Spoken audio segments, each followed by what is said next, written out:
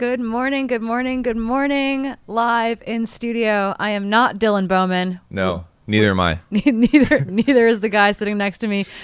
I'm Corinne Malcolm, joined in studio for the inaugural Big Alta 50K and 28K weekend with my good friend, Adam Mary. Adam, how are you doing this morning? That is right. I'm doing great. It's a beautiful morning. The sun is kind of streaming into our beautiful garage studio. Birds are chirping. It's a little bit chilly. I wish I would have worn gloves in the studio here. I'm not gonna lie, but it's great. A perfect day for racing. Yeah, temps are good this weekend. It's been a rainy kind of, atmospheric river on repeat here in Northern California, or as we learned this morning from one of our Brits that will be on course, mid-California. Yes. There's been arguments about our geographical naming of locations within the U.S., but yeah, up in Northern California, it's been very, very wet, and this weekend, I brought the sunshine with me from Seattle, I think. Amazing. Yeah, no, I got here Thursday, and the trail was a little bit wet, but perfect, kind of like tacky conditions. I think it's dried out even more since then. Hills are green, which is, in my opinion, like the best time in California, spring. And a quick aside, so I'm from Monterey, California, which is Central Coast. So I feel like this is Northern California, you know? I don't know. The arguments go I don't on. know. People from California tell me that Colorado is the Midwest, though, and I would argue that as a Midwesterner, that's not true either. It's true. Yeah, I hear where you're coming from on that. Well, we've got an amazing race that's going to be kicking off for you all in about 25 minutes. Actually, not that far from where we're sitting again in Freetrail headquarters, the Bowman's garage. Dylan kept calling it his garage. Harmony would like to be on the record that is also her garage and Rhodes' garage as well. But we are not that far from the actual start and finish line. And we've got quite a spicy 50K race lining up this morning. That'll kick off at 8 a.m. Yeah, I think while we're kind of waiting to throw to the start line, because we do have people out there, Liam, I think, is going to be our start and finish line correspondent. Yep. Let's talk a little bit about who we've got lined up in the men's and women's 50K today. Yeah. All right. I can start out with the men, I guess. A host of characters. Honestly, like for an inaugural race, pretty loaded. Super loaded. Yeah. Bunch of folks from Colorado. We've got Eli Hemming, Drew Holman, Matt Daniels, Moises Jimenez, my guy, David Laney, and a host of other characters. Yeah, it's a really, really fast field. You guys, the Boulder boys, are going to want to try to claim maybe Mr. Eli Hemming as they might have to gang up on him. Eli's fit. Eli's really fit. They might have power in numbers. I think they do this morning, but I'm actually really curious to see kind of that group of 5 men in particular, who's going to take it out first. Yeah, I don't know. I haven't spoken with Eli in a minute since I last ran into him on the trails, but I feel like he's just going to blast off, man. You know, Golden Trail style. Yeah. I mean, he ran a brilliant 60K at Black Canyon. He really did. 60K just a couple weeks ago. He's been putting on, that's kind of an early season race for him. I know that they do a lot of their winter running on a treadmill. Yes. They do a lot of Nordic skiing. They do a lot of cross training. He's a former triathlete. So kind of probably feels pretty comfortable. Probably. But here's the one variable. He's a current cowboy ranch hand. Yeah. Maybe he's thrown out his back from ranch. Moving feed or something. We don't know that. That's a variable. Yeah, no, truly. And actually, his wife Tabor was supposed to run the 50K, but she's going to be in the 28K tomorrow, which will actually be super exciting to see. Nice. Okay, I saw she had scratched, so it's good to see that she's she was still racing this weekend, but decided that she didn't need to do a 50K, Sick. Which I think was super, super smart. We got a great 28K tomorrow as well, and we've got some really fast women who are here to throw down in the 50K. I know Lottie Brinks, I think, is probably at the top of many people's fantasy Freetrail picks. Super, super solid, super fast athlete. Now, can folks still make their picks? Do they have like 20 minutes? They might have 20 minutes. Are we leaking all the final things? Maybe. No, I think people might have just a couple more minutes to put their picks in. But cool. Yeah, Lottie Brinks has definitely been at the top of my fantasy Freetrail picks for the past week or so. Yep. Yeah. Well, what a great athlete. I've also got Christina Randrup in the mix. Super fast. Yeah. She destroys me on a weekly basis. Isn't she from Seattle area? So she grew up here, actually. She's a Bay Area gal originally, but is doing a PhD studying blue whales in Seattle at UW. Wow. And is super smart and really fast and is a very strong climber. And so I'm curious to see how that initial climb goes with her out on course, but she's an incredibly strong climber. She's coming back. She's a month post surgery on her arm. She fell when we had ice in January and broke her wrist really badly. Jeez. So she's still kind of, I would say she's recovered from that, but I think that there's more like the mental recovery component still, right? Where you just like you're not confident that you're going to stay on your feet potentially. Sure. Wow. Well, shout out Christina. I didn't realize she was a marine biologist. I worked at the Monterey Bay Aquarium for a long time. Open invite, Christina, if you want to come to the aquarium. Oh, she's so there. Yeah, that's awesome. Yeah, and are you... Oh, one more shout out in the women's field that I've got in my fantasy free trail top 5, Paige. Tell me more about Paige. So I used to coach Paige. Oh, no way. Yeah, that's super sick. So I'm maybe a little biased, but she really is a great athlete, even better person. Also a climber, so multi-sport athlete. Lives in the Eastern Sierra, so kind of that Mammoth Lakes zone. So she should have an altitude benefit. She had a really good result at the Fort Ord Trail Run, maybe a year and a half ago. Cool. 50K. So yeah, good rolling terrain, but some punchy climbing in a race like that. Exactly. So I'm excited to see what she does here on a runnable but steeper course. And guys that we haven't mentioned as well, and we'll continue to add women to this too, is Gus Gibbs. Shout out Gus Gibbs. Is grew up here in the Bay Area. Yeah, grew up in Mill Valley. Is like a Mill Valley boy. And a certified G on these trails. I mean, like way too cool. Yeah, super fast. Yeah, super fast. The other piece, I think, the other person that we're missing, who I'm assuming is here and healthy, is Darren Thomas. Also, an amazing athlete. Like it's like if Darren is fit and ready and healthy.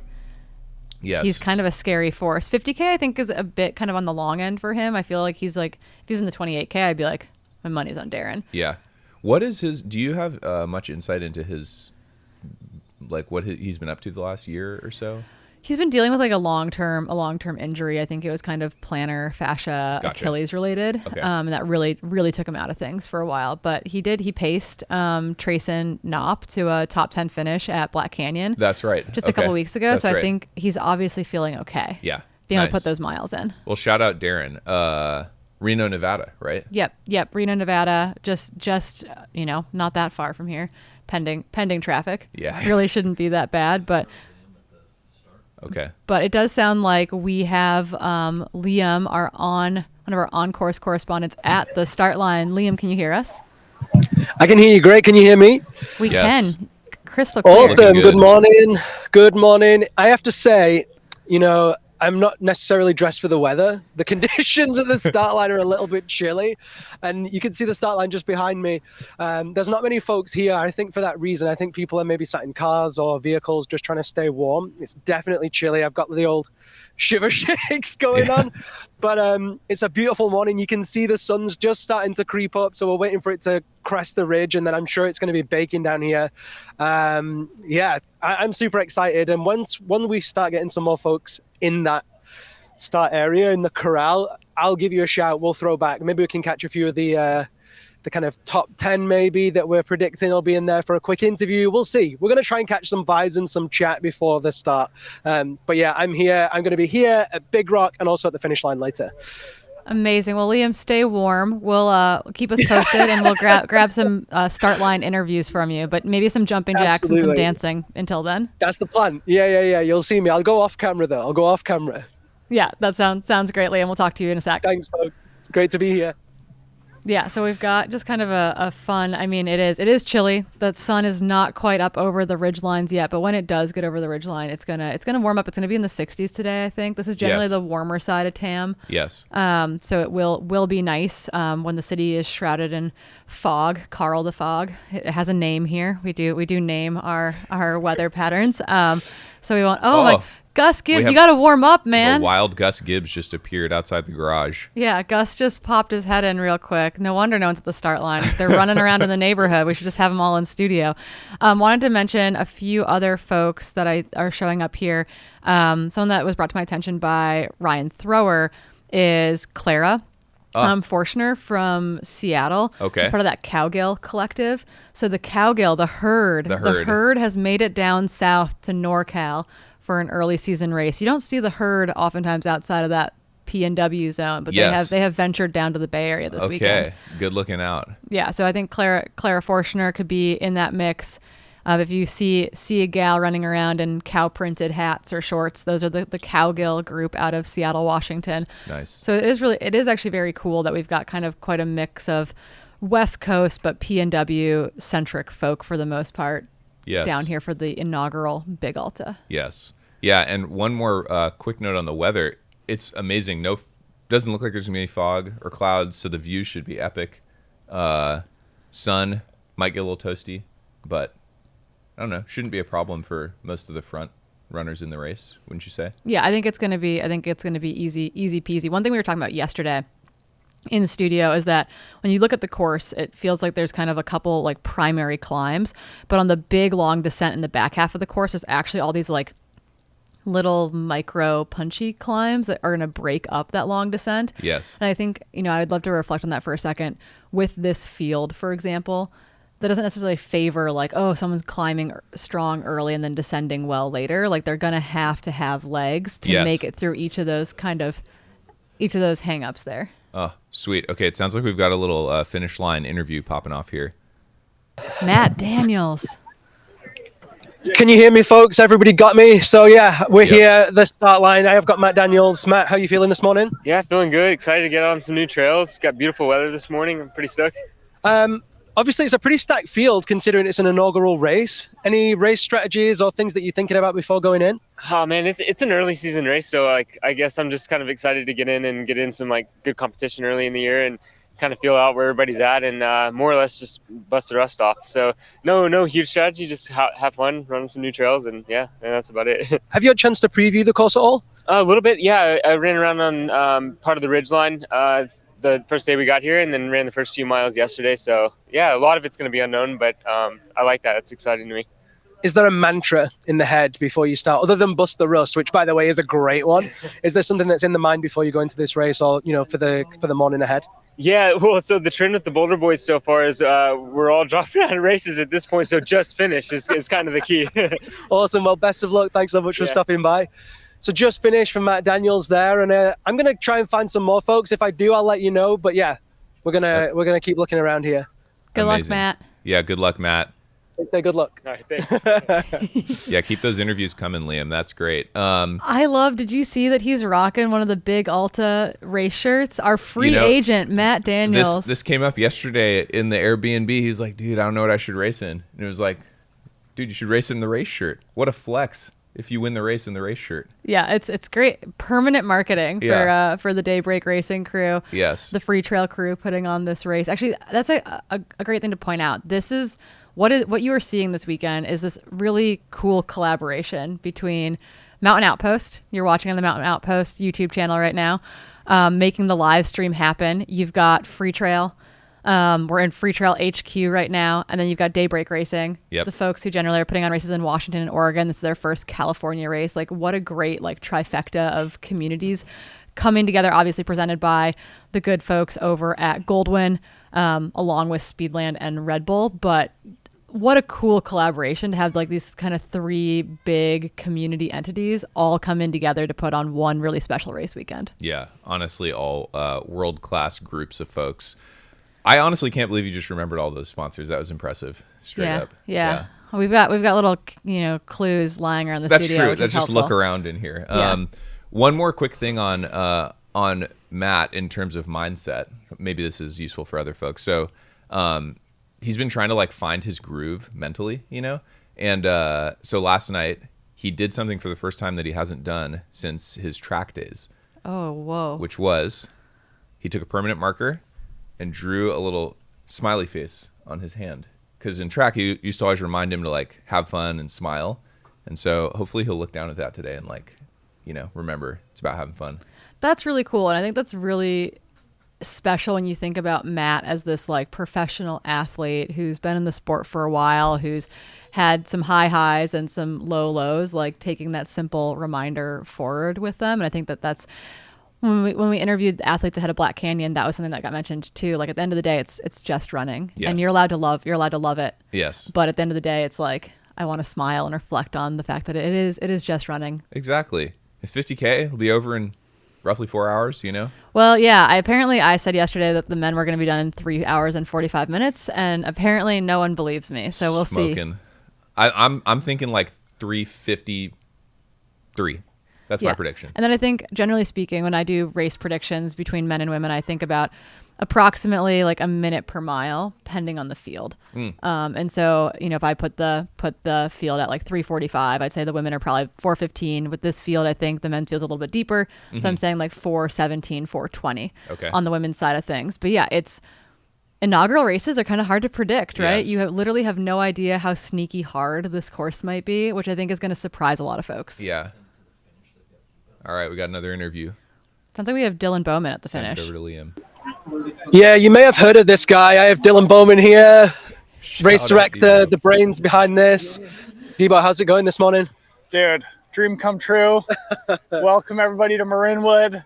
I live literally around the corner from the start finish line here. We got a bunch of runners collecting here and I'm excited. I remember, I think it was maybe just over a year ago, you'd told me that this was a thing. And I was genuinely so excited because I've run almost the identical 28K course just as a run. It's so logical. What does it mean to you to actually bring it to life finally? It was in the planning, but now it's race day.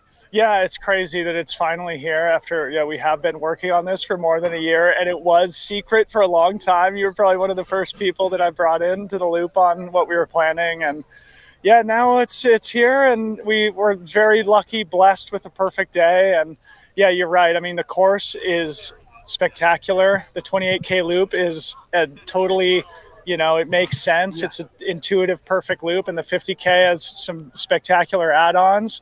So yeah, just feeling grateful and excited for a great day. But the real moment of truth is, can I hold on, guys? I am going to be filming for the live stream here for the first hour plus of the race. Pray for me, okay? It's not gonna be easy. So I was actually going to save that to last, but genuinely, I was like, what happens if they go out really fast? How are you feeling this morning? Are you limber? Are you warm? I mean, I'm ready to bury myself for the purposes of the live stream, okay? So just think about me while I'm out there. I'll have a moment to breathe at about mile 6.5. I brought some fuel, so I should be okay. But this really is a moment of truth for me. We'll see. That's amazing. Well, the vibes, it's funny, there's still nobody gathered by the start line. I think it's because the grass is wet. People don't want to get cold. The vibes are starting to pick up now. People are around. It's definitely a moment of truth. Congrats, man. It's a really big moment. Thank you so much. Thanks, everybody, for watching. Hope you enjoy the live stream. Appreciate the support. We'll pray. Thoughts and prayers. So, I'm going to see if I can find some more people. Hopefully a couple of maybe the top 10 women. We'll see. Perfect. I'll be back to you. Awesome. Thanks, Liam. What an amazing interview.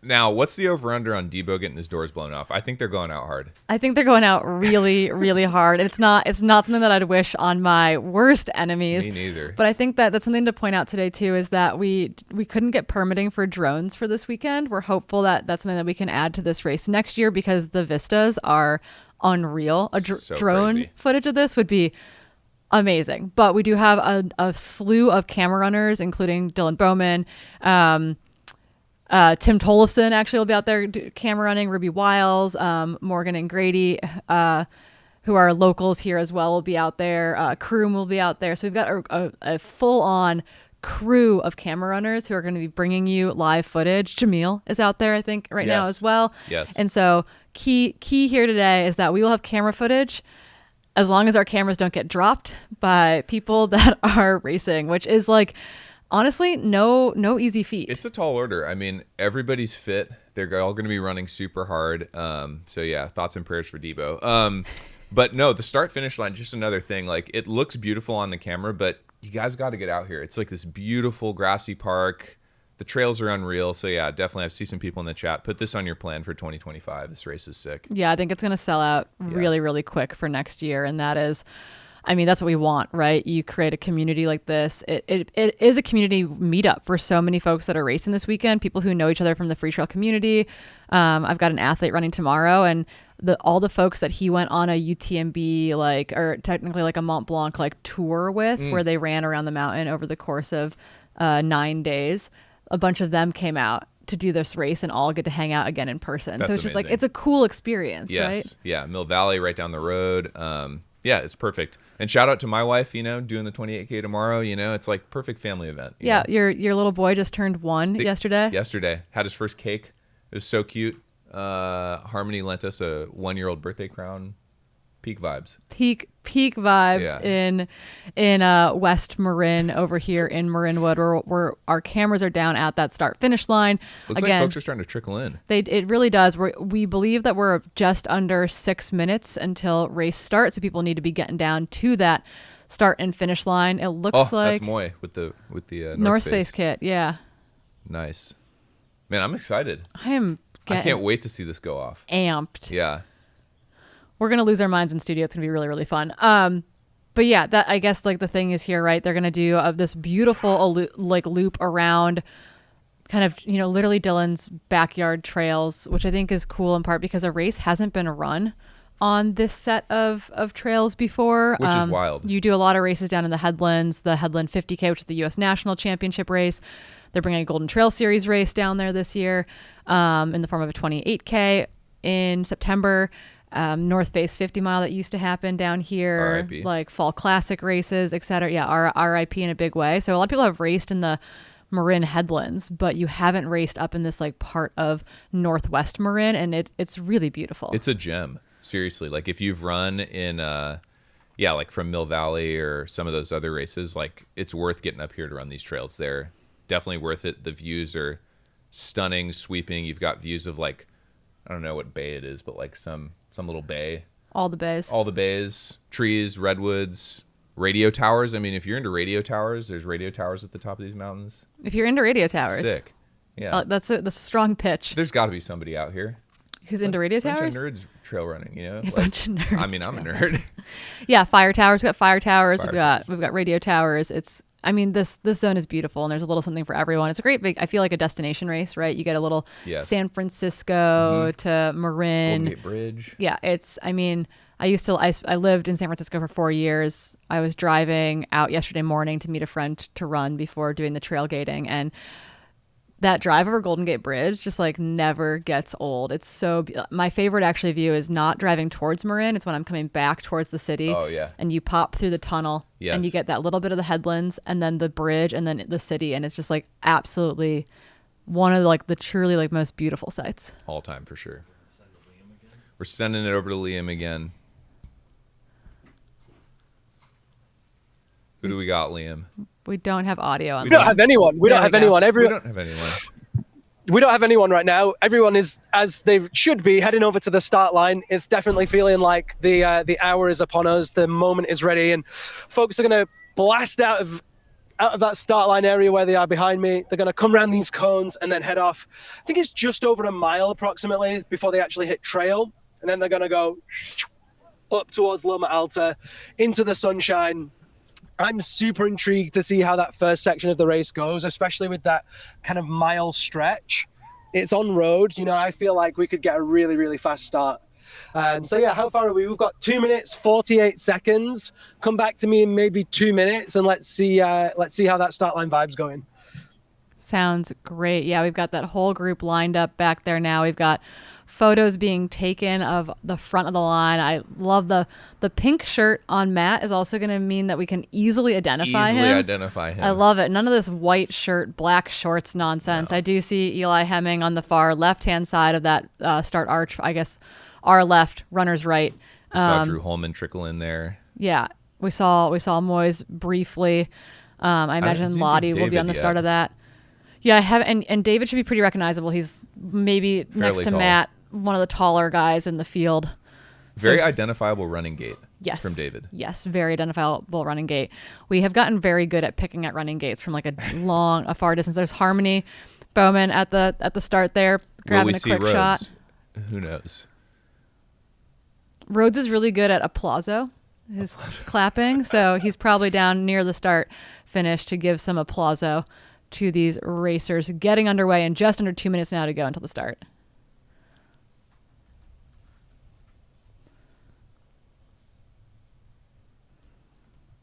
So epic. It looks like Debo's suited up as well. He better be doing his stretches, active warm up. Oh, we've got some other shots. Christina Randrup's in the starting and Lottie right next to her Lottie, as well. Okay.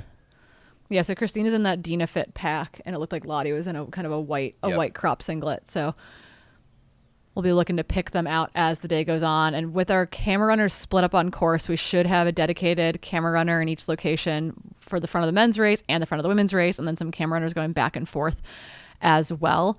So even as those races spread out, which will happen over the course of the day, we should be able to pick up, the top 10 men, top 10 women as they make their way from this beautiful start line arch all the way back around. And we're 45 seconds away from 45 seconds. Race start. One more outfit shout out. It looks like Gus Gibbs is wearing a button up, which is like his pacing outfit from Black Canyon. Right up my alley. I love that. Yeah. People wear the collared shirt. A stylish Boise gent. Yes.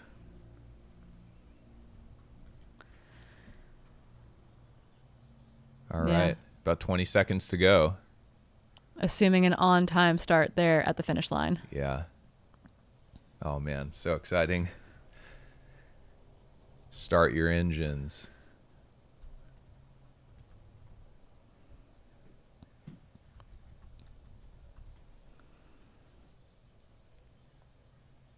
Watches being clicked on. There Right they on go. time. Right on time. They're off. Oh, perfect. Little start finish audio.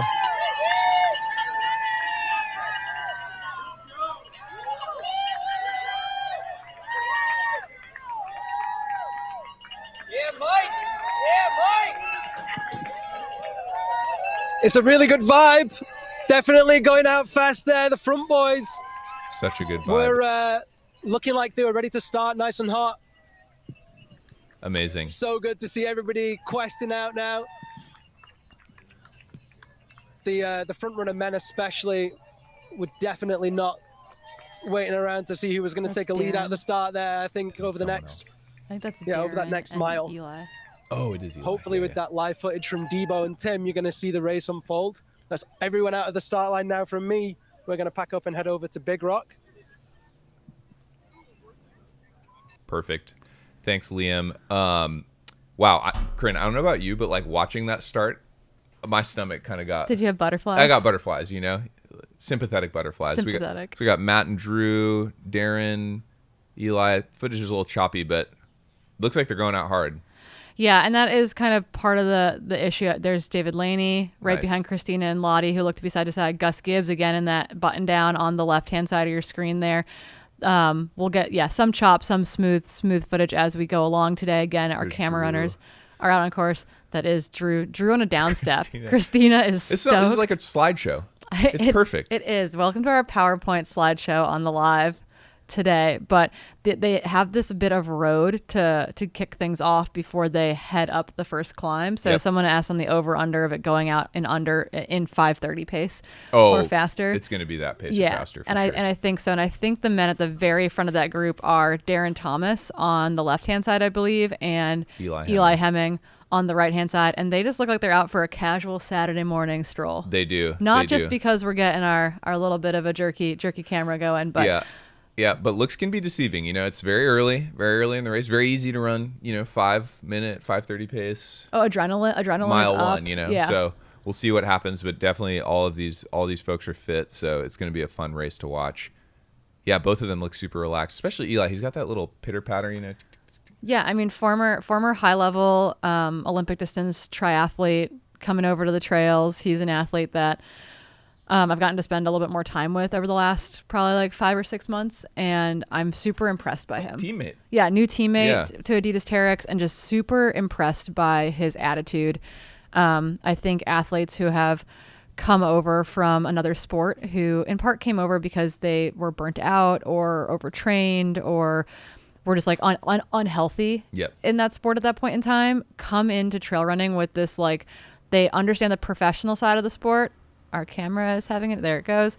They understand the professional side of the sport, but they also come in with this attitude of like that their health is more important Yes. than their training. And I think it can produce some really exceptionally good results. It's a great point. And one of Eli's best characteristics is he's so laid back. Yeah, he's really laid back. Like, he is a world-class athlete, and he's just like doing ranch hand stuff out in Kremlin. Yeah, Tabor Yeah. is the like competitive, intense one of Yeah. that relationship. They really balance each other out. Obviously, Eli is going to throw down. He keeps joking that he races with his ego, which I think is just like such a stark contrast to Yeah. who he is as a person. Yes. But truly, like, I think with his experience in triathlon too, that left him, I think, at the end of it, just like not in a great place from a health standpoint. Like, he knows how to train, he knows how to get the work in, but he also knows like what's worth it and what's not worth it. And he's not Totally. afraid to take that extra rest day. He's not afraid to, do something that might seem counterintuitive to another athlete. And I've been really, really impressed with him. And I feel very fortunate that I get to call him a new teammate this year. I cannot believe that Adidas scooped him and Tabor out. I mean, I love it. What a miss by Solomon, We'll take him. We'll take him any day of the week. Now, another thing for folks that might be wondering, where's Eli on Strava? You can find him under the moniker Thick Cortado. So if anyone's looking, Thick Yep. Cortado, 2 C's. Yep. Yeah. He's hard to find. Generally, you've got to find him via a segment and then track him down. That's right. They don't put he nor Tabor put everything on Strava, in part because they're training on their family ranch so much of the time. And it's like, that's, a big swath of like non-public property. Yeah. And so Only bangers. only the banger workouts get put out. Training camp, I think all of the Arizona training camp probably made it on there. Black Canyon's on there. Yeah. So the things that count, Broken Arrow's on there. That's Yeah. how I found him, was a Broken Arrow segment, which I thought was really, that's how I had to track him down. But Yes. yeah, Thick Cortado on Strava if you want to give Mr. Eli Hemming a follow there. Now, quick question, since we're on Eli and Darren right now on their follow cam. Is Darren running unattached or is he running for Solomon still? I think he's part of the North American Solomon crew. Okay, cool. Yeah, it looks like he's rocking a mammoth trail hat though. And it looks like that's Moises Jimenez right there on the right. Nice. Fellow Boulder boy. And David Laney. David Laney right in that mix too. All right. I'm assuming Drew is right there. It's like this. They'll have a pack going up this climb for sure. There's Drew. There he is. Who's the other person? Hard to tell. Missed for a second. But it looks like a fairly tight grouping here heading into the first climb. So this means they're about a little over a mile into the race. Yeah, 6:05.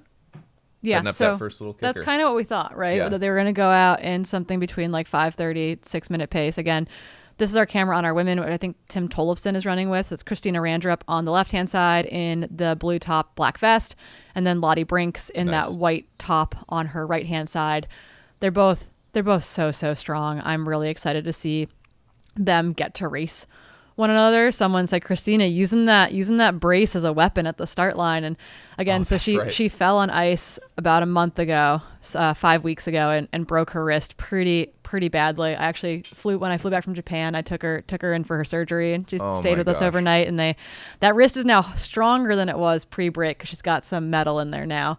Wow. But that brace is definitely, one of those things where she wants to feel confident bombing down these descents in the back half of the race. And that brace for right now is definitely that kind of, that not safety blanket, but it's the thing that's going to allow her to, I think, let things rip today. That's great. And luckily for her, the descents are not too technical. It's little rocky. Except for the Whopper. Have you heard about the Whopper? I don't know if I ran the Whopper on my training run yesterday. The Whopper is the one of the it's the second to last descent. It's this little on your screen. You can see that like this meaty thing. That looks crazy. That is actually like a neighborhood single track. So it's like this kind of like not flushed out fire trail. It's like a weird little neighborhood single track. Sick. All right. Watch out for the Whopper. Yeah, you got to watch out for the Whopper. We have officially, I think, named the Big Alta double. People doing the 50K today and the 28K tomorrow, the chicken sandwich. The chicken sandwich. Have it your way. Have it your way. Jeez. Okay. Wow. I'm really excited to see Moises race on U.S. soil. I know he did the North Face 50 mile back in 2017. The 50K. Yes. Oh, the 50K. Of the 50 mile. Yeah. But I know that he, new to the U.S., living in Boulder, really excited. Like he'll be under the radar for so many people, but he's a super, super strong athlete. I think of him more as a mountain athlete than a fast 50K runner. But I think that to really kind of be able to hang at the top level of the sport, you've got to be pretty versatile at this point in time. Obviously, many people in this race, I think outside of Eli, haven't raced yet this year. So this is ripping off the Band-Aid for most people in the field. The person I'm not seeing in this front group, though, is our tall guy in the pink t-shirt. Tall guy Matt. I wonder where he is. I'm sure he can't be far behind. But yeah, Moy Moises, Moy, fellow Boulder boy, also co-founder of Vert Run. So yeah, just a multi-talented dude, showing what he can do here at the front. Yeah, of his this wife's race. a brilliant photographer too. Yeah. Shout out Kirsten. Yeah. Amazing. Super talented. I've had my fair share of fun with them, helping out with the I Run Far coverage at UTMB. Nice. Yeah. Yes, you're right though. Moy, he's got a 15th place UTMB finish to his name. Lavaredo finish. So he's definitely more of a mountain athlete. It'll be curious to see if he can like hang on these California carpet fast trails. Look at these women bombing down. They are this. flying. Well, I mean, they're both so fast. Wow, like Lottie, wow. I think more of like a fast 100K runner, like fast flat 100K runner. But Christina pushing is the pace early. Is a 50K phenom. I actually met Christina back in, I want to say it was the 2020 Black Canyon 100K. I was having a hard day from a GI system standpoint. She was having a hard day from like are her kidneys happy standpoint. We shared a bunch of miles out there. I remember meeting her and she was like, I want to be the youngest person to get a golden ticket. Hey. And like, I thought she wasn't going to finish that race. And somehow she like made it to the finish line eventually. Wow. Like just a super strong crusher. She's been mostly running kind of sub ultra to 50K distances. She races a lot. Yep. Like in her ideal world, she runs a 50K like every month of the year. Trying to temper that maybe a little bit. I like it. But she's just super fast. She's a David Roach athlete. Yep. She's just incredibly talented. She was supposed to do Orca's 50K in end of January, but with that wrist fracture couldn't. Is here now. I think she'll be at Chuckanut in March. I think she'll be at Gorge, the 100K in April. So perfect. She's a name that a lot of people might not know outside of the PNW region, but she comes to do quad dipsy most years. Yes. Way too cool. Grew up in the East Bay, so this is very much home for her. Shout out Christina. Yeah. If you're interested in blue whales, Christina's your girl. Yeah. Now, what about Lottie Brinks? Where is she based? Lottie Brinks is now based in Boise. Yeah, I think she Okay. was in the Southeast before that. Yeah, she was in Savannah because I feel like I know her via Pat Regan. Yes. Another really fast 100K, 100-mile guy. She moved to Boise last year. Actually, at Black Canyon last year, she was in the midst of her car driving her belongings to Boise. Gotcha. With a little Arizona stopover. So she was like, if anyone needs extra socks, like I have everything in my car. Like my entire life, actually. Wow. Now look at this. It looks like somebody's already gone down. Moy's already taken a little spill. Yeah, we've got mud. We did hear that most of the mud on the course is within the first 2.5 miles in one zone that really hadn't drained out yet. So that might be what that is from. But yeah, Moise is pushing this. Dude, all of these guys are hammering. I assumed someone like Eli would be at the front of this race, but Moise is not going to let him go. No. Moy, he has nothing to lose. So I'm pretty sure he's just going to send it. Yeah. Yeah, full gas. I mean, you might as well, right? I am a listener of the Boulder Boys podcast. Yeah. You guys keep saying Finn is your number one fan. I would like to take that back. Oh my and gosh. All right. I would fight Finn for the number one fan. Hey, how about whoever leaves a voice memo first gets the moniker? I'm on it. All right. Hell yeah. Now look at these views, people. Yeah, so just imagine, obviously, we're doing everything we can with our amazing camera runners. Shout out Dylan Bowman. Debo is not getting dropped. Dylan Bowman is trying really hard. He's like, Eli, slow down just a little bit. He's like, Drew, I'm going to cling to you. Can we get Debo's audio right now? Hear the ragged breath? Oh, there's a slight reprieve here, which probably makes him feel a little bit better. It would be amazing. He's Dang muted. it. He muted. Smart Debo. Smart Debo. Look at these views, though. Brett Wow. Hornick also in the chat's going to fight you for the number one fan. Oh, my gosh. Brett, it's on. Shout out Brett Hornick. But yeah, so I feel like next year we're already ruminating about e-bikes. We're already ruminating about getting that drone permit, trying to e-bikes finalize would it be a early. great idea. But yeah, so this whole zone is actually Marinwood. While not necessarily trafficked a lot by runners of the Bay Area, this whole zone actually has a lot of mountain biking in it. People come out from the city to bike out here. There's a bunch of really cool single track that is bike accessible because largely the headlands, the gravel roads are all open to bikes, but none of the single track is open to bikes for the most part. Okay. So this zone in Northwest Marin County is very bike friendly. Gotcha. Yeah, well, again, another plug for folks coming out and checking out this region. I ran yesterday, did 15 miles, Big Rock Ridge and Loma Alta. I think I saw 5 people, and I saw no bikes. So it's pretty insane. Nobody's out here. Yeah, it is truly very, very quiet. I've got a friend who lives over in Lucas Valley, which is kind of one valley over from where we're sitting in the garage right now.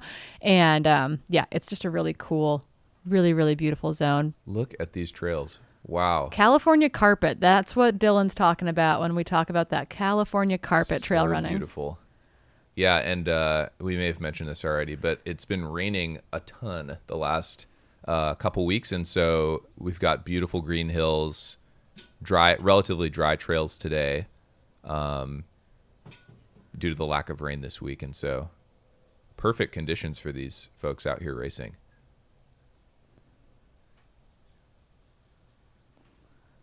Oh, and it looks like Moy jumped into the front of the race. Yeah, no, he's here to push the pace. I'm really excited to see that. I think coming into this, I wasn't quite sure where he was in his running build. I know this is a really early race for him. So it's a really fit. early race for a lot of people, but folks outside of the U.S., their seasons traditionally start a little bit later because they're in more mountainous environments. The U.S. race season does feel like, while there is good racing nearly year round at this point, it does feel like that our race season's really kind of Q1, Q2 loaded for the year, between Jan 1 and Western states, essentially, It's and so end hard. of June. It feels like maybe into mid-July. It really does feel like the preemptive prime race season. Yes, it's true. And tough. Oh, it looked like somebody went down up there. Maybe took a little spill in the mud. Yeah, no, it's tough to get This fit. is the wet section. Yeah, it's tough to get fit by February out here. Looks like David Laney taking the right-hand line. But yeah, no, Moy had just moved from away, and so I think he had a ton of excitement to train here in Boulder, which is a relatively easy winter. Not here, out there in Boulder. And so, yeah, he's definitely fit and push. All these guys are pushing, though. I mean, slogging through the mud here. Yeah, making some decisions. Matt Daniels, we Mr. were Matt. wondering where our tall Matt in pink, and again, free agent Matt Daniels. Those kind of look like Speedlands. They do, but I'm pretty sure they're speed goats. Yeah. Hope Yeah, it's speed goats. Matt Daniels, the free agent, finally getting to run in some new and different shoes for the first time in a hot second, racing in the Big Alta race T-shirt. There's gonna be some mud on the back of that by the end of today. Right. T-shirt Yeah. trashed. I love it. And what a great T-shirt design for Yeah. the Big Alta race. Super cool. Bright yeah. pink. Yeah. They have a cool hat as well. Island Burger was the kind of the group that put together all of the logo work for the race, and they did a really, really nice job. Island Burger. Island Burger. I like that. Yeah. I don't know what that is, but Or it sounds Burger good. Island. I think it's a Portland-based Oh, cool. graphic design team Cool. guy. Sounds like we believe that Moy was the guy who went down again in that mud section. So we got to work. Moy's rolling around in the mud this Your morning. boy needs to keep it rubber side down. Shout out Ryan Thrower, maybe?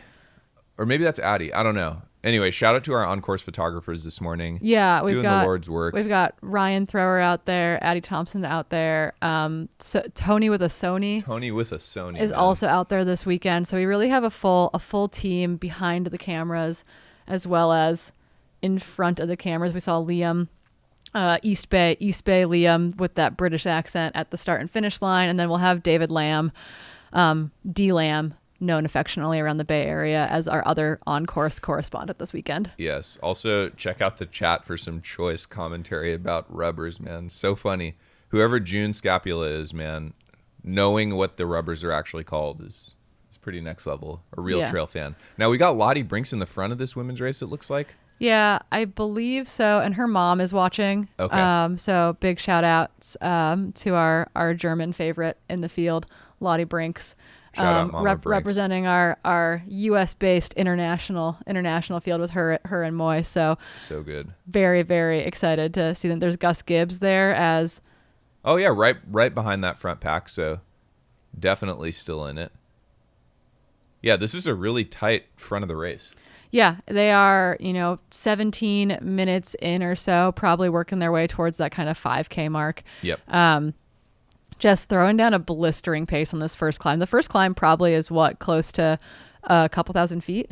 Yeah, so it's definitely a couple thousand accumulated feet, I think. But yeah, it's kind of sawtooths up to the first top of the first climb. So Yeah. And then our first big split's going to come at the 8.4 mile mark. I've got the back end secret splits Fox Hollow. at Fox Hollow, yeah, which will be Perfect. 8.4 miles in, will be our first official split. Amazing. They'll have a big climb and descent between there and Big Rock aid station. Then they'll make their way over to Chicken Shack aid station. So good. One of our static cameras out there on course. looking up at this very muddy descent. Beautiful. Someone asked if the mud was technical. I would say mud is a technical element. It is a technical element, and it's in some places quite not shoe sucking, but your foot can go all the way down into it. Yeah, and it can be really jarring, right? It's one of those things where, it's just you lose balance for a second, you lose rhythm for a second. It's those are the things that you're trying to kind of navigate there. That is there. I'm seeing splishing and splashing going on. Yes. There's Lottie Brinks going by. Christina, Should be hot on her heels. Somewhere here. Yeah, if we didn't miss her. Yeah, we may have missed her. Totally possible. There's Christina. Yep, I see that. The brace there, Christina. Nice. Keeping it upright. That's what we like to see. And have we seen a third female? We have not seen nor identified our third female in the field, but we know that Lottie and Christina will be very much at the front of this race. We will keep an eye out.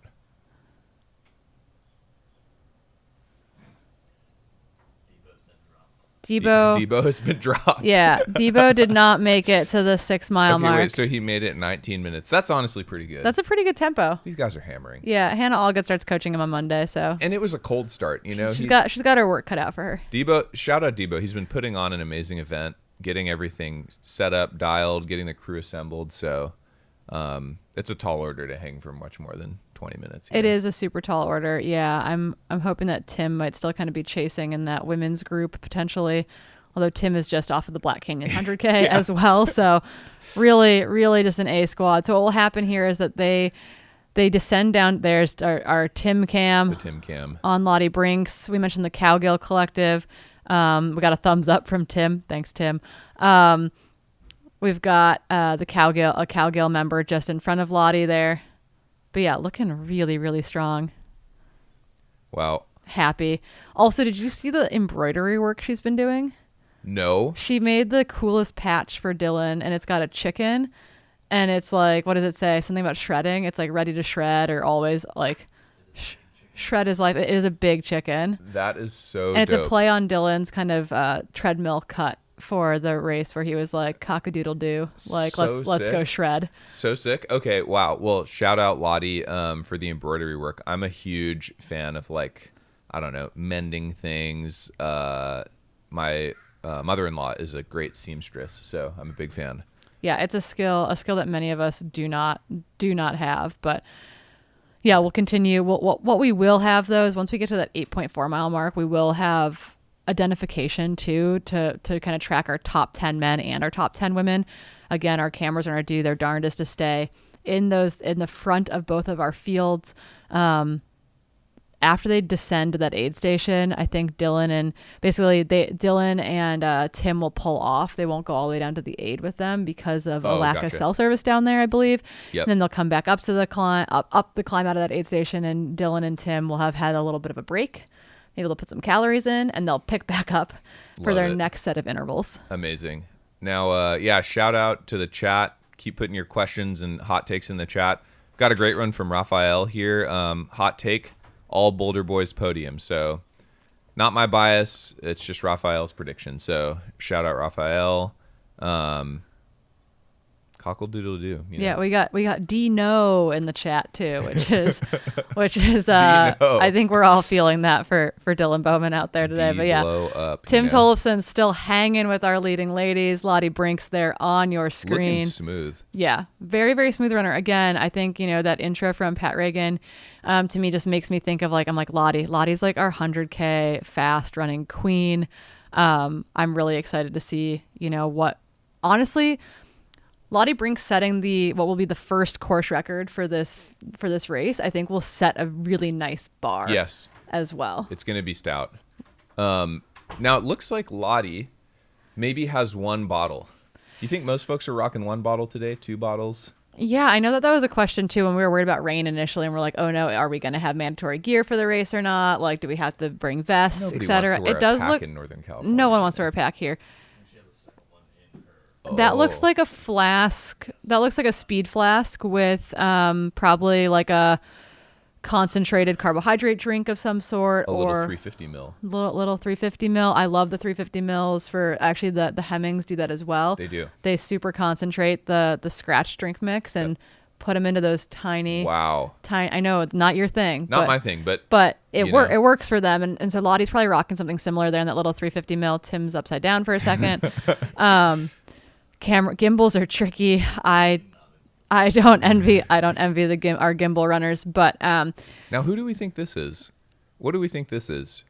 Maybe just it's Dylan hanging on. It's Dylan hanging on. Okay, Dylan has slid back to the mid front pack. Yeah, he's ahead of our leading women, but he has lost that front group of 6 is what's happening. I love it right now. Oh, and Lottie, we should mention Lottie got a golden ticket at Grindstone. That's right. So she's running Western States. This is a victory lap. This is just a celebration heading towards, what she'll be running this year. She will also, so we'll actually have a Christina Randrup, Lottie Brinks rematch at Gorge 100K as well. Well, I saw Lottie just take a little look over her shoulder as she's climbing this hill. I think Georgia Porta is coming to Gorge 100K too. Like we should have a really, really cool women's field for that race. That's going to be dope. Is Georgia also from... Georgia lives in Arizona, lives in Flagstaff. Okay. Yeah, super, super solid. But yeah, so Lottie Brinks got that golden ticket by winning Grindstone 100K, right? Nice. Did Devin Yanko win that? I don't know. The two of them were very tight. Yeah, I can't Devin, recall. you might be watching this. Ticket regardless, though. Correct I love me in the this. chat, please. I love this type of choice, though, for someone with a ticket. Just come out running early season 50K. It's just such a great way to kind of like bust the rust, see your community, feel like you're getting into the swing of things. I would routinely run like I did Lake Sonoma 50 mile just to like get a hard 50 mile effort in ahead of Western States. But yeah, she'll run Gorge Waterfalls 100K in April, followed up by Western States 100 mile, the big dance at the very end of June. But yeah, if you look through kind of Lottie's race history, right? Well, she's got some mountainous stuff in there where she's excelled the most for things like the Tillamook Burn 50 mile, super fast running, Gorge Waterfalls 100K, so versatile, Bandera 50K, Javelina Jundred 100K, where she set the course record there the year she ran it. Crazy. She was 4th at the Javelina 100 miler in 2021. Just very, very fast athlete. So really excited to see her kind of stepping up in distance, gonna run Western States, only 27 years old. Wow. Yeah. For some reason, I didn't realize, what this really is? I'm just getting old. I think everyone's my age and they're actually like 5 years younger. Look at these views, though. Everyone in the chat, yes, these views are as good as they look, maybe even better. Truly an insane day. Blue skies. Yeah, we could not have been blessed with better weather for the weekend. It's not terribly warm, but it's it was actually cold at the start. We saw Liam shivering at the start. But it should be warm with the sun on them. Yeah, totally. But it's not one of those like, we have such funky weather here in Marin County. Honestly, this is generally the sunnier, drier, warmer side of the mountain. On the other side, it could be fogged in, etc. You could be running in a cloud all day. We call it being smothered by a pillow. But yeah, just like absolutely beautiful, spectacular conditions. God, look at that. Dylan doing the Lord's work out there, getting those scenic shots for us without our drone. And it looks like we did have confirmation that Lottie did win the Grindstone 100K. Yeah, and actually Becca Wendell, who just took second at Black Canyon, she led that race early before having to drop at Grindstone due to kind of like this lingering injury she had been dealing with. Felt off, and so she dropped out. And then Lottie and Devin went 1-2. But yeah, just really kind of like cool to see this group of women continue to throw down, all really support each other as well, which is really fun to see at these races. They're also smart too. I mean, shout out Becca as well. Like she's also a PhD student. Yeah, studying deer in Nebraska. Well, she's in Colorado, but literally long lining deer with helicopters to test for chronic wasting disease. So crazy. Look at this. You guys, now I don't know if there's any wine fans in the chat, but how does this not make you want to like go to Sonoma and drink some wine? I mean, look at this. Yeah. Right nearby. Yeah, like once again, when are you signing up for 2025? Exactly. Family vacay. You run a 50K on Saturday. You go wine tasting in the afternoon. Yep. Maybe drive Highway 1. Do some brunching on Sunday. Like really easy to get in and out of SFO. It's easy. Yeah. If this is not on your bucket list for next year, it needs to be. It needs to be. Correct that right now. Yeah. Yeah, and just imagine if we get drone permits. Oh my God. Insane. It would be so good. Yeah, It would be so good. it'd be epic. And then we'll have like horrible weather and it'll be foggy and windy and we won't be able to get the drones in the air. But no, it's really awesome to be able to have dedicated camera runners out there this weekend. We really called on the troops to show up, and they did. They showed up this morning, 6:30 a.m. at Freetrail HQ. Again, the Bowman's garage, getting ready with all their gear before heading out on course. Like true dedication, getting everyone out there this weekend. That's right. Speaking of troops, we got Billy Yang in the chat. Who's on the Lottie Cam? It's your boy Tim, I believe. Tim Tollefson. Tim Tollefson with the good hair. Shout out Tim, and shout out to Tim also for bringing donuts to Dylan's garage. What a nice guy, you know? Yeah, you can't get nicer than that. He'll actually be you'll be out on course cheering on your wife tomorrow. That's right. On dad duty as well. I'm gonna be out there with the baby backpack. Love it. The Osprey. I think it's like official, like dad and mom official gear these days. Yeah, you Everyone gotta have has the baby backpack. Yeah. But Tim Tollefson will be joining me in studio tomorrow to call the 28K race. So if you need more Tim Tollefson high quality time with his new fresh haircut, you can tune in again tomorrow at 7:30 a.m. and you'll get Tim Tollefson and I all day during the 28K. Head on over. Yeah, Billy Yang says, dang, casual post Black Canyon shakeout. Yeah, no, just very casual. I'm picturing him pacing CIM like he paced the women's OTQ group at the California International Marathon in December, just like running it with a trail vest on. I love it. Like shoulder to shoulder with Rachel Drake on her way to running a 2:35. Just like representing. What can Tim Tollefson not do? But again, yeah, just he gets to be Lottie Brink's personal escort today for the first 6 miles of the race, and then so good. He'll pick her up. He'll pick Christina up when they make their way back up the hill from the first aid station. So they're doing the first 6, yeah, and then they'll pick them back up. How far are they going to go after that? Do we know? They will run part of that top portion until they run into Morgan and Grady, I believe, who are also out there with cameras this morning. Nice. And then, yeah, Kroom and Ruby are also bopping around, I think, on Big Rock Ridge. Cool. Running back and forth. And then they might try to bump down to the finish line, too, to get that kind of final mile or two out from the finish line, kind of ushering people back in. But I love these sections of the race, these kind of like lightly wooded sections. The trees around here, the Manzanita is super beautiful. Yes. It's... Again, I lived here for 4 years, and there are still trails that I have not run. Wow. Yeah, so much variety. And there's a ton of little like goat trails or pedestrian trails all up and down these ridges. So you guys got to get out here. Someone asked, are we actually in Dylan's garage? We're actually in his garage. Beautiful garage. It's a really nice garage. Jamil has been doing some redecorating, is what I heard. In here? Okay. Yeah. He had to make sure the feng shui was just right. Yep. They have a little tree over there. Maybe they brought the hampers, you know? Yeah. I'm not entirely sure, but it's normally Dylan's office, and he's let us take it over for the weekend to be broadcast headquarters as well. Yeah. Beautiful sealed floor. Yeah. Great garage. Yeah. Excellent. Primo garage territory. We're back on that splash cam. Looking back in the field here. What a great day. Whether you're in the front, middle, or the back of the pack, it's just, perfect day to be running in Marin. Yeah, nearly 8,000 feet of climbing packed into this 50K course as well. Some of that feels like gimme vert, like it just kind of will come naturally to you. And then some of it's going to be fighting tooth and nail vert for sure, including a very punchy finish with a 1,000-foot drop in about a mile as you make your way through the Whopper. Oh, now we've got someone going around. Trying to get away from the mud. I think so. It's not going to happen. It's inevitable. Yep, there we go. There he goes. Took a small detour there.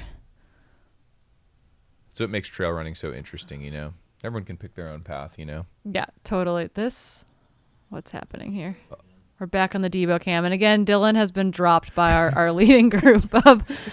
We're not laughing at Dylan. We're laughing with Dylan. We're laughing with Dylan. But he has been dropped by that lead group of men, so he is kind of just working his way along in kind of the middle of the men's front pack. Essentially, is how I would describe it. He's still ahead of Lottie and Christina with the Tim Tollefson cam, but has been decisively dropped when I think Moy attacked Eli on that little downgrade. All of these dudes are sending it though, so. Shout out Debo. I mean, out here doing the Lord's work. Now, I remember this little part of the trail that Debo is getting to. I ran this in reverse yesterday. So they should be getting, the lead men should be getting fairly close to get into the top of that first climb, I think. Yeah, it sounds like we're working through different iterations of technical difficulties out on course. I did just see a photo of David Lamb set up on his little remote aid station. He is hyped up. Man, we're never going to get our mic back from him.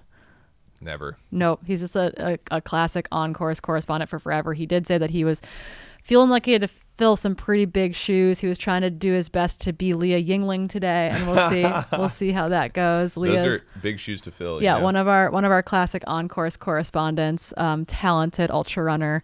But yeah, filling Leah Yingling's shoes, no easy task. No easy task. Is she over on Gran Canaria with Mike? Nope. No. She's prepping for the further project with Lululemon that will take part in, or take, I guess it'll happen in early March. That's right. Okay. So she's getting ready to run for 6 days. Unbelievable. I can't. Whatever that means. Brett Hornig in the chat, live from the 4th chase pack. This is Dylan Bowman. Brett with the professional slams today in the chat. Keep them coming, Brett. We love it. We need that from his energy. work account too. Conversational Pace. Shout out to Conversational Pace. From his work account. But yeah, no. If we're getting a lot in the chat of like this is like, wow, how beautiful it is. 100%. I think this is going to be a February staple on the calendar from here on out. It's going to be something that you maybe I think between the Black Canyon 100K, where people need to go run long, chase golden tickets, get their Western States qualifier, amazing. Yeah, I tell you what. You want to race shorter for your opening race? Yeah. You're prepping for something that's coming down the pipeline in May or June. Come join us at Big Alta in 2025. I think I may be here next year. Yeah? 50K. You're not going to hang out in the garage with me? Well, I don't know. It's tough.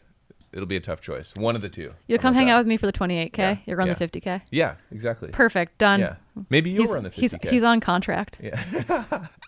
Also, shout out to all the folks in the chat who are, fans of the Boulder Boy Show. Shout out, a quick plug. Quick plug for Adam Mary's new podcast. Yeah, just a quick plug. It looks like most of our runners have made it through this splash zone, which is great to see. People are moving well out there today, hopefully warming up. Yes. I think at the start of the race today was one of those where it's like, oh, we got to start running because I need to actually. I think it is warming up. My hands are less cold now. Yeah, we didn't bring our mittens today to the studio, and we're definitely regretting it. Yeah. But seriously, guys, birds are chirping that we can hear from the garage. It feels like spring. Like it feels like the first day of spring. Yeah, it's wonderful. Yeah, so it's this zone too. I know Harmony's had a bunch of animal encounters like all over these trails. I feel like the headlands, I'd like ran into coyotes and bobcats and all sorts of stuff all the time, but they are kind of moving towards an area where they're like you very much could just like see a bobcat perched on something or a coyote like out sunbathing. So very cool to see. Again, yeah, this is Dylan back in one of the chase packs. But yeah, look, I mean like these big kind of steep railroad grade style climbs, that classic kind of Marin headlands, beautiful little fire roads. double track fire roads, but super steep fire roads. You're like, what are you driving on this? I had that thought yesterday. Nothing that I can drive. I don't know. Yeah, I have no idea. Maybe one of those little off-road go-kart or golf carts. Oh yeah, a little side-by-side action. Okay, so since I'm looking at the live stream feed here as well, proud sponsor Ketone IQ. How many of these athletes do we think took a shot before the race? 2. Do we think any of them? I do that before my races. Ketone shot right before, and then if it's a longer race, like kind of halfway through. Oof. It works. I don't know.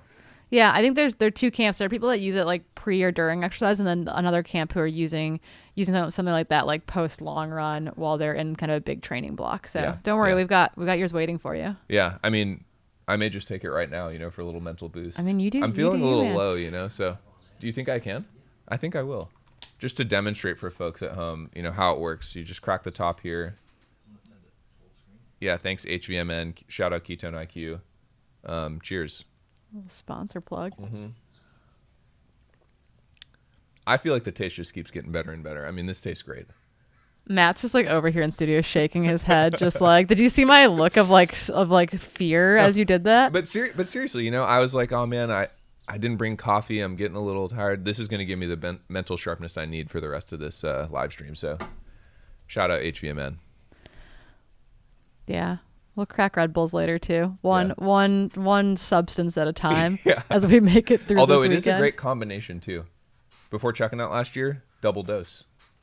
This is coming from your checking out champion too. So hey, I'm just spitting facts. Maybe you should be listening to him. But yeah, like once again, can you imagine drone shots through here? Look at Just this these now. like absolutely We can't see the front, gorgeous do you ridge think? lines. Maybe No. they're beyond too far. But that's the thing too. You do have long lines of sight during this race. We talked about that a little bit yesterday. It's one of those races where it's like hard to be out of sight, out of mind.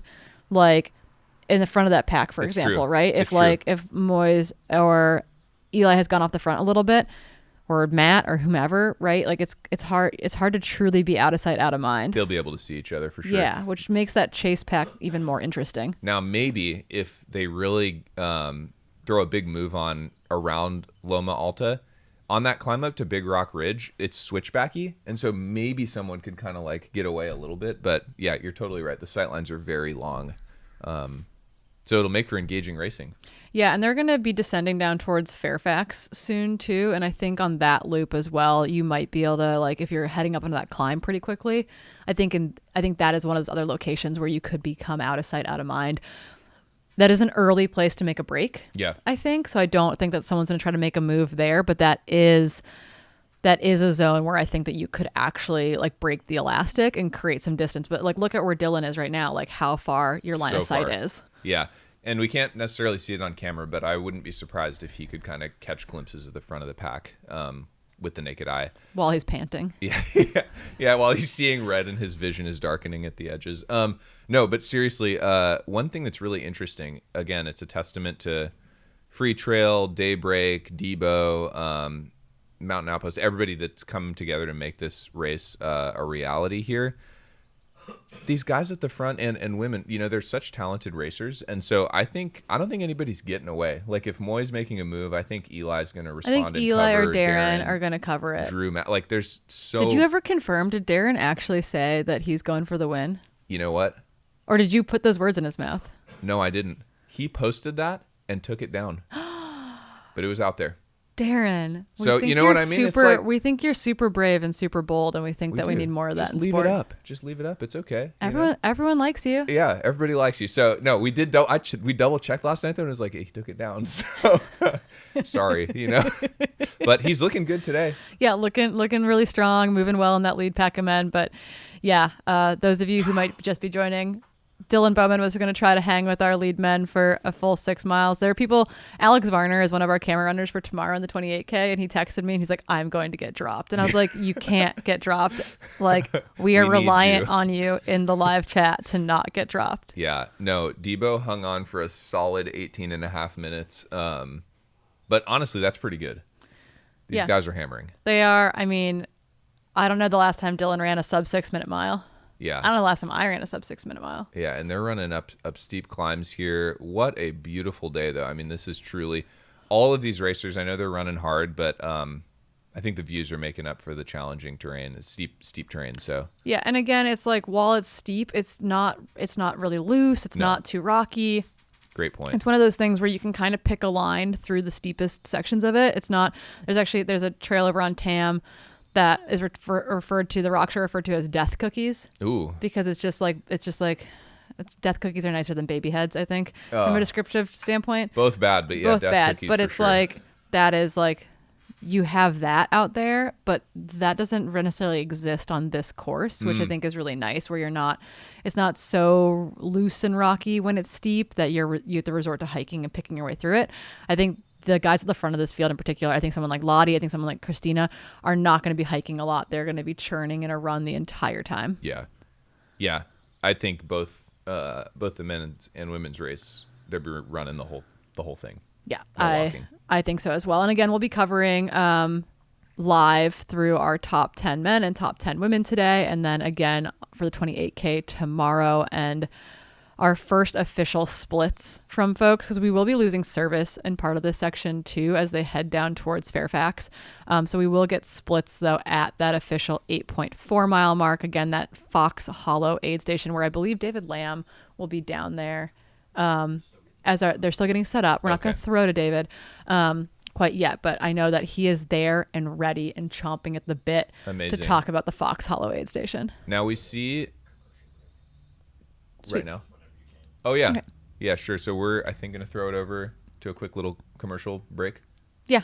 We'll be back in just a minute or two. Today's broadcast is also brought to you by Speedland, the best trail shoes ever created. This is the brand new commission, the GS PDX, the 6th model in Speedland's short but illustrious history. You'll notice it's a throwback to the initial colorway of the first model, the SL PDX, though this is built on the GS platform. Plenty of cushioning to take you as long as you want to go on the trails. There's people going to be racing in it this weekend in both the 50K and 28K, but also people wearing it at Cocodona here in just a couple months' time. Everything you've come to expect, the double BOA fit system, the HTPU midsole, the drop-in P-backs, secondary midsole, also removable carbon plate, nothing better than the Speedland. Go pick up a pair of the GS PDX. You'll find a link and a discount code here in the description on YouTube. Today's broadcast is also brought to you by Speedland, the best trail shoes ever created. This is the brand new commission, the GS PDX, the 6th model in Speedland's short but illustrious history. The inaugural Big Alta presented by GOLDWIN. A big thank you to GOLDWIN for their support of our race this year. You'll see that I'm wearing their inaugural trail running capsule of products, this Japanese brand moving into trail running for the first time. We couldn't be more excited to help them do so. You see, we got the Marinwood green waterproof jacket, Freetrail logo on it. It's part of their initial trail running capsule. We've also got a great pair of trail running shorts here. You'll see the signpost logo there, bottom right. Also have another Freetrail logo on the back. There's also a really nice wool and polyester blend t-shirt as part of this trail running capsule. And finally, a nice pair of waterproof pants. Hopefully we won't need these on race day, but a big thank you to GOLDWIN. Check out the description for a link and a discount code that you can apply towards these great products. Thanks to GOLDWIN for helping to support the Big Alta in its inaugural year, and especially the live stream. Alrighty. Yeah, can't do it without our sponsors, people like Speedland, GOLDWIN. Yep, we were just talking off camera a little HVMN, bit. Red Bull, just all the folks behind the scenes here making it happen. Shout out to all those sponsors. GOLDWIN in particular, though, I've never seen their apparel in person. Yeah, it's a little bit harder to come by. Japanese company, so it's not. I don't think we have it readily available in the States. I think there actually is a GOLDWIN SF location. Yes. Now, yeah. But yeah, it's super slick, it's and beautiful. we did a Freetrail collaboration with them, which is really awesome. So dope. Okay, we've got David Lamb. It sounds like down at the Fox Hollow Aid Station. We'll see if we can get his. Okay. That was Alwyn, I think, giving high fives out there. I think we're gonna throw it over to David in a minute here. We did hear that our Tim Cam might be down for the count, though. It sounds like we might be having some battery issues out there. So poor Tim. Long time viewers, first time gimbal runners. Man after my own heart, probably came in on battery low, battery saver mode.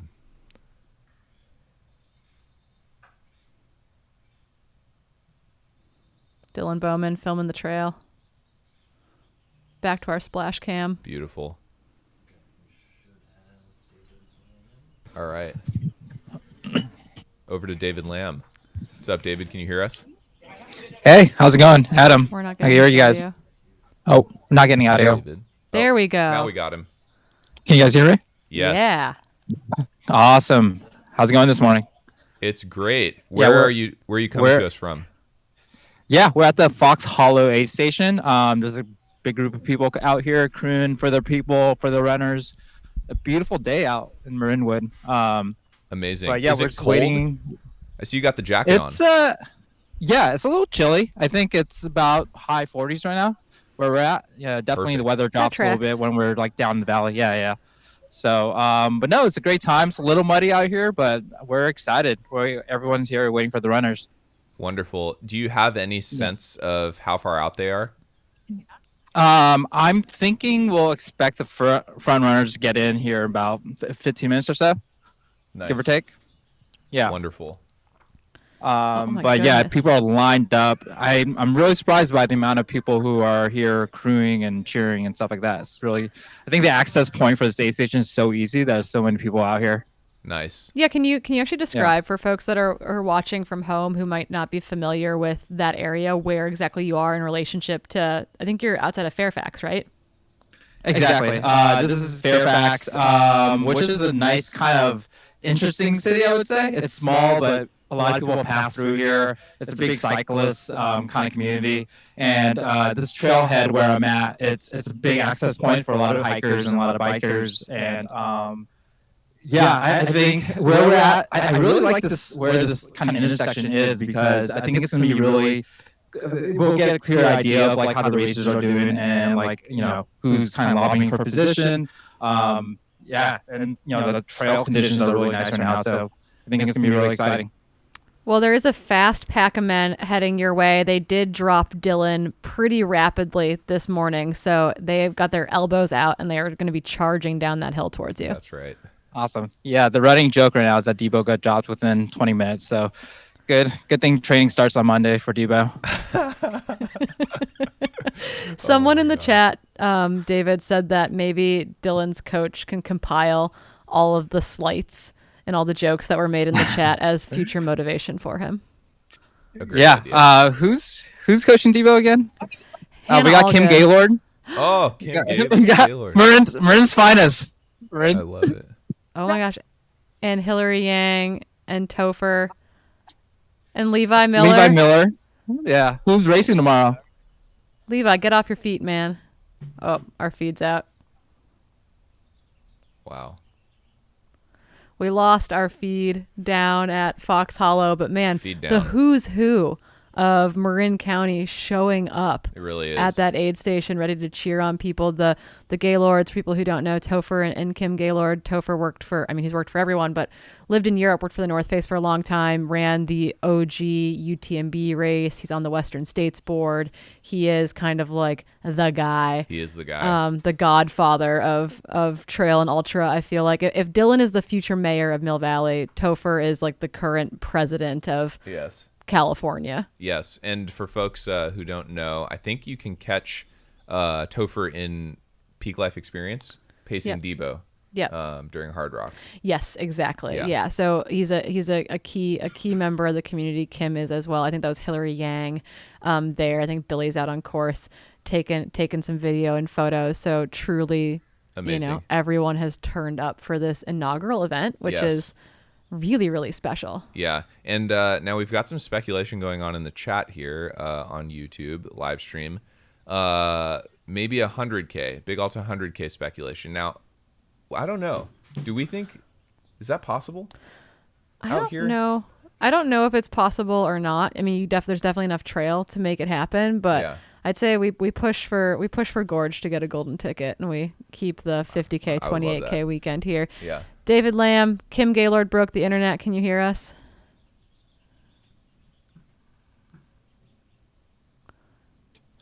We can hear you now.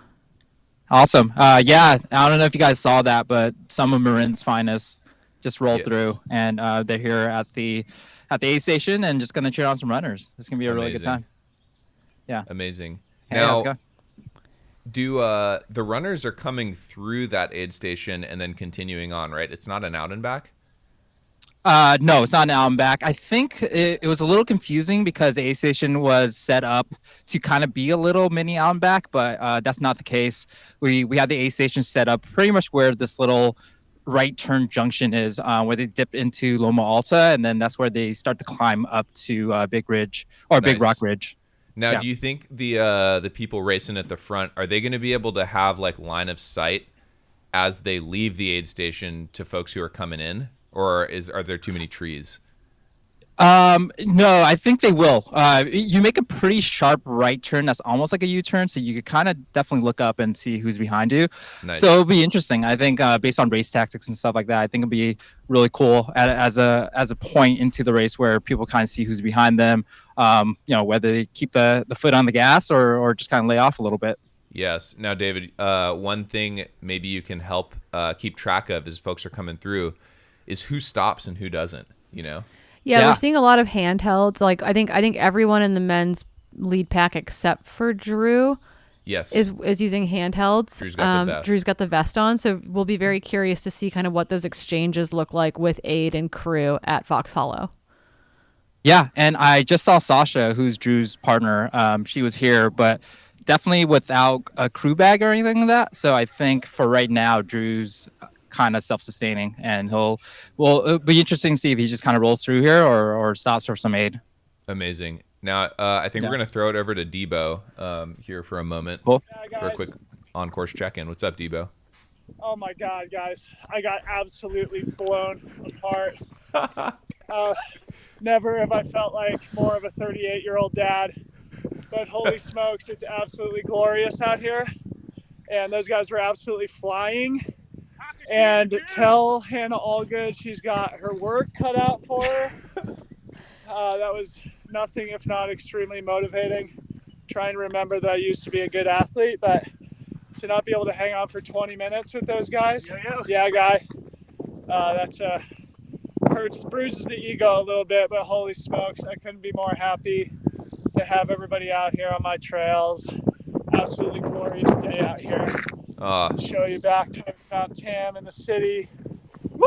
Yeah, buddy. Got runners ripping through. I just saw Lottie come through, so I'm not sure where Tim is. Amazing. I wonder if his phone may have died. It did die. Yeah, his phone did die. Yeah, buddy. Shit. Well, my phone might die too, but well, we're doing the best we can, and my God, it's just an absolutely stunning, beautiful day, and you guys are doing a great job. I've been hearing myself get absolutely savaged on the broadcast all morning.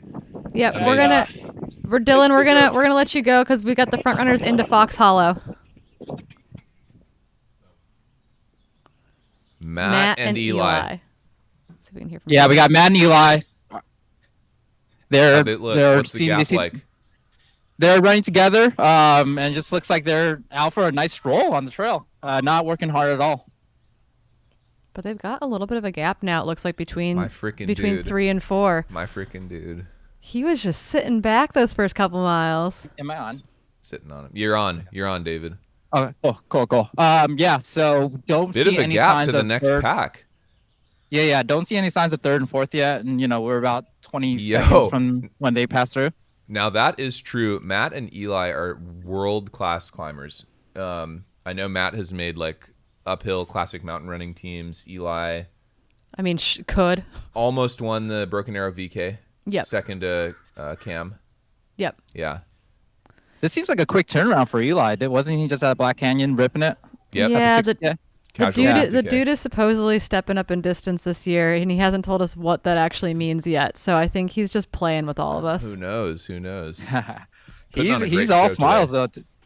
Yeah, he's all smiles today, looking like he's having a great time on these trails. Now, did either of them receive aid, David? No one received. Or they did a quick stop at their crew station or their crew, and then moved through. We have third coming through is Darren Thomas. All right. Darren Thomas coming through. Quick bottle swap. Darren's off. Nice solo and third. Sick. Okay. Hype is real there. Fourth is coming through. I can't get a good glimpse of who it is yet, so I'll let you guys know. Must be Moy. If he can stay upright. Moy's just rolling around in the mud out here today. He's like, you told me California was easy. Oh, David Laney. David Laney, let's go, David dude. Laney in fourth. Ryan Duffy's in trouble. He might have to strip. Oh, my God. If David Laney hangs on to this or somehow catches the leaders. Drew Holman in fifth, you guys. This is great. Holman in fifth. Drew did stop for some aid. Sasha's helping him out. Nice. Just, Drew is a very repacking. methodical racer, so I'm not surprised. Yeah. Yeah, but the gap is a full 90 seconds, just to point that out. 90 seconds is the gap between the Matt Daniels, Eli Hemming, and Darren Thomas. That's a serious gap. We got Gus Gibbs coming up. Let's go. There's Moy. Moses coming through. Yeah. Gus Gibbs in a Hawaiian shirt. Gus, turn around. You're going the wrong way. Dude. Gus just ran back to There get he is. something. Oh my! Gus is also playing with all of us. Playing, man. What a great race. Gus Gibbs gave me a little happy face tattoo last night at dinner. Love it. Yeah. Wow. Yeah, everyone. I mean, it's still early in the race, and everyone that's come through looks super happy and looks to be having a good time. So, but Adam, I think I called it. I think it's a lot of Boulder Boys versus Darren and Eli. That's right. So far. That's right. Yeah, the Eli, Darren, David are trying to break up the Boulder Boys sweep of this race. But yeah, Matt Daniels and Eli Hemming 1 and 2, Darren Thomas in 3 solo, David Laney just behind him in 4. Drew Holman took a little bit longer in that aid than everyone else, I think, in 5, Moy in 6, and Gus Gibbs in 7. Amazing. Wow. That is a great 50K field. What a tight, strong front of the men's 50K. Yeah, threw that in. So we've got all those guys through in about 2.5 minutes, separating first from 7th. Again, Matt and Eli have got about a 90-second gap over Darren, and then really boom, boom, boom. Those next, 5 guys are all right there. Yep. And a pretty big climb coming up, like sustained. Yeah. Yeah, I think it's like 1,300 feet in 4 miles or so, give or take. Nice. So amazing. Yeah. Wow, they're through here in less than an hour. They're moving. That is moving. That is 8.4 miles. This is exactly. It's like With 8.5-ish miles and with very a impressive. good chunk of climbing off that kind of front, 5 miles of the race, right? They've had a nice long descent into the aid station, but they basically climbed for 5 or 6 miles before that turn point, and now they've got a big steep climb before they descend down to that big rock aid station. Yeah. Have you guys talked about like how Big Rock is going to look on the stream? Because I imagine it's going to look gorgeous. Well, because Dylan got dropped, we actually just took a moment before we threw back to you and the leaders to have him kind of just like soak it in up there on the previous climb, and it truly is just, I wish we had drones. Spectacular. Yeah, I was going to say we need some drone permits. Too bad nowhere in the Bay Area allows that, but 2025 edition. Yeah, we're fighting 2025. We'll grease some palms. Yeah. Yeah, we're buying Dylan an e-bike. Freetrail e-bike coming up.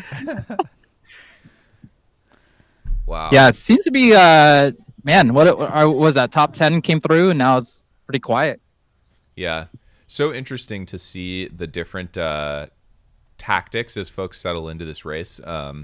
We had Moy in the front pushing the pace at the beginning. It looks like he's settled in. Drew Holman right where you'd expect him, kind of right toward the front, but taking his time at the aid stations. Matt and Eli off the front, a little bit hot. Yeah, I think that I'm not surprised to see Eli there. That's how Eli likes to race. Yep. I do think that when we saw that the initial pack going out and Matt wasn't like right on them, I was like, oh, interesting. Like kind of wondering how Matt's feeling. And then to see him come in though with Eli is really cool. And I mean, the guy is talented. He like had a full melty during Gorge 50K last year and then like still won it by an insane margin. So it's just like the guy can run. Yep. I don't know that if he can pull that stunt around someone like Eli or Darren, but I think that like I'm really happy to see him running comfortably shoulder to shoulder with Eli and just kind of settling in and letting the race come to him a bit. 100%. We had a question in the chat, wonder what pace they ran that last descent in. I'm guarantee you it was low 5s. That's my word. Wow. We'll have to wait and see for the Strava, but it must have been. Adam Corinne, Adam Corinne, do we know how the women's race is going? Not quite. We haven't gotten any visuals in about 15 minutes, but Lottie, I think, was in Lottie the front. Brinks should be the first woman into this aid station, and she should be followed by Christina Randrup. Yep. Cool. Those are my Freetrail fantasy picks, so I'm happy. Nice. Yep. I think I'm right there with you. Yeah. Well, yeah, pretty much. All right, Will Newcomb, who's a local in San Francisco, coming through. Nice job, Will. Nice. Sweet. So we were watching his backside for a while when Dylan fell off the lead pack. That was the guy that we had on our follow cam for a good while. He's a big sender. Shout out. We'll start a lot of Tam runs late and just catch the whole group midway. That's his thing. Getting some camera time. That's a Nick Handel move to start the run late and then tempo. That's a Nick Handel move, yeah. Tempo to catch up. Nick Nick Handel racing tomorrow. Yeah. Oh yeah, 28K. A solid group of local dudes, including Levi Miller, who we saw briefly walking through this aid station. Like really, really exciting to see the locals throw down in the 28K. 100%. Yeah, how many notifications is Dylan gonna get after today? So many. So many Strava Well, it's so funny. Anywhere you go. I mean, like I said, I ran Friday. I got some cups, but some people I didn't know with the crowns. Debo wasn't one of them. So. Yeah, it's probably like Eddie Owens. He owns the Bay Area. Yeah, I don't know. Maybe I should know him and I don't. Yeah. Yeah, this would have been a great answer for that question on your podcast recently. Who's the most underrated? Oh, Eddie Owens. He's a younger guy. Yeah, he's won quad. He's got That's what he did. Great not quad, single dipsy. Single dipsy, okay. And then he also has a expert time on TAM. Gotcha. Okay. People are looking smooth coming through this aid station, David. Yeah, and again, it's like, an hour running, so I would imagine everyone's pretty fresh. The weather's great, trails conditions are great, so nothing to really beat up the runners yet. Amazing. Oh, we got Bentley coming through, who's a Mammoth Lakes runner. Yeah, I've heard I've heard he's stealthy fast. Yeah, quad dipsy regular, and he's always like top 4 or so at the quad each year.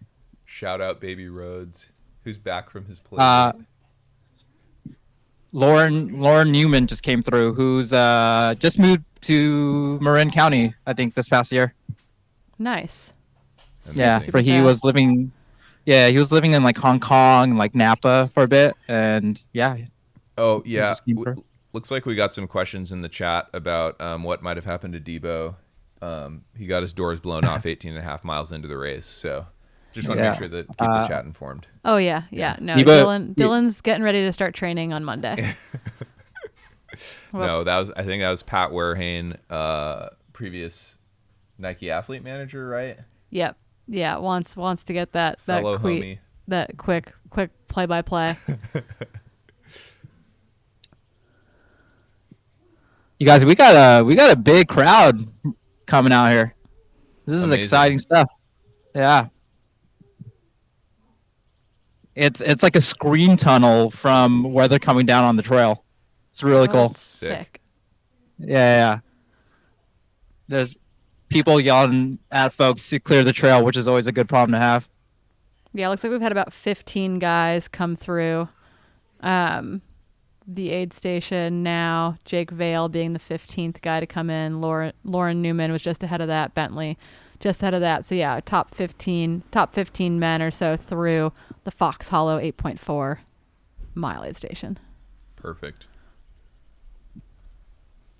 Do we know if oh no, okay. I was wondering if Liam Marrow is running today or tomorrow. He's running tomorrow. Yeah. Okay. Tall Liam's running tomorrow. Yeah, I saw a full Nike Trail kit, and I was just wondering if it was him. But no, Liam will be throwing down in the 28K, trying to fend off the local onslaught of Levi Miller, Patty O'Leary, and Nick Handel tomorrow in the 28K. I'm biased, but I think I like the fight that we're putting up as locals. Yeah, the Bay Area is looking to defend on home turf tomorrow. Yeah, not giving up these trails easily, Oh, we got a baby sending it down the trail. That's Levi Miller's kid. Oh my God, I've got dad vision. Roads just rolled through the driveway, baby on the live stream. Yeah, there's a lot of baby boys in this group. But yeah, Levi Miller, that was his little boy. Oh, so Levi cute. will be one of the locals racing tomorrow. Sweet. People in the stream, you don't know Levi Miller, definitely keep an eye out tomorrow. What's the deal with Levi Miller? One of the best uphill runners in this area that no one knows about. Ran for Georgetown. Used to hold like all the records up on TAM. The TAM hill climb, the railroad grade like 10K that goes straight uphill. Yeah, he used to hold all those records. Wow. Or still does hold that one. Yeah. Yeah, super fast. Has dealt with his own like a handful of injuries. His wife's a PT who puts most of us back together again here in the Bay Area. Nice. But yeah, he's dealt with some like pretty serious injuries. I think he let's go. Fractured. We got Elon. Lottie Brinks. Elon Lieber. Lottie Brinks. Yeah. Nice. Elon Lieber and Lottie Brinkstein are running together. Elon Lieber is a local runner out here, really talented runner. Cool. Lives out in the East Bay. Also, my old housemate.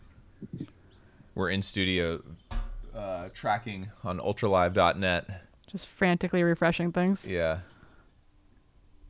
Okay, amazing. Lottie's through. We'll see where Christina's at. Yeah. Or whoever's Yeah, next. we expect Christina to be the next person in here. She might be taking the downhills a little bit more cautiously after that arm break, but I do think that Christina should be our next woman through. Do we know if she's still running with an arm brace? She is still running with that splint. Yeah. Oh, cool. They said that she was using it as a weapon at the start line. That woman loves to run. Yeah. So Levi still has the 4th fastest all time on TAM, which is like I think behind Galen Burrell, who is super talented. Boulder Beast. Yeah, Jim Walmsley and Eddie Owens, I think, are the only 3 that are faster on the TAM ascent. Does Jim still have it? Yes. Still has it. Yeah, but Eddie was really close. What a boss, dude. I think Mika, I forget his last name, but his time is way up there too. Oh yeah, the young Brooks athlete, Stanford Brooks, grad. The mountain man. Yep. Yeah. Spent a lot of time on the Eastern Sierra. Got like 2nd or 3rd at Mammoth Trail Fest. Yeah, so Lottie's official split through the aid station is 1:08:05 elapsed. So that's what we'll be looking for to split back to second. But right now that's about 2 minutes at least. We have not yet seen Christina come through.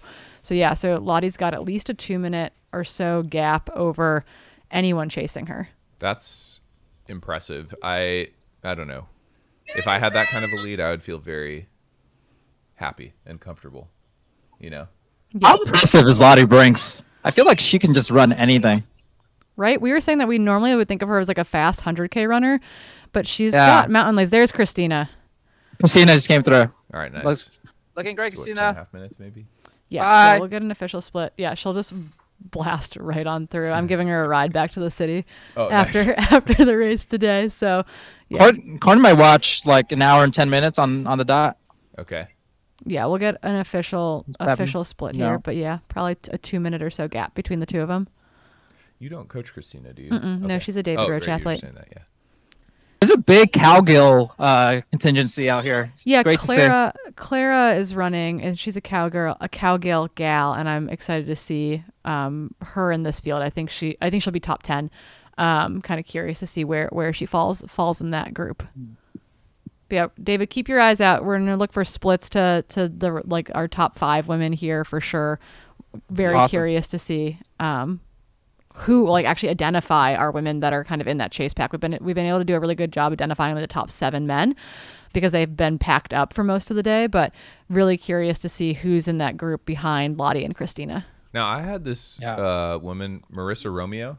Okay. Did you know about her? No, I do not. Tell me more. Well, I found her on the Freetrail Fantasy start list, and so I was checking out some of her results. It looks like she's an East Coaster. Okay. So like win at Hellgate 100K. Ooh, gnarly. Win at Hellbender 100. Just like a lot of pretty stout wins and results on the East Coast. And so I was like curious to see what she was going to do out here on some fast California carpet.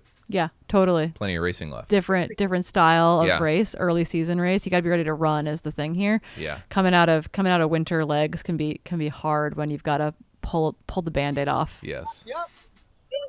Yeah, I feel like on the women's field at least, there's a lot of like low key crushers that you just kind of look at their ultra sign up score, and then you start looking at their Instagram. You're like, wow, these people have done a lot. So it's really cool to see. So true. Yeah, and I think there'll probably be people in both the 50K and 28K as well who like don't have an ultra sign up presence, right? Who have 0 rank, and you're like, cool, like. That's true. You're not a random baller at all, but we just like you're so new that you don't exist in the system. Very true. That looks like 3rd. Yeah, I'm unable to identify her, but maybe Marissa. Moving really well. We will get a split from ultralive.net here in a second. So what was that gap between Lottie and Probably Christina? it was 2 or 3 minutes. Yeah, 2.5 minutes. Nice. 2 minutes and 29 seconds. So pretty similar to the men's gap. Yep. Yeah. The men had about 90 seconds. I think between 2 and 3. Again, that Eli Hemming and Matt Daniels about 90 seconds up on Darren Thomas, and then kind of a quick succession of all the other favorites we expected to be up there. On the women's side, we saw Lottie Brinks come through solo, running with a good pack of guys, just over 1:08 elapsed, and then 2.5 minutes behind her, Christina Randrup. We did just see 3 come through past David, and we'll try to get a name for all of you as well. Right there. We've got a lot of family and moms watching. It looks like Sarah Alabin. The next woman's coming through right now. In third is what we're getting in the chat. Sarah. Okay. Sarah Alabin. See, this is why trail running is so fun.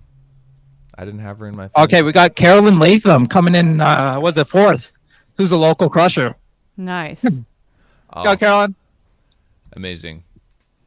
Now, to my credit, I did look at Sarah Alabin's ultra sign up, and I thought, wow, it looks good. No, no one is actually from Trout Lake, Washington, so that's actually it's like a super, super small town on the Washington side of the Columbia River Gorge. It's a kind of, if you're going to go do Mount Adams, if you're going to go climb or ski Mount Adams, that's Trout Lake. It's a super, super tiny town. Like, I'm actually kind of curious to ping some of my friends who grew up there and lived there and are like, do you know this name? Yeah, amazing. But yeah, has run some fast stuff. Run the Rock 50K, second there, and 4:51. Smoking. So yeah, very excited to see, but obviously a predominantly PNW, Washington, Oregon gal. Actually, one of my friend's moms puts on the Wild Woman Trail Marathon. Younger gal, 24. Oh yeah, Alex King is in the chat. Yeah, Alex is also a Trout Lake guy, so he knows all too well. If he can identify the Trout Lake folks for sure. Thanks, Alex. On site, nice. Oh, and also we've got another plug for Marissa Romeo. Is the East Coast Crusher. All right, cool. Go, Marissa.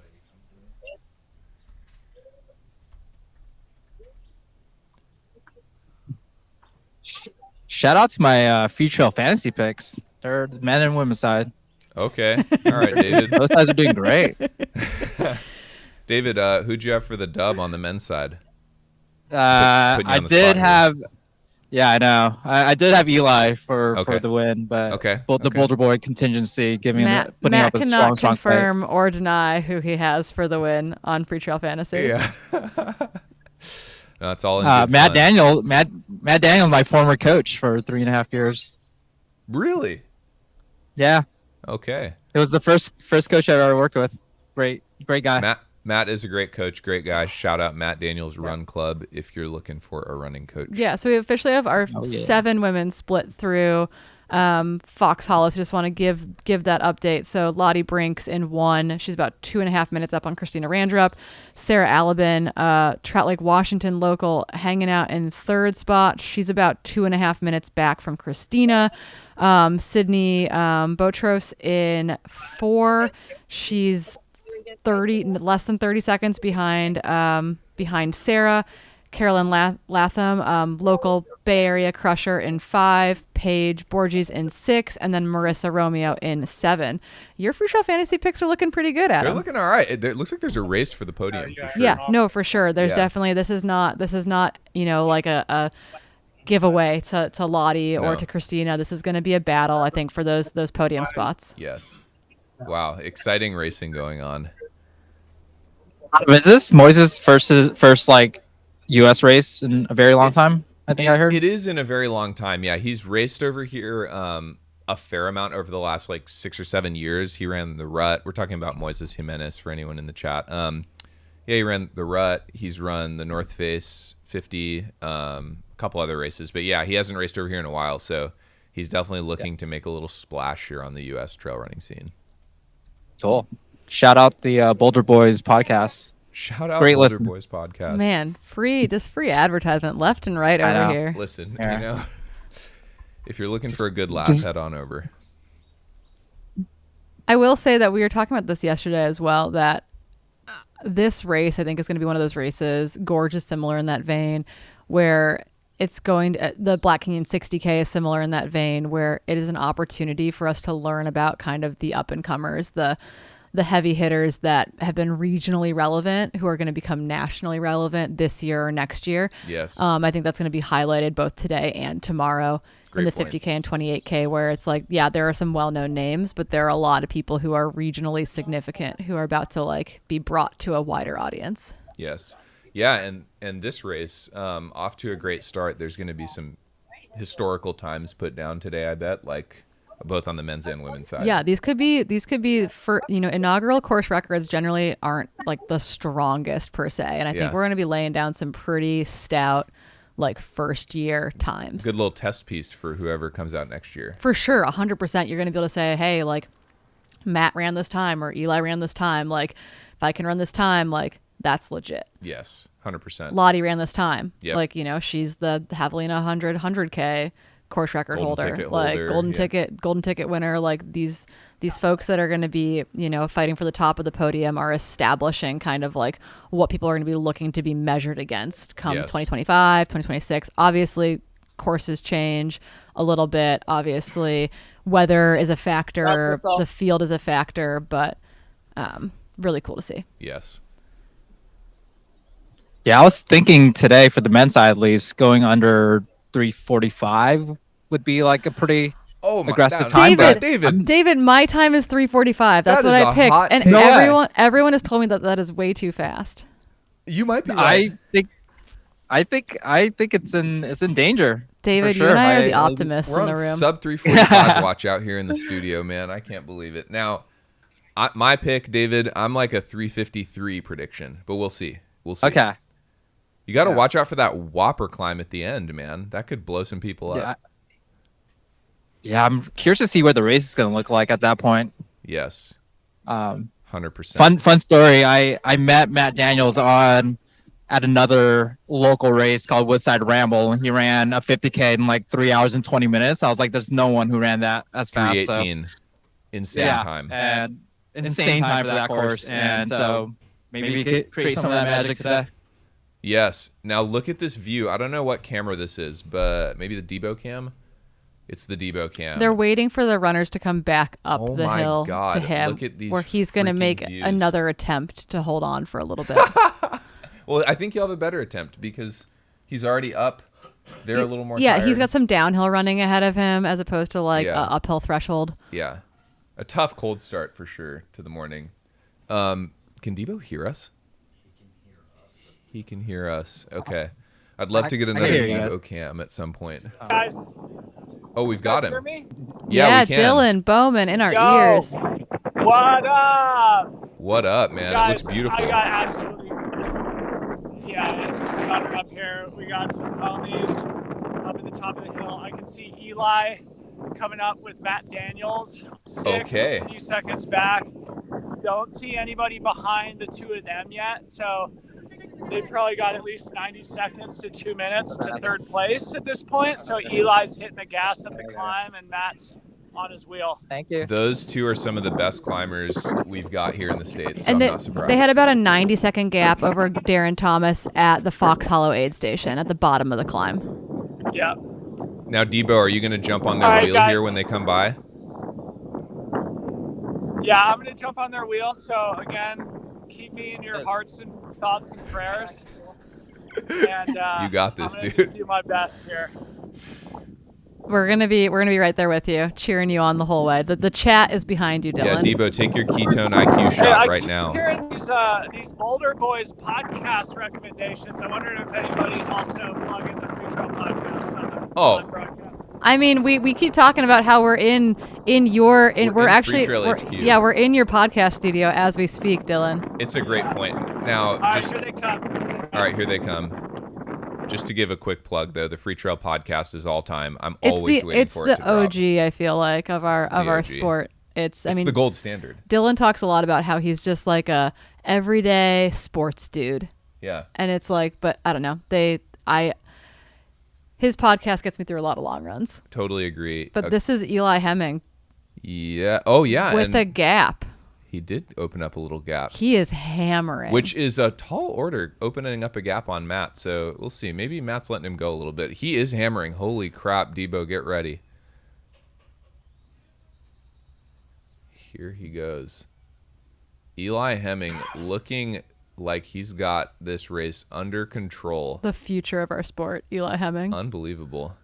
Looks like he's got a bottle in the back and a handheld. Just looking at the views. Yeah.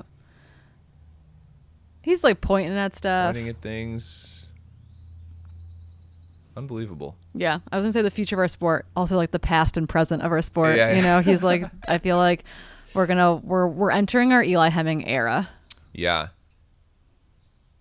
Man, he definitely looks good. Now where on the course are they? So this is Loma Alta?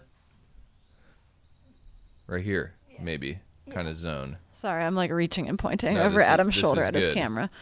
This is good. Oh, they may be right here. Yeah. Okay. Drop down to 8-2. Yeah. Okay. Camera and mic. Okay, sweet. Big Rock. I took a quick look at the stream, and I think it's like Loma Alta heading up to Big Rock. Sick. It's beautiful. Yeah. Wow. It looks incredible. And there he goes. Now I ran this yesterday. This is just a fire road all the way down. Yeah. So he's gonna be screaming. Screaming fast. Yeah. This is where Matt Daniels' sub 4 minute mile pace comes into play. May come into play, but Eli's also got wheels, man. Yeah. This is gonna be fun. They are similarly sharp knives that are going on right now. I think it's whoever has enough gas in the tank for those last two climbs after 8-3. Yep. Yeah, and I think like if you look at that, if we're looking at obviously no one can see this. It's we're talking about the course though, and after they get down to the Big Rock aid station, they have another big climb. But then on that descent, you're like, wow, it's a long descent between aid 2 and aid 3. There are like 4 or 5 just like nasty little punchy climbs in it that is so hard to turn and burn on when you are like back in descending mode. Having to climb again all of a sudden really hurts. And then the Whopper at mile 27. The Whopper at mile 27 is going to wreck some people. Yes. So it's going to be interesting. Plenty of racing left. Wow. Yeah, I think everyone who's done the course preview at some point in the last month or two, they always talk about that Whopper of a climb. It looks crazy. Do we know if that's on like single track? Is it a goat trail? Is it technical? I haven't run it. Yeah, I have not run the Whopper. I know the downhill is technical. Yeah, but it's technical, not like an East Coast trail type of way. It's just like a little more muddy, a little more rutted out. Okay. But definitely, you're still able to open up onto the trails pretty well. It's more of a controlled fall situation, in which is with much lower stakes than a controlled fall on an East Coast trail that's rocky, or a controlled fall in Arizona that's got cacti. Like you're fine here. There might be some poison oak, but it's more like these like little neighborhood trails are just kind of funny. It's been really windy and really rainy, and so like they can just be kind of brushy, and like there's a lot of like, we ran a bunch of kind of small trails yesterday on our long run, and it was like there's just a bunch of like little branches and stuff down. Sure. So it just can be.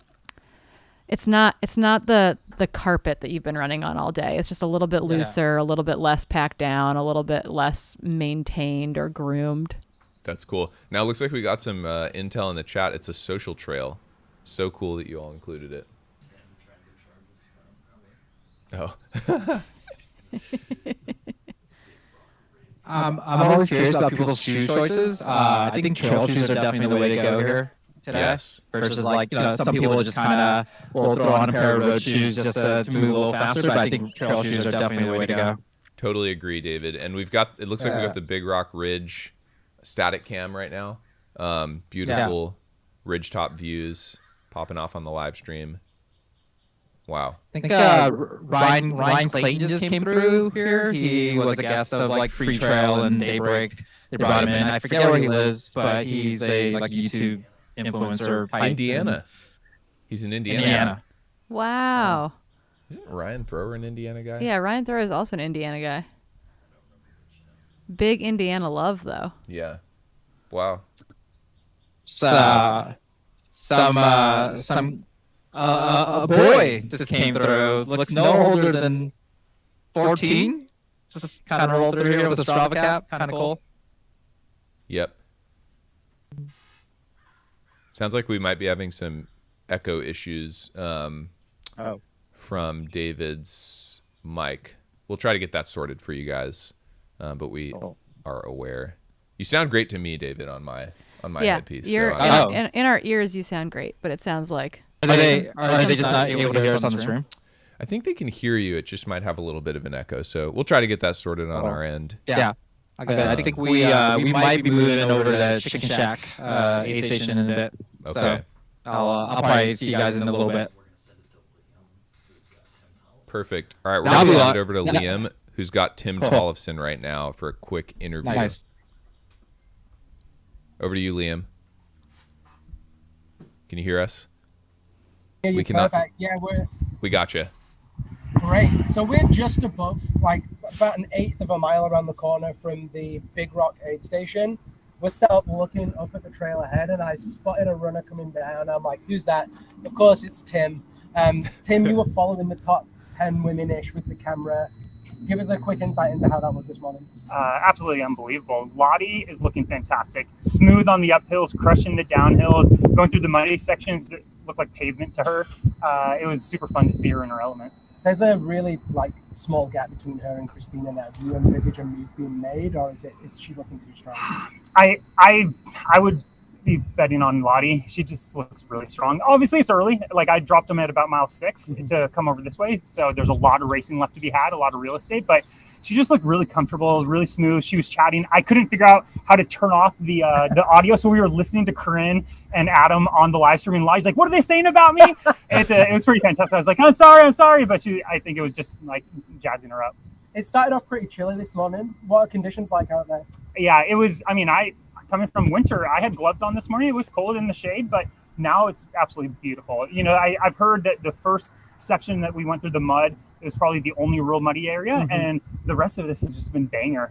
We have beautiful views of San Rafael Bridge, the Bay Bridge. You can see into the city. It's absolutely stunning out there. I think it's going to get warm on the back half. People, if they don't take care of their nutrition, they're going to be punished because it's fully exposed. There's nowhere to hide. Sure. But it's probably going to be a 60-degree California day, bluebird skies. Can't ask for anything better. I'm noticing that you might be a little muddy yourself. You want to talk us through that? Yeah. So I was running right behind Lottie. I thought I was getting just banger footage, and then I see on the screen a text message from our producer come through say your gimbal's messed up. So I pulled off the phone, tried to fix the gimbal, and mid doing that, I just end up on my back and I'm sliding down the hill behind Lottie. So I'm covered in mud. Got back up, nothing more than a little flesh wound, but and then apparently the stream came back, so it was worth it. But doing it for the team. Doing it for the team. Do anything for this community. Thank you so much for your effort. Go charge your phone. Have a good day. Yeah. There he goes. Okay, so yeah, we're gonna hang out here for a little bit. There's a couple more things that we want to get set up, but I heard you saying before, Corinne, what are we looking at? So behind me is Loma Alta. You can't actually see the peak, but kind of that summit that you can make out behind me, that's like a false summit of Loma Alta. They'll come down. We'll get a really good long view of them, maybe a quarter mile of folks coming in. So we'll be able to see pretty clearly who it is that's coming in.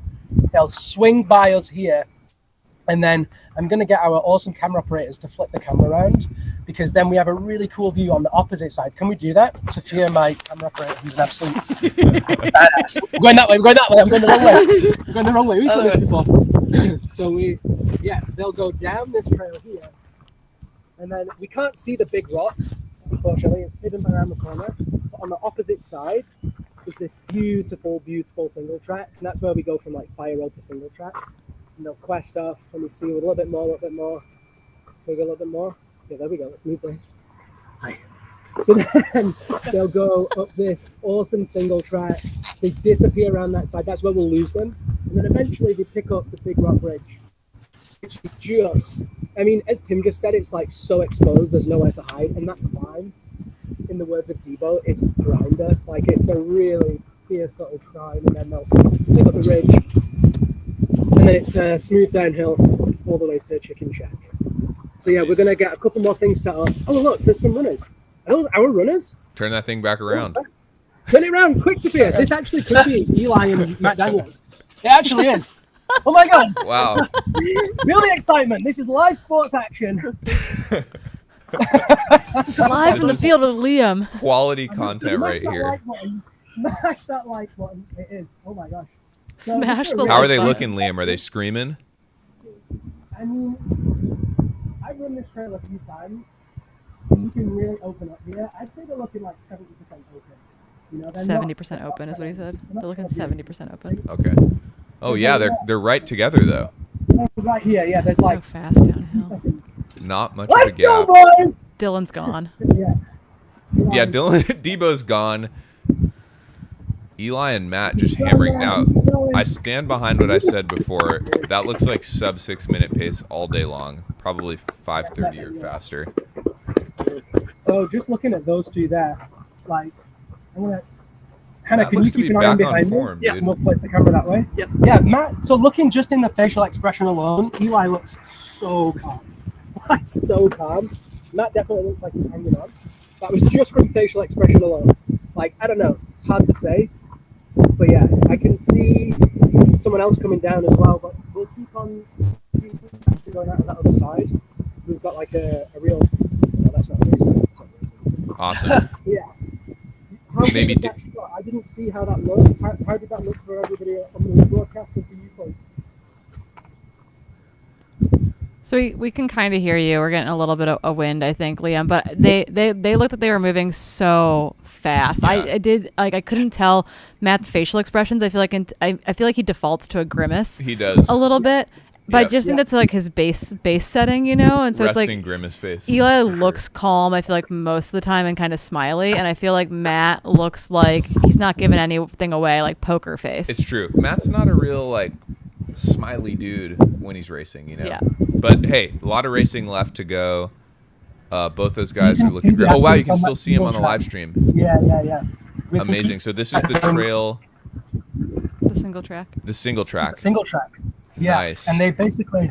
Oh they'll yeah, they keep went under going. the road already. Yeah, they've barely stopped at that aid station. Look at this footage. Wow. Yeah. Great camera so they'll work. Isn't that so good? Yeah. Got horses here. We've got a freaking And so- race, man. Yeah, those guys are definitely like they're shifting. Yeah, so for folks who don't know, they are going to run now on this beautiful single track, crossing some wooden bridges, winding through some little valleys, switchbacking all the way up to Big Rock Ridge. Wow, beautiful. There they go, around the corner. And we've got the next runners coming down as well, so we'll flip the camera around. Yeah, we're expecting it to be Darren Thomas, Moy, and likely Drew Holman, David Laney. So we're looking for Darren Thomas, David Laney, Drew Holman, Moy, Gus Gibbs. All those guys should be fairly close together, depending on how that climb was out of the Fox Hollow Aid Station. This will be a decisive moment here. Yeah, potentially, like from a podium perspective, I feel like this is kind of where the battle is going on. Yes. We've definitely got a battle for 1 and 2, but they have clearly set themselves apart from the chase pack at this point. Yep. They are Ooh, moving. That looks like Darren. Yep. Yeah. And maybe Boulder Boy Moy. Yeah, dark kit looks like Moy. No, it's Dylan. It's Debo! Debo! There he is, dude. He did it. Our man. Can you hear me, Corinne and Adam, in this video? Your mic's really hear low. You, Liam. It's pretty quiet. We're gonna try and fix that. Oh, that's better. That's I think better. when he faces us, it's better. Okay, let's face you. I'm just trying to keep watch from the wind, but we got the man himself, Levi. How's it going, buddy? Dude, humble pie to the maximum today. I held on for 20 minutes and felt like I was going to end up in the hospital. But oh my God, I'm just so happy.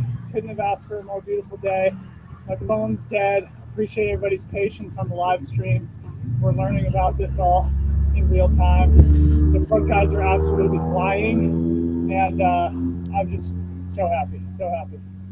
What's your take on the race so far? Obviously, you've been kind of following for that first 20 minutes, and now, right now. Frankly, I'm surprised at how spread out they are already. Eli is clearly trying to put pressure on the field. Matt Daniels is trying to keep on his wheel. Darren, I think, is running a really smart race, but noticeably absent is David Laney, who we see coming down right now. Just behind him are Drew Holman. These guys are, super experienced and really smart racers. It's a hard second half, so if they miscalculated at all, it could come back to bite them. They've got a big almost 4 mile climb coming up here. It'll be really interesting to see what's happening at the top when they get to the top of Big Rock Ridge. So far, a lot of drama. Couldn't have asked for a better day. Where are we going to see you next? I got to charge my phone, then we're going to Chicken Shack. Okay, get going. Here comes our boys. You guys, good night. Thank you, guys. Thank you, Debo. I think we're just getting the straight camera audio. Yeah. Yeah, I think the audio is all coming from We're the camera. working through stuff, but for the folks at home, I mean, the mic's we're not putting it together out here. Yeah. This is pretty awesome.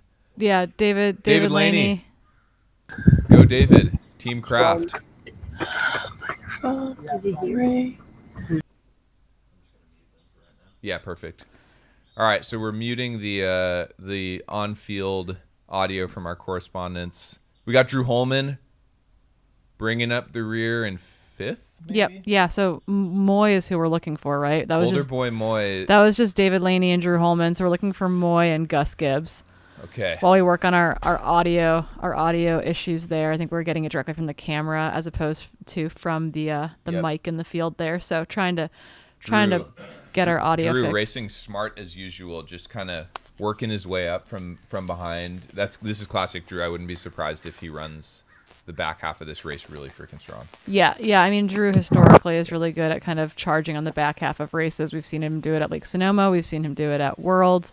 We've seen him do it at the big European races. I feel like that is something that we've come to expect from Drew. It's also an early season race, his first race of the year. Yep. He signed up last week, we're pretty sure. He's been planning on it for months, but just Drew, made it official. Made it official finally. But he looks great. Moy, this is so interesting. Everybody has different tactics. I think he might have sent it a little too hard. He seemed like he was charging early. But good on him. Nothing to lose. This out looks here. like Gus Gibbs. Yes, and Boulder Boy Moy bringing up the rear for 7th. Looks like. Come on, Gus Gibbs. Looking so smooth. Nice, Liam. We got your audio back, man. So awesome. Perfect. We think we fixed it. We turned it off. We turned it back on again. Classic IT problem. And so coming through then, we had David Laney, we had Drew Holman, there's Gus. Like the guys they're all looking really chill. Yes, buddy, looking so good. And they're pretty spread out, I have to say. A little bit more spread out than I imagined they would be, but as you know, I feel like Eli's putting on that pressure. I think we can maybe flip back around and catch David and Drew over that other side. All right. Okay. Well, we're gonna cut back on here to the audio in studio. Yeah, we're having some computer audio kind of come through there, but Liam's been doing a phenomenal job for us in the field today. He was amazing at the start. He'll be our guy at the finish as well, which will be really cool to see. Really awesome that we actually caught. He was giving us a show, lay of the land there, and then all of a sudden, Eli and Matt came ripping down the trail, only to be followed closely thereafter by Darren Thomas and a very tired Dylan Bowman, who's going to be making his way to Chicken Shack aid station here in a little bit. But what a phenomenal, so we've got our lead 7 men through there. But what we do have is we've got this kind of duo off the front with Eli Hemming and Matt Daniels, then a little bit of a pretty nice gap to Darren. And then Darren's got a pretty nice gap between, what's going on behind him with David Laney and Drew Holman. Yeah. I mean, if those front 3 have not totally overstepped, I think it's looking they're in a good position. I think it'll be an interesting battle going on for 1 and 2 too. Eli is clearly trying to take some digs right now, some moves. It's gonna be really interesting though to see if folks like Drew, who are in 5th, have enough real estate to work. Yeah, will Drew run out of trail basically, which is distinctly possible. I mean, it's quite quite the group of guys out in front of him. Again, Liam will stay here to see our women come through this location as well. Again, we've got quite the battle going on there as well. Lottie Brinks and Christina Randrup are kind of leading that pack, but they are being pursued pretty closely by a group of chase women, including Sarah Albin, Sydney Botros, Carolyn Latham, Paige Borges, Marissa Romeo. So we're going to keeping our eyes peeled when they come back through this section. Yep. As we work out our audio kinks there with Liam. But yeah, really, really solid battles going on at the front. I don't think we got an official split between Eli and Matt's little group versus Darren. I'm actually kind of curious what that time was back. I think they've extended it from that 90-second gap at Fox Hollow, but we won't get our next official split for our men and women are going to come at the Big Rock aid station, mile 14.2. Yep, which should be yeah, it should be close. Less than a mile, I think, right? Yeah, to where Liam will be, but we've they've got at least 15 minutes probably to get to the top of that. Yeah, a good big kind of like big climb and Big descent. climb. Yeah. But this is great. 8-2. Yeah.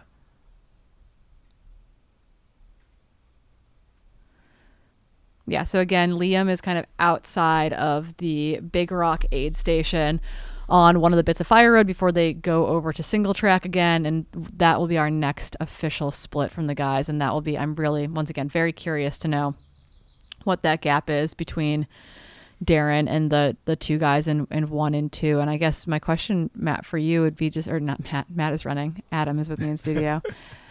I'll ask questions to Matt later when we wrangle him in here post race. But yeah, like thinking about that, like Darren is kind of by himself, not in no man's land. He's obviously knows that people are pursuing him. Yeah. I don't know if he can see the two guys in front. Like, would you rather be in the Eli Matt position or in the Darren position chasing at this point?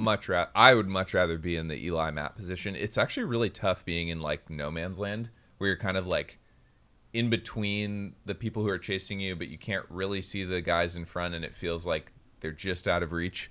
I kind of got the sense from what we saw from Liam's cam here, and it looks like it's panning back in on the live stream here. We might get another glimpse of the front runners here, maybe. Yeah, maybe that's Matt and Darren right here coming around to switchback. Or sorry, Matt and Eli. Eli and Matt, yeah. Wow, what an amazing we shot. Might have a chicken or not. We might have a big, so we've got Big Rock. We've got Big Rock splits for the top 7 men officially. So we've got Eli and Matt came through there 5 seconds between the two of them, so basically together. But it's about it's a 3-minute gap from Matt back to Darren. So that is where that gap has opened up. And then again, it's 2.5 minutes from Darren to Drew Holman. Okay. And Drew and David came in there together. So Drew has bridged to David Laney. They are together in 4 and 5. Gus Gibbs is another minute 20 or so back from them.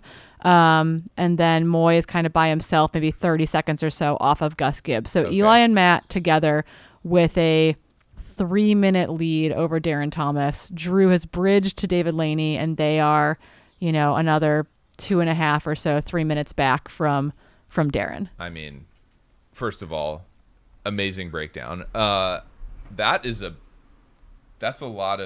a big gap to close. 5.5 minutes. Yeah.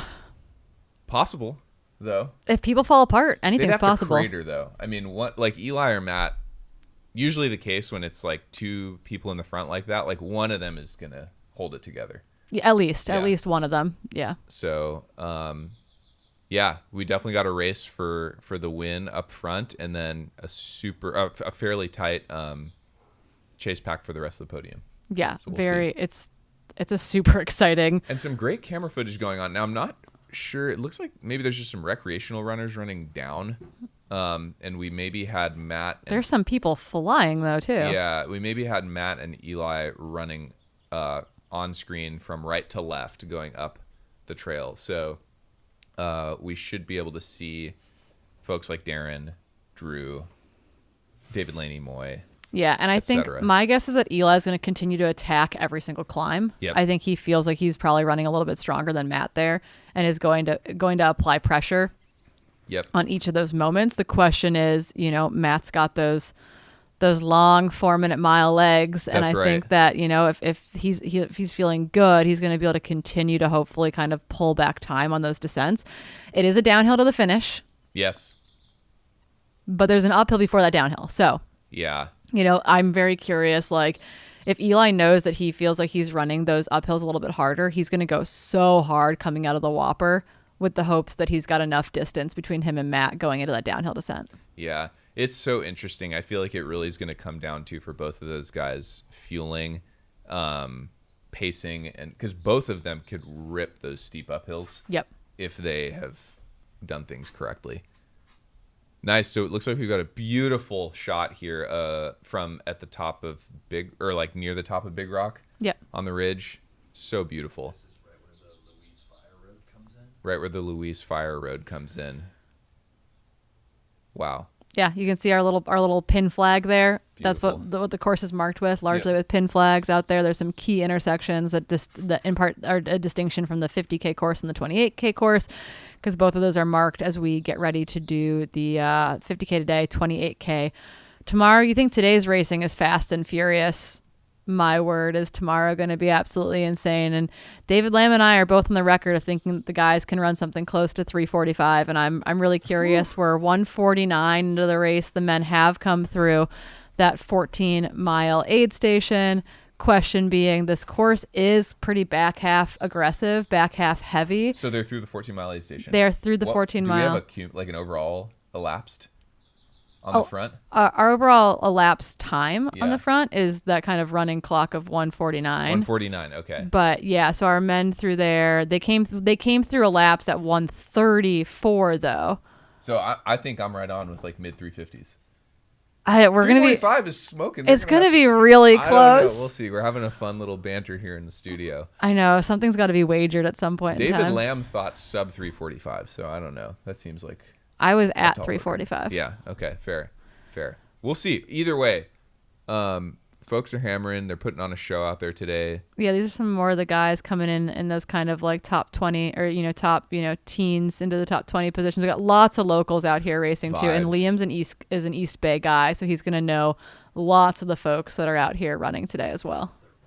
Daps all around. Looks like we're gonna test some field correspondent audio again, maybe from Mr. Liam here. How's it going? Can we hear me? Oh, perfect. Crystal clear. Yes. Massive props to the studio team and to the tech team.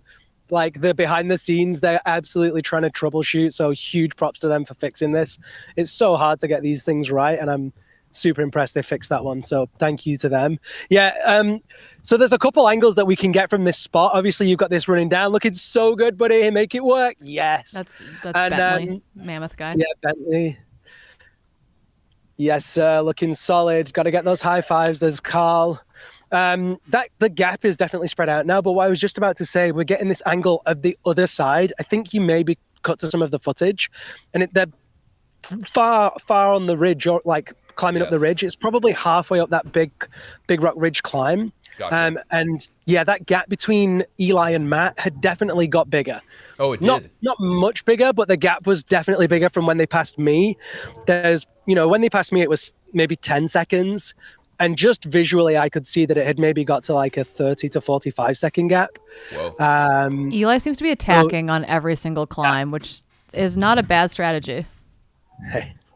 Yeah, that's certainly what it looked like. Obviously, I'm looking at like pinheads on a huge canvas. I'm really looking across the hill, but there definitely was a bigger gap. There was, definitely a bigger gap. So, yeah, everyone seems to be moving well. Not really seen anybody on the struggle buzz or hanging on yet. That kind of top pack, they look good. They look great. What did the back half of that top five kind of look like? The David, Drew, Moy, Darren. What was that like?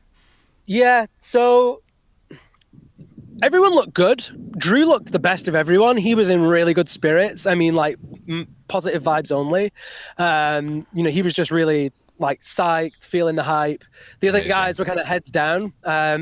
Everybody looked calm. Nobody looked stressed. And we were trying to fix that audio, so I wasn't able to see them on that. They kind of go out of Big Rock. Yes, sure. Will Newcomb. Look at that, local lad. Liam, we do know that Drew bridged to David Laney and actually came through the Big Rock aid station just ahead of him. So Drew does seem like he's moving really well. We could be teeing up for a strong second half for Drew. That's so interesting. I mean, I am literally, I don't even know. Like, I struggle with the yards, being a European, maybe 300 meters away from the Big Rock aid station. I'm really very close. You just can't see it. So that means, like, in that 300-meter stretch, Drew, like, flipping put the gun down and went for it. Like, that's not a big distance at all for him to take him over, blast through the aid station and get out. So that's impressive. Yeah. Wow. Because there was a small gap going in. Yeah, maybe also a benefit of having the hydration pack. Maybe he didn't stop and he just cruised through. Who knows? If he's got more fluid on him, I think they can see crew at Chicken Shack. Yeah. Aid station, and so if he's got 2 bottles filled, he's not going to need to stop to fill a handheld at that aid station. So it's very possible that some of that time, I mean, you can walk into an aid in first and walk out in 6th at some of these events. It's true. For sure. Well, not at this one. Eli was going way too fast. Yes. Yeah. So good. No one's walking in or out of any aid stations with Eli and Matt pushing at the front right now. Sending it.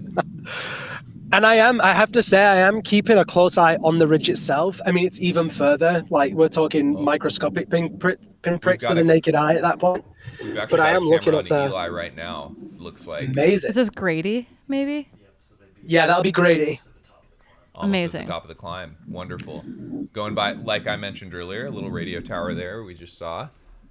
Little choppy footage, but great image quality.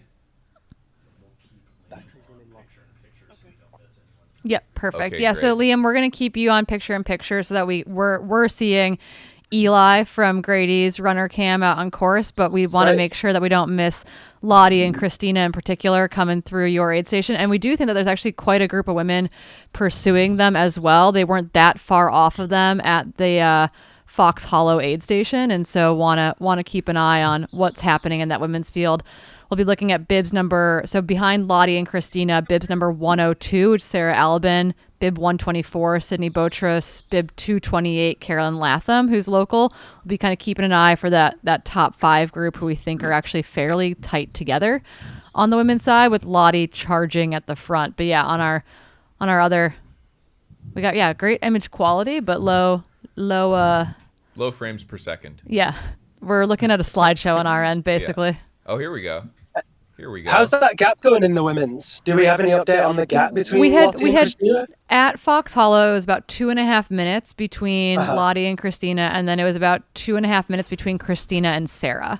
And then from there, it was kind of like bang, bang, bang, like, every 30 seconds to 60 seconds, we had another woman come in. So curious to see how that big climb out of Fox Hollow treated them. Yep. We've got some folks trickling. How are the vibes in the studio? How's it going over there, team? You two sound fantastic. Harmony Bowman just rolled in. Yeah. So it looks like they're kind of checking in to recharge batteries and whatnot, and then they're going to probably head back out. Abandon us again. They're here to eat donuts, really. Tim says he's here to Debo. recharge his phone. Debo's Dylan Bowman. Dude, are you going to do a quick interview? What's going on? All right, cool. Eli's looking good. Man, he's cruising. That's the nature of the course, though, right? How cool is that Dylan was just with me up here, and now he's back at Race HQ? Yes, guys. People are losing it in the field. That's amazing. Now, it's hard to tell from the live stream, but Eli's facial expression looks pretty calm. The dude is just so chill. Yeah, he looks locked in a good way. It's just, I can't get over what a relaxed athlete and racer he is. And again, I think that goes from being like, he's seen extreme sport at the highest level in a different sport. And so when you do that and then you come to something like trail can be extreme and intense and all that kind of stuff, but you're almost protected from a lot of that when you come in from another sporting background. Totally. Couldn't agree more. We might have a live studio interview here with the one and only. The destroyed Dylan Bowman. The destroyed Debo. Do I look like I've just... You look great, dude. You look wonderful. Refresh yourself. Now, I already cracked into one of these ketone IQ shots, Debo. You may need one here too. Yeah, we'll flip to a wider angle in studio so we can see Dylan. So do we have Morgan and Grady?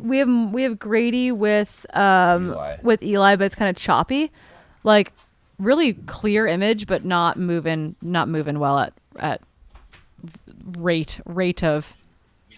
Well, guys. Not sure we have your audio yet, do we? Not quite. We're working on it. There it is. There's Eli. All right, so now Eli is maybe 3/4 of a mile down from the top of Big Rock Ridge here. Look at this day we are blessed with today. So good, bro. Dude, Eli, Sending it. my God. What a dude, talent. dude, what a talent. He is the past, present, and future of ultra running. I mean, I was trying we to got tell. Matt on the camera too. There's Matt. Anyway, it's a hard second half, and these guys are gassing, and it's not chilly out there. You know, this is the warmest day we've had all spring, so obviously still a lot of racing to go. But it feels like Eli's attacking every single climb.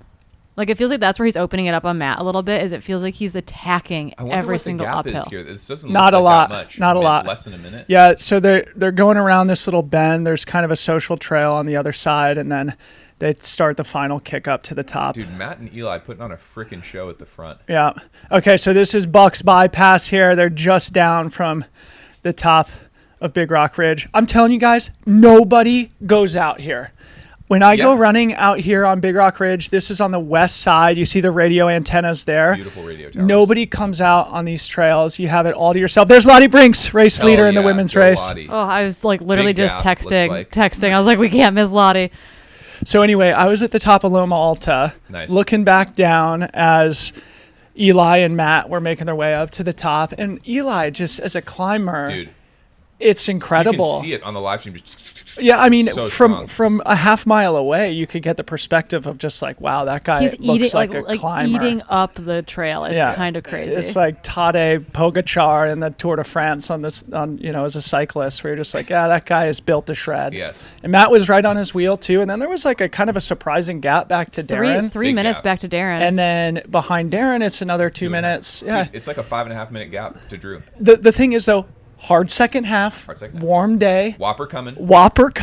And then you finish with the Andy Stone climb, which I'll tell you guys about. Here we are at the top of Big Rock Ridge. Oh my Patty goodness. O'Leary. The outside the studio is heating up. We got a Patty O'Leary. We got a Tim Tollefson covered in mud because he took a slide. Baby. We got an Arthur happy 1 years old. Arthur baby. Now Eli's really about to top out. Yeah, this is actually the top. Those radio towers are the true summit of Big Rock Ridge.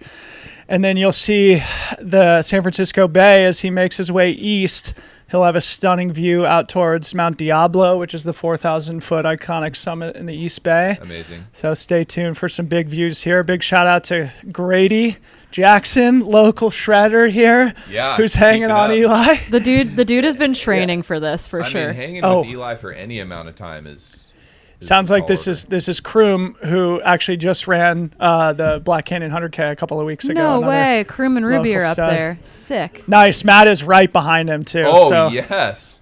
Let's go, Matt. Daniels, repping. How do you feel, Dylan, about him racing in the Big Alta T? I'm so pumped. He texted me yesterday. He's like, hey, is there any way I can buy a race T-shirt to run in it tomorrow? I was like, pink or green, bro? Pink or green? What size? 4. I was like, all right, come over to my house and pick it up. Hell yeah. He's like, so can I Venmo you? I was like, dude, you're not paying me for this T-shirt. Well, hey, a win would be payment enough, in the Big Alta shirt. Yeah, and then we'll be curious. So Lottie came through there looking really smooth. She had 2.5 minutes over Christina Randrup at the Fox Hollow aid station. We'll be curious to see what that gap looks like coming up to this section. And then we think Christina at that point also had a 2.5 minute gap back to Sarah Alabin.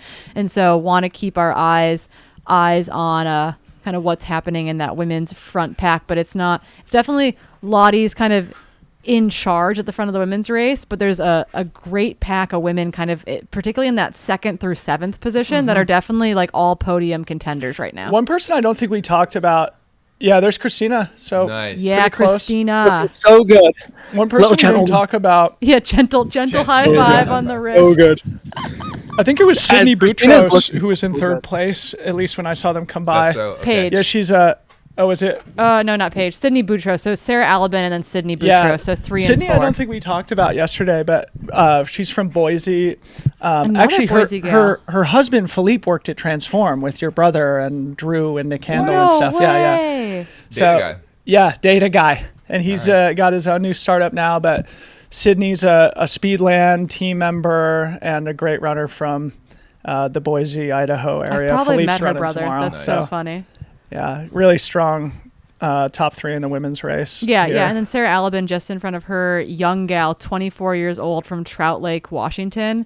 And I was joking that like no one is actually from Trout Lake, but Alex King is in the chat, and he is a Trout Lake OG original. His mom's a race director over there, or runs a really cool women's trail marathon. But yeah, Sarah Alabin is a Washington crusher, and she's I think in that 3rd position, just ahead of Sydney. Okay. And then Carolyn Latham, who's also local, is shredding in 5th right now. Awesome. She's so great. She and Patty O'Leary, who's standing here in my driveway, hosted an amazing film event. It's a who's who of the Bay Area, really, right? I mean, I'm just so pumped. You know, the community really turned out for us, and we couldn't have been blessed with a better day here. And yeah, anyway, I'm very grateful, very grateful.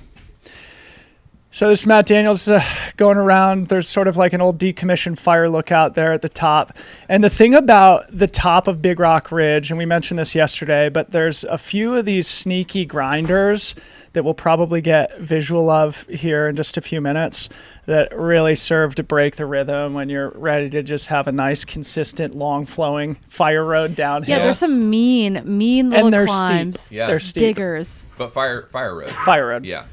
Yeah, we've got some nasty fire roads here in the Bay. I say we as if I like still reside here, but it does feel like home when you've spent so many years living in a place. And yeah.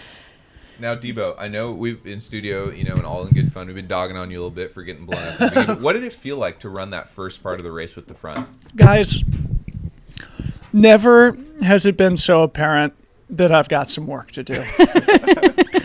It's like, come on, man. Like, I used to be up there with those guys, and I can't hang on for 3 miles in a 50K. It's embarrassing, man. On my own home trails. I'm like, I know this place. Like, but, so, here's another beautiful visual of Matt. But, you know, it's a hard race. Those guys were pushing, like, no joke. From the beginning.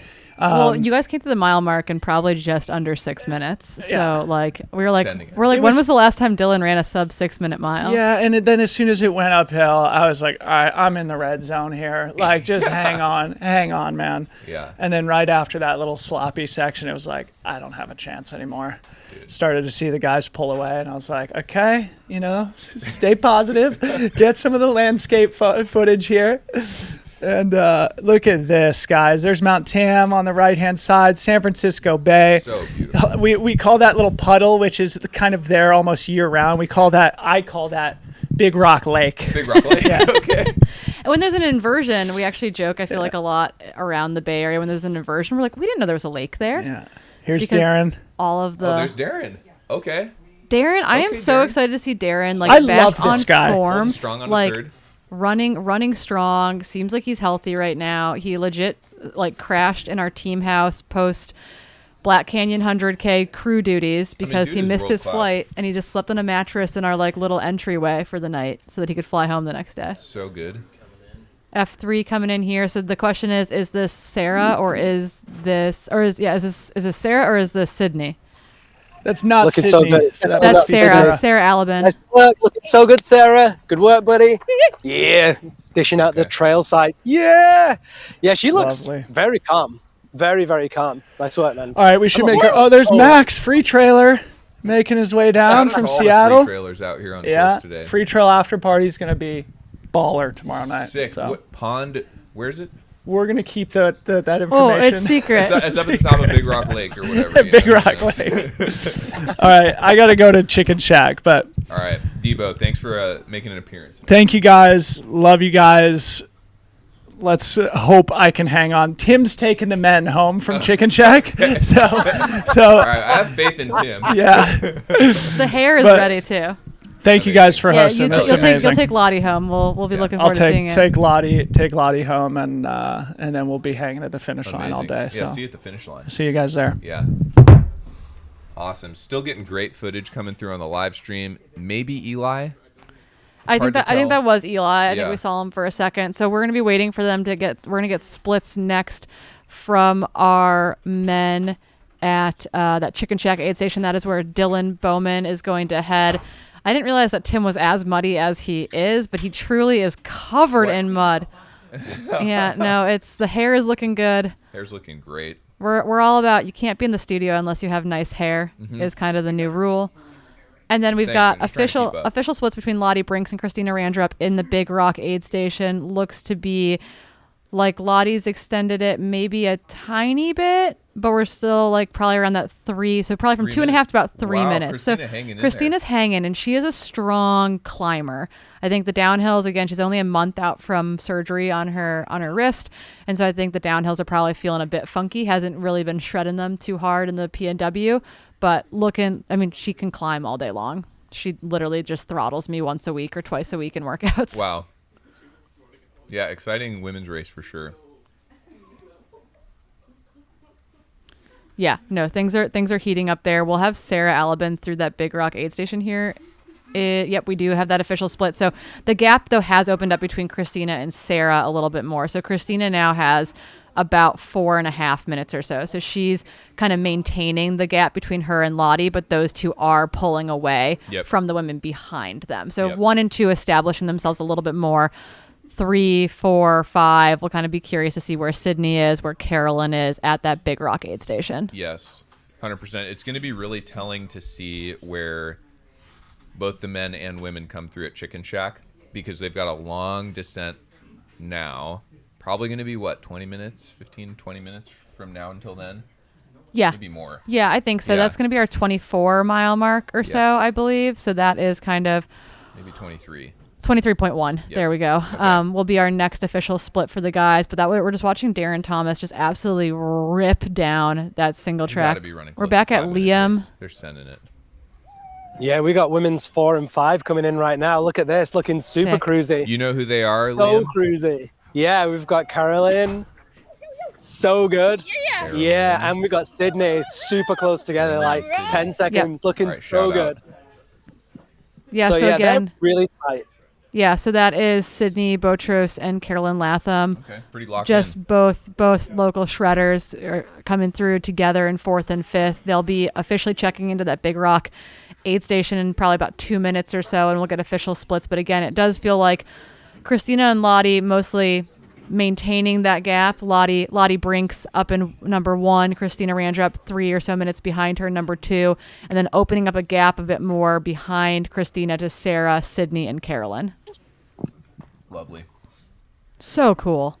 So cool. Best sport in the world. And we're going to get them coming out on that other side as well in a second, so you'll be able to see that gap a little bit better. You kind of get that foreshortened effect when they're running to the camera, but as they get that lateral view, you can really see how close they are. Yep. So it'll be interesting to see how close they are in the aid station. Keep an eye on the live stream, folks. Hashtag better than Boston. Yeah. Yes, looking so good. And we've got women's 6 coming in as well. We're going to keep the camera that way so you get Sydney and Carolyn coming out. But yeah, women's 6 is coming as well. Looking good. Yep. I love Devo so much. Gotcha. So just so everyone knows, if you feel bad for Dylan being dropped today at all, one thing you can do to make him feel better is in the description to this YouTube video, our YouTube live over on the Mountain Outpost, you will find a sign-up code for the Wings for Life. Join Dylan's team. I think it's $25, and it will make him feel so much better about being dropped today. Yep. May 5th, join Dylan's team, Wings for Life.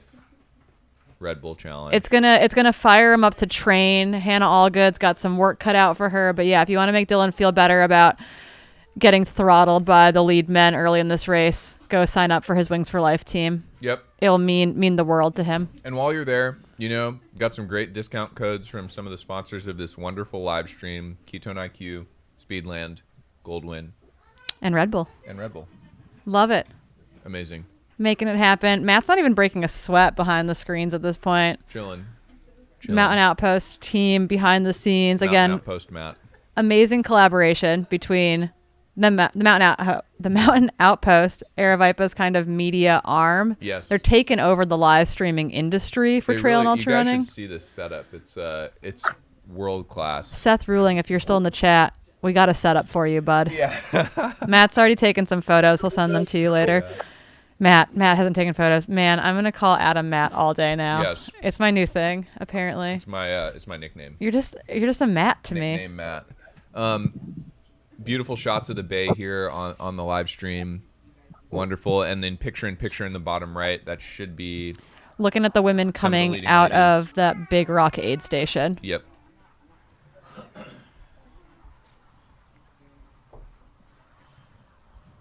Man, I'm not gonna lie.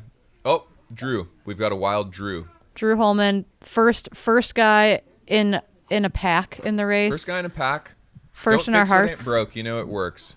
Yeah, first in our hearts. First in our hearts. Drew Looking Holman. good. Looks like he's got a haircut. So. Our U-Roy of the year. Dude, what a freaking joke, man. This guy gets third at States, fifth at States, fifth at Worlds. He can't. Wins Lake Sonoma. Can't get on U-Roy, man. These dudes are out to lunch. Anyway, sorry.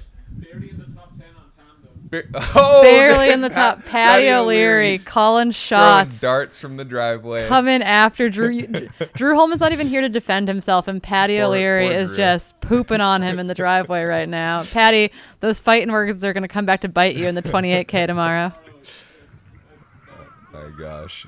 Yeah, people said that the course is calling for drone footage. Just so you all know, we sure hope it is. Yeah, we gotta say prayers for the permits. Now, is Drew still in fifth? Drew should be in fourth. So we Drew's in fourth. believe on the men's side. Just to recap, what's actually happening, since I've been told that we blather sometimes. That's okay. I'm only here to blather. But on the men's side, Eli Hemmings got a small gap over Matt Daniels. Eli charging every single uphill, trying to create more of a gap. Behind them, Darren Thomas. We had about a 3-minute gap between men's 1 and 2, back to 3. Darren Thomas, Reno guy.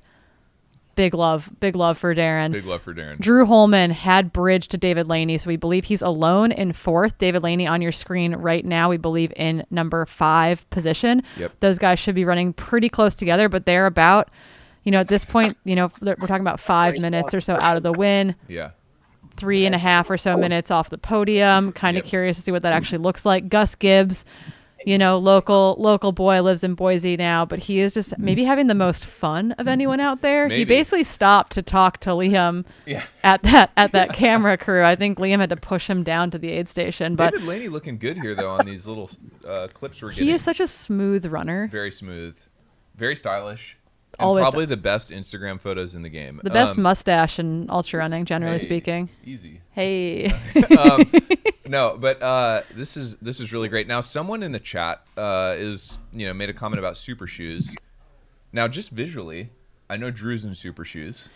I know Eli's in our iteration of a super shoe. He's in the Gravik Speed Ultra. I don't know about Darren. The Genesis is not a super shoe. The Solomon Genesis. What do we call? Yeah, what? They need some sort of plated element. Is that? I think that's a plated element. A plated element. Matt is in the regular old Speed Goat, so no plate. Yeah. So a mix. I think I would run in exactly what Eli's running in here. It's got enough traction. It's got great cushion. It's got that light strike foam. It feels real good underfoot. So the Speed Goat feels like the slowest shoe we could put on Matt, but he is so fast. He's very fast. It's got good grip. It's very comfortable, and I know that he's been dealing with kind of ongoing foot and lower leg stuff. He's had a little PF flare up lately. Yeah, and so if you got a PF flare up, this is the only shoe I could run downhill in when I've historically had PF in the past. Again, plantar fasciitis for those who don't love our jargon. But and as we were just talking about in the most recent Boulder Boys show, wear a shoe that works for your foot. Doesn't matter how light it is or freaking plate or not. Yeah. If it's not comfortable, it has to feel good. It's not going to work. It's one of those things where, we used to joke look good, feel good, run fast. It's no, truly, if you're uncomfortable, running fast is really darn hard. But Matt's still making this look really, Matt really is looking smooth. good in the pink Big Alta shirt, Yeah. Cotton tee out there today. Cotton t-shirt, man. This is a freaking race. I mean, it seems like he's still moving really well, and we're not sure about the gap between him and Eli, but from my run yesterday, I know they're working their way up maybe the second of 3 of these saw teeth that head down to the Chicken Shack aid station. So they still got a bunch of downhill running to go, but it's going to be fast. Yeah, we got that. We keep talking about the Whopper too. So again, they've got haven't made it there yet. When they're on this descent, there's a bunch of punchy uphills. I think that's probably what we just actually saw, like Matt rolling into a little bit there. Is that they're not very long. So you can see we're looking down at what Matt just came up, and it's maybe 200-foot climb, 300 but climb. They're steep. David, I think it might be even hiking there for a second. Like these fire roads are really, really punchy. Yep, he is. He's gonna hike this little thing. One of the best hikers in the peloton for sure. One of the best hikers in the peloton, but the dude can run like so fast. Yeah. So just like the camera will never do justice to how steep some of these elements are, and that's just like the way our brains work. But very, very punchy. And then once they make it down to Chicken Shack, then they're going to head towards the Whopper. The final, basically, they're on the last two climbs. Yep. We call it a social trail, in air quotes, I guess. A social trail being like it's not necessarily a maintained trail. Exactly. It's mostly used by local mountain bikers, etc. That's what you're going to see them kind of ascend, and then we'll definitely have cameras, I think, coming back that will head up from the finish line to try to bring people in on that final downhill. Yep. Amazing. Yep. Great insight from Brett Hornig, aka Conversational Pace, on some of the foam compounds of some of the shoes on some of the front runners here today. Yeah. It's and again, why super shoes are so effective on the roads, right? Is because you have a very consistent surface. So the forces that are coming back up at you from the ground are very repeatable, are very predictable. And why some of the early iterations of a quote unquote super shoe in the trail space have had so many issues is because what we're running on terrain wise is not predictable. Yep. The way that reverbs into your lower leg, etc., comes at wonky angles. And so there's Drew There's Drew. Oh, great Oh my shot, goodness. too. What's going on? That must be David just behind him. And a camera runner with David. That's right. Dang, David freaking Laney. David is look charging. Look at the arm carriage. He's running so fast. Unbelievable. Wow. So Drew, they're either both making up ground or David just is surging super hard to keep up. That's so great. Yeah, they're both running. Yep. Awesome. All right, we're gonna kick it over to Liam before he moves on here. Liam, can you hear us? Yes, I can hear you perfectly. How about you guys? Can you hear me? Yep. Awesome. Yeah, so we've actually now had the top 12 female athletes go through. That kind of bottom half of the top 10 is looking much more close together.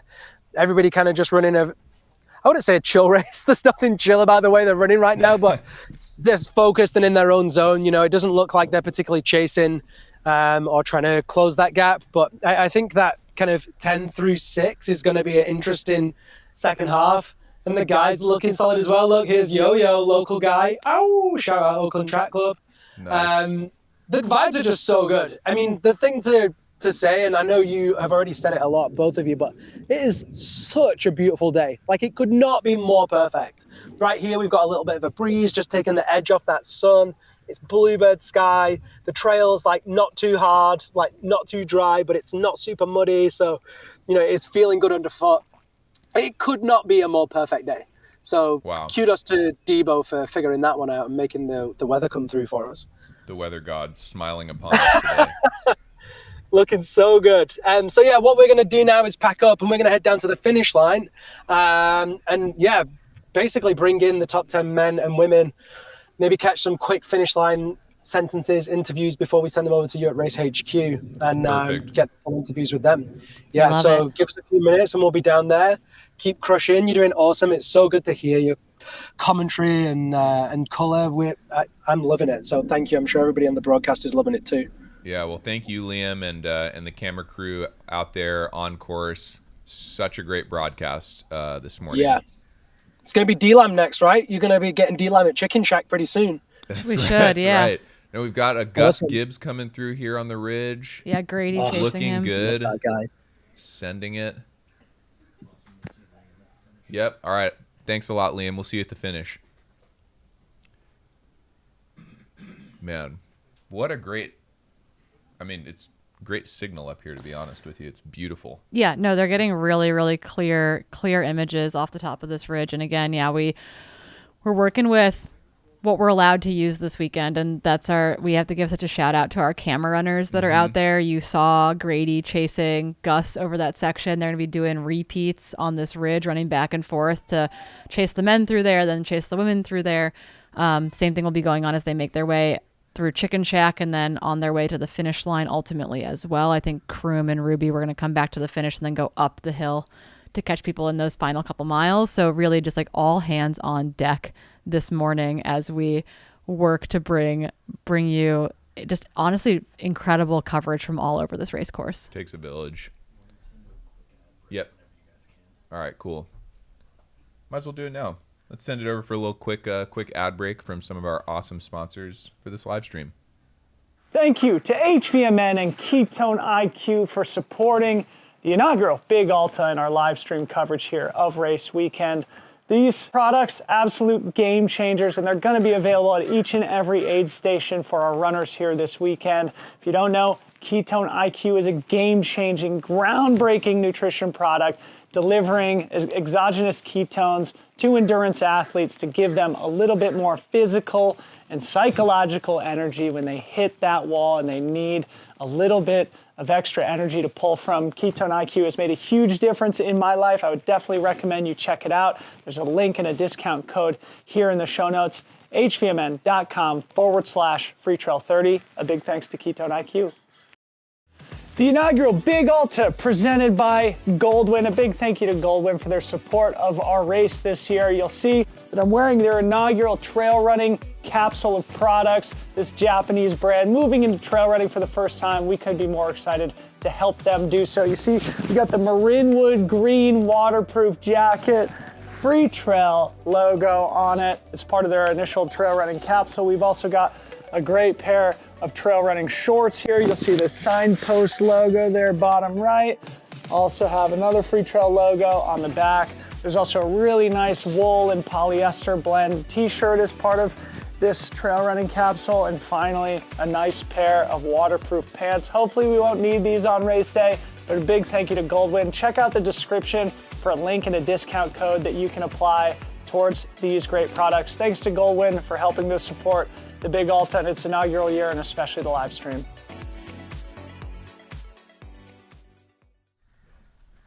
And we are back with a beautiful feed up.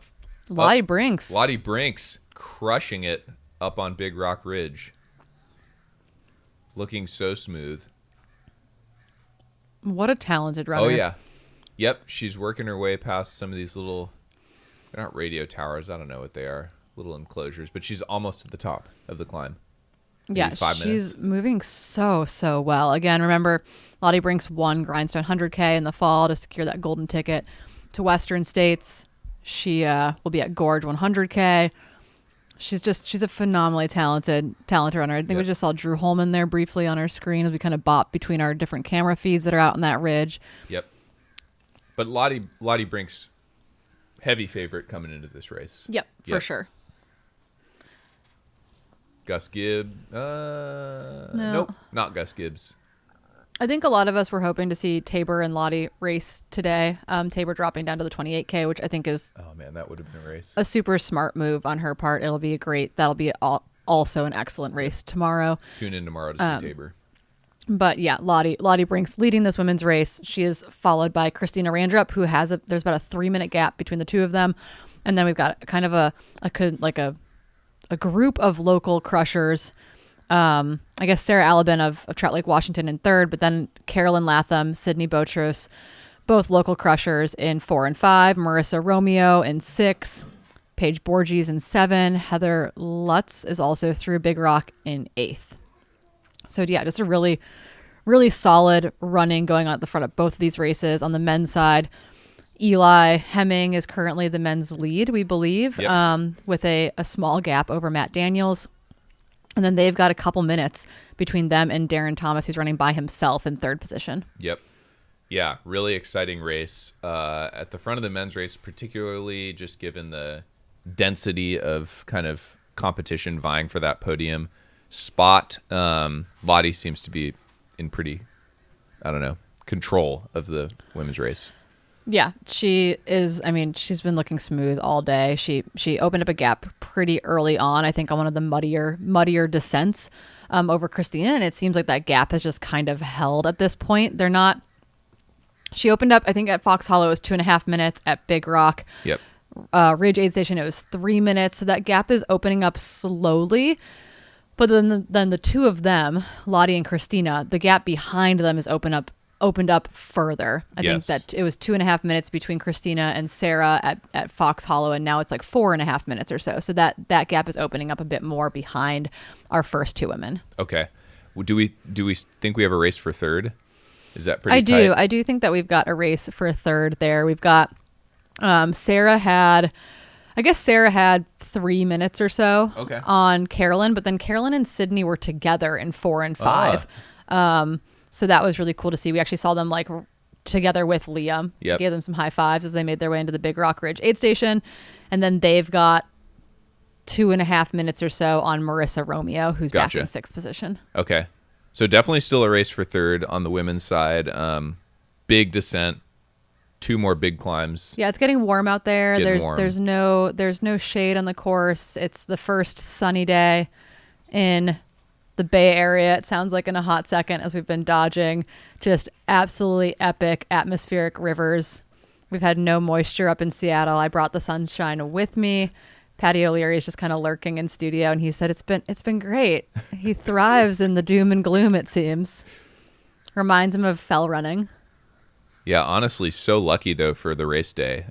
Would have been a totally different race dynamic if it was a downpour. Yeah, sloppy, like, oh my goodness. I don't think there's too much like clay style mud on on these trails like there is in the East Bay, where you can get really, really gross. But here, I think it's more sloppy than sticky. Yeah, well, certainly a picture perfect day here. Got a hiker out there up on top of the ridge. Yeah, and this wow, that was a lot of this, isn't not a sentence. This segment of the trails is really, really cool and yet very underutilized. I know that you said that you were out there yesterday and you ran into like basically no one. Yeah, like 5 people. I ran 15 miles. I saw 5 people. Yeah. It was crazy. It's kind of wild. No bikers. Are these open to mountain bikers? Did we say that? A lot of the stuff over in this zone in the Marinwood area and this northwestern portion of Marin is open to mountain bikers. We could use an e-biker on I think basically everything that they're on today. Okay. As a camera person, if we maybe had next year prepared thusly. Oh, there's some bikers on the feed right there. Yeah, so like the social trail that makes up the Whopper is predominantly used by local mountain bikers. Gotcha. Awesome. Here's Lottie Brinks topping out this this final climb to the top of Big Rock Ridge. Smile on her face. She just wishes that her dog was running with her, I'm sure. There's awesome. Morgan getting the shots. Again, Morgan and Grady, local couple, both crushers. I think when the bat signal went out to have volunteers, they stepped up immediately. Nice. We got a little thumbs up, I think, there in the screen. Man, shout out Bay Area. I didn't quite make it to packet pickup yesterday, but it was at SFRC, right? Yeah. Yeah, you could have gone and touched all of our stinky shoes from big events that we've run there. That's awesome. I hear that's quite the hub, the community hub. Yeah, it is. They've been a great place to hold events from, to start with a group run, to then turn it into a talk. The Saturday group runs start and finish there, and then everyone goes around back to like the super crunchy natural grocery store, and we just like gorge ourselves on liters of chocolate milk and burritos. And sounds idyllic. It's really like, I'm like gonna start tearing up. I'm like making eye contact with Patty as I talk about this. Like, I do really miss like our Bay Area community. The running community here is truly very special. Yeah. Well, and they're out in full force today. Yeah, we talked Anna Gibson into coming out for the TAM run on Wednesday. I won't be there, but I think Anna's going to do her first official TAM run with the crew on Wednesday. Nice. I think Dylan said he was going to do it too. So amazing. Yeah, he's on the record. But yeah, so right now on your screen, Lottie Brinks making quick work of this smooth kind of ridgetop running as she makes her way over towards what will be the Chicken Shack aid station. That's where Dylan and Tim have both headed. I think Dylan has officially passed the baton to Tim Tollefson to take the men in from Chicken Shack. That's right. Tim will be jumping in to follow Lottie and Christina on that section of the course. But yeah, everyone's in high spirits, and it's sunny and the birds are chirping, and we are just being treated to the most perfect spring day in the Bay Area. So good. That looks like Gus Gibbs on the camera now, descending. But yeah, we probably have an hour 15-ish remaining in the men's race. I mean, maybe it depends on if we have an hour and 15 minutes left, then I am the queen of predicting. That's right. The race. That's true. I still am holding strong to my 3:53 prediction. Patty, do you have a prediction for the men's winning time? 7,000 feet. Almost 8,000 though. I think 352 is pretty close. Yeah. 350. No, but with this field, 351. Okay. So Patty's specific Patty. at 351. I'm specific at 351, 28 seconds. David Lamb thought sub 345. David Lamb. I thought that was a hot take. He's an optimist. I said 345, so I feel pretty good about that. But 140 for the 28K. Here. Yeah. Our legs are ready for that. I think that who said that? I think Anna said that, right? Yeah. She thinks that you guys are talented, is what that means. Okay, we've got Eli into Chicken Shack. The question is, where's Matt? We're gonna be looking for splits there. Eli's into Chicken Shack. Supposedly into Chicken Shack. Supposedly, all right. Austin Meyer's freaking me out in the chat, man. I'm refreshing my tracking. Yeah, how do we know that? Just because of someone in the chat likes to mess with me too, so it could be fake news. But we do think we've got our men are going to be headed into Chicken Shack. We'll see if our cameras are ready on the ground there too. But yeah, looking for Eli and Matt Daniels to come into Chicken Shack. Hopefully it's a tight split because we've got a race for the win. Yeah, we're hoping things are tight there. Eli seems to be throwing digs on every single uphill. Yep. Patty's taking notes for his race strategy for tomorrow. Hard from the start. Oh, those were definitely Eli's calves. Oh, yeah. Tim's gimbal is just out of control. We're going to work on that. Tim. But stay with us. Tim is definitely on the attack. Yeah, so Eli Hemming is into Chicken Shack. Elapsed time 2:33:38. It looks like he's in and out of Chicken Shack. Absolutely. We do not smoking. yet have Matt Daniels through that aid station. Yep.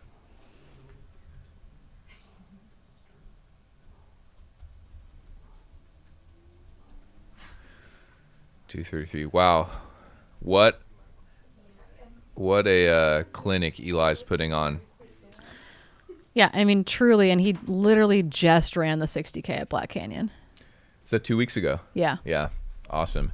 And we'll see here if we get a split from Matt, but we just keep clicking refresh like everyone else. We're just refreshing just like the rest of you guys. Yeah, someone asked this, Tim. Okay, Tim, we believe is still upright. He did take a big slide for life. He may have fallen again. Behind Lottie Brinks earlier in the mud, but Lottie looking so strong at the top of the ridge here. Just cruising in control of this women's race here. She must be she's a little over halfway through the course. So yeah, it looks like we're missing a camera for D Lamb at the Chicken Shack aid station. Okay, no worries. We're still getting things set up over at Chicken Shack, but Eli Hemming, and they knew they'd be tight at that aid station too, so that's what we're just cruising on the bike path back to his triathlon days. I mean, just looks right at home. Yeah, M2 also through Chicken Shack. Let's see what that official split is. It's not showing up on the system, but we do have confirmation from David Lamb at Chicken Shack that Matt Daniels M2 is through the 23.1 mile aid station. There's Christina Randrup up on the ridge. Okay, go Christina. Oh, but a ways back, I think. Like she's not even to the radio towers yet. Yeah. Yeah, looks like this gap has opened up a bit more. Maybe like 5 to 10 minutes. We'll see. Yeah, she's still moving super, super smoothly. Looking great.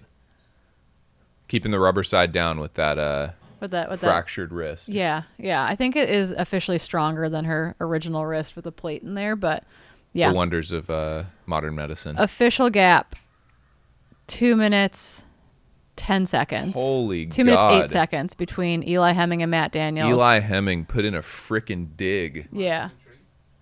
He came, so we got 2:33.38 and 2:35.46. Damn. At mile 23. And Eli sipping some of his extra concentrated drink. Wow, unbelievable. Yeah, so that's a gap of just over. Just under 3 minutes. Just over 2 minutes. Just over 2 minutes. Okay. Yeah. Super exciting racing. So we saw there was probably around a minute or less gap at the top of the ridge, and now there's over 2 minutes. So, yeah, Eli must have been flying on that descent or pushing those little climbs. I think it's the little climbs. Yeah. I think he probably put in an attack on every single one of those little climbs. And instead of like kind of easing over the top of them, I'm sure he pushed and attacked over the top of every single one of those little rollers, where we saw like David Laney like hiking for a moment on one of them. Yep. Eli, I think, probably had the hammer down on every single one, and that has rippled through the field behind him. So one more big climb for Eli coming out of this aid station, then he will enter the Whopper. Steep descent, steep climb, and then a final descent to the finish. So kind of maybe starting to smell the barn a little bit, you know. What does he have, like 9 miles to go?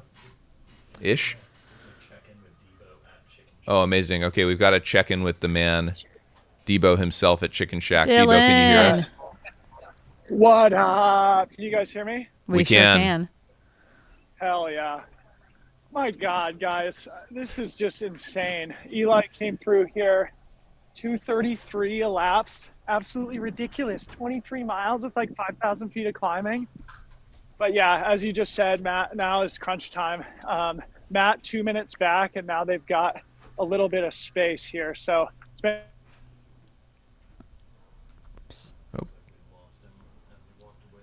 Yeah, I think he's walking out of service. We've lost Debo. Maybe he can turn around and go back to where he was, because that was perfect. Yeah, that was a great little spot. We'll see if he makes it back there. Yeah. But Eli looking great. Super smooth. And we did know that at Big Rock they had a 3-minute gap back to Darren Thomas. So Yes.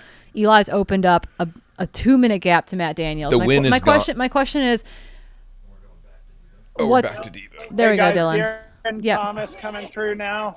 Okay. Darren Thomas coming through now. How does he look? One sec. How's he looking, Debo? I tried to turn my camera around here. Can you guys see him coming in? Oh, yeah, Yep, we can got see you. him. Here he is. He's got his crew ready. Yeah, Darren. Yeah, so my question is that that gap between him and Matt staying the same, but Eli has just put on a big boost at the front, or is that splintering kind of back to the field as well? This seems like a similar gap between Darren and Matt, based on our last split. We'll see. He's not through the. I think Eli's pulling away. I think Eli's pulling away too. Wow. All right. Darren through. 240 elapsed. 240.40. So Matt, about that gap's 7 opened minutes up. back of Eli. Yeah.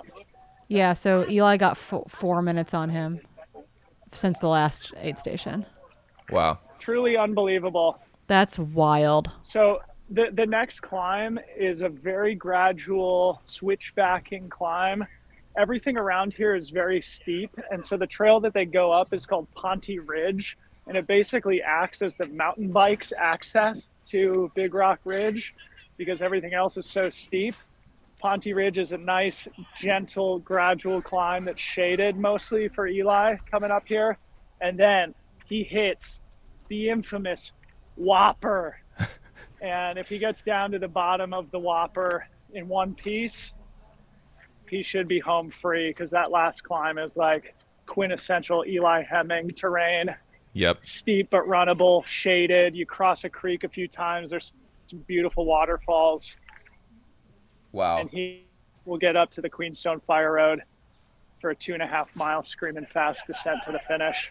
But Now, there's a vibe up here at Chicken Shack. This is the free trail aid station. So we got free trail heck aid yeah. up here. We got a bunch of free trailers helping people out, and we're Love having it. a great time. So, yeah.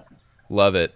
Man, well, it seems like this podium is getting fairly locked in here. Drew should be might the next be able guy. to contend for the podium, but I think Eli's pretty in command of the front of this race. I think it depends at all if Darren's falling apart. He didn't look like it, but Eli put on a big gap on both Matt and Darren. Matt also gained time over Darren, probably about a minute or so on that last section. Yep. And so my question is, like, Drew seemed to be moving up methodically, which is very Drew Holman of him. And I'm curious to see what that gap is between Drew and Darren.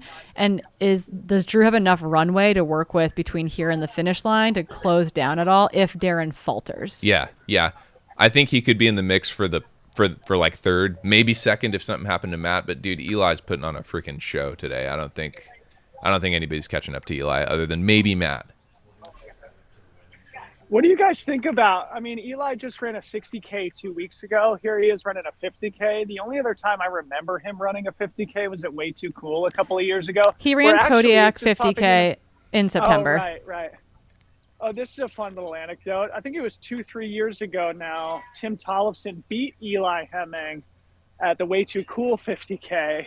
Yes. And I think it was kind of a nail biter. So now Tim's trying to keep up with Eli on this final climb. I don't know if Tim's gimbal's working right now. Like we said, Eli's the past, present, and future of the sport. But we do think we've got a camera back in our women's field. So I think we're going to bounce back to see that right now. Come back to me whenever. I'll be hanging. Okay, sounds good. We will. See you soon, Debo. All right, back to Lottie. Lottie Brinks here on the ridge. Still running super strong up. This is up one of these little sawteeth as they descend off of Big Rock Ridge. So making short work of this. If she keeps running like this, I think she's going to have a great result. I think she's going to be running away with this pretty smoothly. And then again, we'll see her back at the Gorge 100K in April in, just about 6 weeks. And then we'll see her at Western States, which is really, really exciting. So switching to maybe a little bit of a power hike here. Yeah, on the short, punchy climb. Again, the camera angle does not do it justice. Smart. These climbs aren't that long, but they are very punchy. We saw the very long, lanky David Laney also breaking into a power hike through one of these sections as well. So that says something about the grade that is out there. And also where we think Eli probably got some of that extra those bonus seconds was probably just like continuing to chew through these climbs. We'll have to check in with him in studio here if we can wrangle him for an interview after the race. I think we can. Well, we'll see. Okay, nice. Got eyes on Eli. The man himself. Nice. Looking good. Making his way up the climb after the Chicken Shack aid station 3. Maybe he's 25 miles in-ish. Yeah, that'd be my guess or so. That aid station split was from the 23.1 mile mark. I'll keep my eye on that too because we do Look at expect those calves. Man, Drew Holman should be the next guy through that aid station. Back to Lottie Brinks there. Using this moment of hiking to get in some nutrition is actually super smart. Very smart. Just like the pace is slowed a little bit.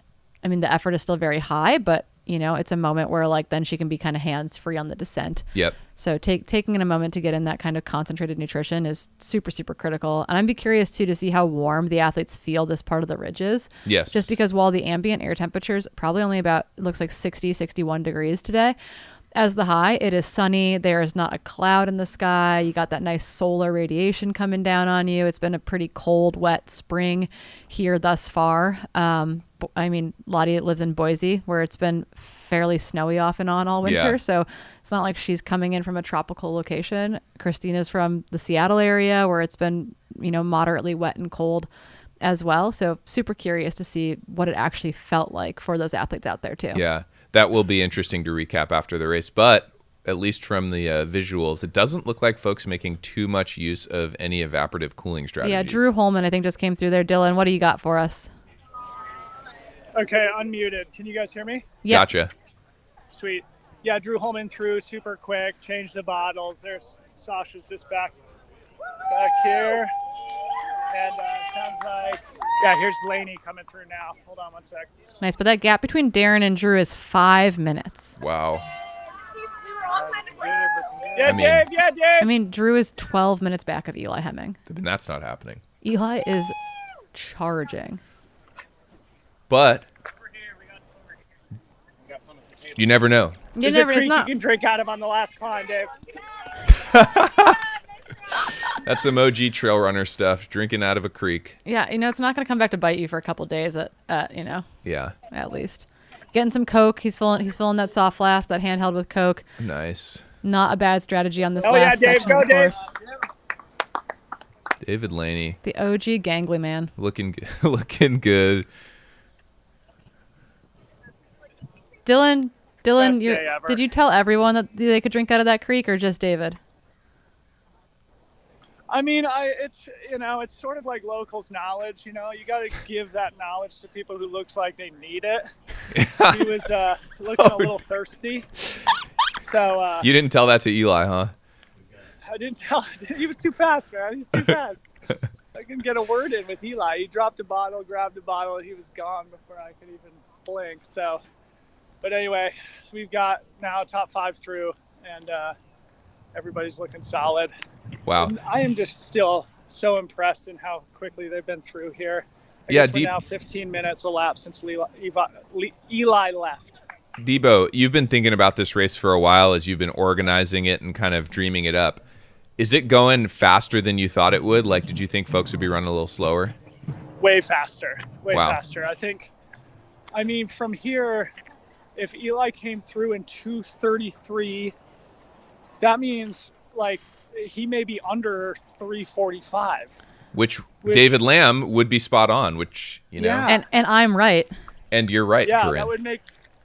that would give Corinne the victory lap. Yep. I don't know. I think I'm just getting old, and this new crop of professional athletes are just on a whole different level, man. The game has changed, and it was evidenced by the fact that I couldn't keep up for 3 miles this morning. But I'm just so excited that these guys would come and compete on our course. But 7,500 feet of climbing in 31 miles, and they're going to run probably under 3:45. Like, that's sick. It is obviously non-technical, fast California terrain, but still, that's so impressive. Yeah, you can talk to Moy about that non-technical muddy terrain, but I think we've got eyes on F3, so we're going to bop over to that camera here, too. Yeah. We'll cut back to you, Debo, in a few. But we're going to switch over to F3. Oh, Gus come in and then over to F3. The local boy needs a tiny bit of love. Let's go, Gus. You need a gel or anything? No, Okay.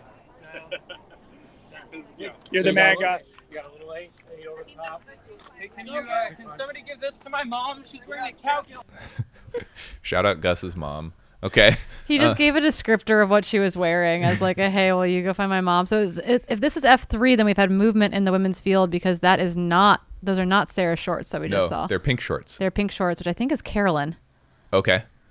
I think pink shorts is Carolyn Latham. So if that was F3, she has overtaken Sarah Alabin. So we'll try to get confirmation on shake up in the women's race. What's going on between our F3, 4, and 5.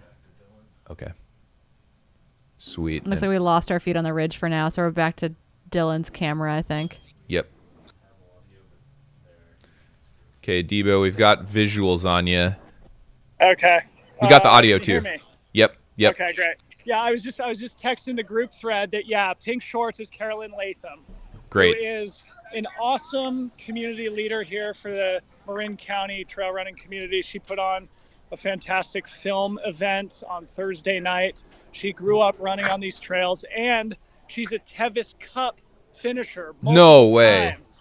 So she's still yet to get into Western States, but when she does, she'll be, I think she said, don't quote me on this, but something like she would be like the 3rd or the 5th woman to ever finish both Tevis and Western States, something like that. And just so for folks that don't know, awesome the Tevis Cup is the horse-ridden edition of the Western States 100. So same trail, just you're on a horse. Pretty insane. Insane. All right, we got eyes on Lottie. We're going to cut back to F1. Looking so good. Marinwood in the background, which you can see periodically here off to Lottie's right. That's the little neighborhood where the community center is, where Debo lives, where we are currently stationed. Yeah. Shots back down to Freetrail HQ. Exactly. Making it all happen. Yeah. Tell you what, as a California boy, myself, I know I am a Boulder boy, but I'm from California originally.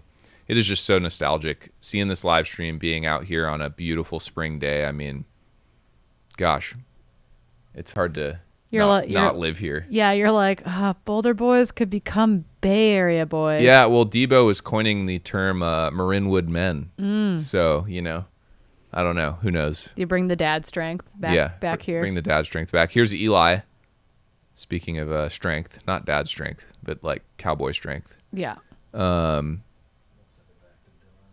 Cool. Beautiful manzanitas off to Eli's left. And I think the Whopper downhill has it's just kind of a bunch of manzanita. There's Christina making her Christina way up the climb. Randrup. All right. Got that arm brace, rocking that arm brace. Doing her thing. Looks like she's got a gel in hand there, trying to get some fuel in on this climb. It's definitely going to start to feel warm. People are definitely looking a little bit warmer. Yes. David Laney looked warm, hence the hey, there's a creek you can drink out of. He's almost done though. He'll be all right. He'll be okay. David Laney is nothing if not gritty. True words. But yeah, it's definitely warming up for folks out there. So getting that nutrition in well, staying on top of your hydration, all super, super important. But again, yeah, we'll have a Lottie Christina rehash at the Gorge Waterfalls 100K. Oh, a little rematch. Okay. In April. Yeah, that's shaping up to be quite a good field. It'll Christina be really fun. Stepping up to the 100K. Yeah, she hasn't run further than 100K, but she's done 100K before. Okay. But she hasn't done 100K, I think, since 2020. Early 2020. 4 years of growth. Just pre-pandemic. Yeah. Sick. So. All right, cool. We're gonna check back in with Debo here at Chicken Shack. Debo, you hear us? Yeah, I'm eating some potato chips. Good timing. Hell yeah. How they taste? Delicious. I got to get those electrolytes if I'm going to try and hang with Lottie. But I was just watching Lottie there, and it looked like she was on kind of the second grinder on the Queenstone Fire Road. And at the top of that, she would be hanging a left onto the Chicken Shack Fire Road, which would put her about 3 miles-ish from where I'm waiting for her here. Cool. Or take maybe about 20 minutes till we see Lottie down here at Chicken Shack. Okay. So, good intel. yeah. But yeah, I think it was Harmony who coined the term Marinwood men. We got to come up with something better than that, Yeah, it's well. like Lucas Valley dads or Big Rock dudes. We'll workshop it. Yeah, we got some time to workshop that one, team. Let's workshop it. All right, we're gonna head back to F2 here. Nice, Christina, looking good. Just cruising on top of Big Rock Ridge. Yeah, and I think at Big Rock aid station, Lottie was about 25 minutes behind Eli. So looking at oh, okay, when she might be coming through. Really? Yeah. So your kind of napkin math prediction was roughly right on. Yeah. Like kind a minute per mile ish. Yeah, hanging out around there. Okay. Wow. Nice. Yeah. I like it. I've been doing this for. You've been around the block, I've run a few races. Yeah. Cool. I've flailed along behind people before.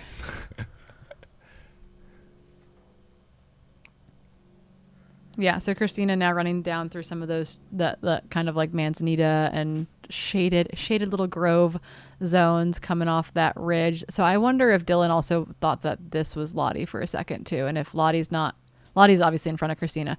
So wondering if she's a little bit closer to Chicken Shack. Yeah, could be. Than we think she is. Yeah. Would that make sense with your split prediction? I think so. Okay. I'm going with that then. Yeah. That's my plan. Bearded Trail guy, one of our stats guys in the audience, outside of Brett, I think is kind of one of our unofficial stats guys. Liam is, but just kind of looking at Eli's kind of average pace progressively over the course of the race. Wait, is his average pace 6:39? Yeah. No, for the whole course? Yeah. Dude, that is some next level crap. Which was what he was doing at Black Canyon too for the 60K. Yeah, but this is way more vert. At one point it was 6:06 averages or something. But this is way more vert. He's a monster. an aerobic monster. And he is literally actually.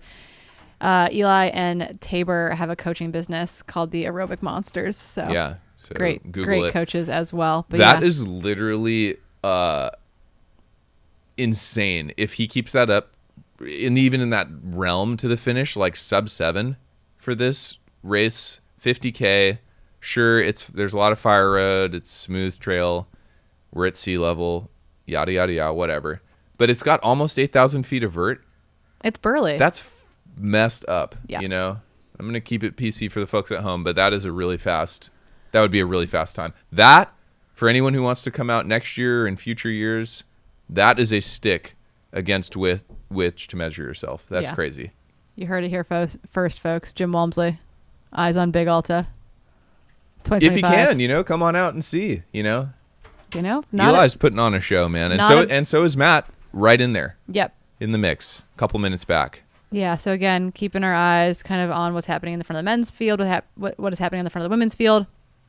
There's Christina kind of switching back and forth, it looks like. Yeah, that's Morgan filming on the run. So we got 2 camera runners with Christina. So you've got Morgan. They must be doing a little overlap pass off here. But yeah, Christina taking a moment to get in some nutrition. Also hike it out a little bit. Yeah. It's a really, really good way to make sure that you like take a moment to get the rest of that gel in, that you're not just like holding on to this packet for forever, you know. Be like, cool, I'm gonna hike so that I can eat this thing, and then I'm gonna get going again. She did over to that guy that is just behind her. She did overtake him on this section, so she's still moving in the right direction. You know, we're not all of a sudden seeing guys kind of start to come back by her as well. So she's moving forward in the field, which is always good to see.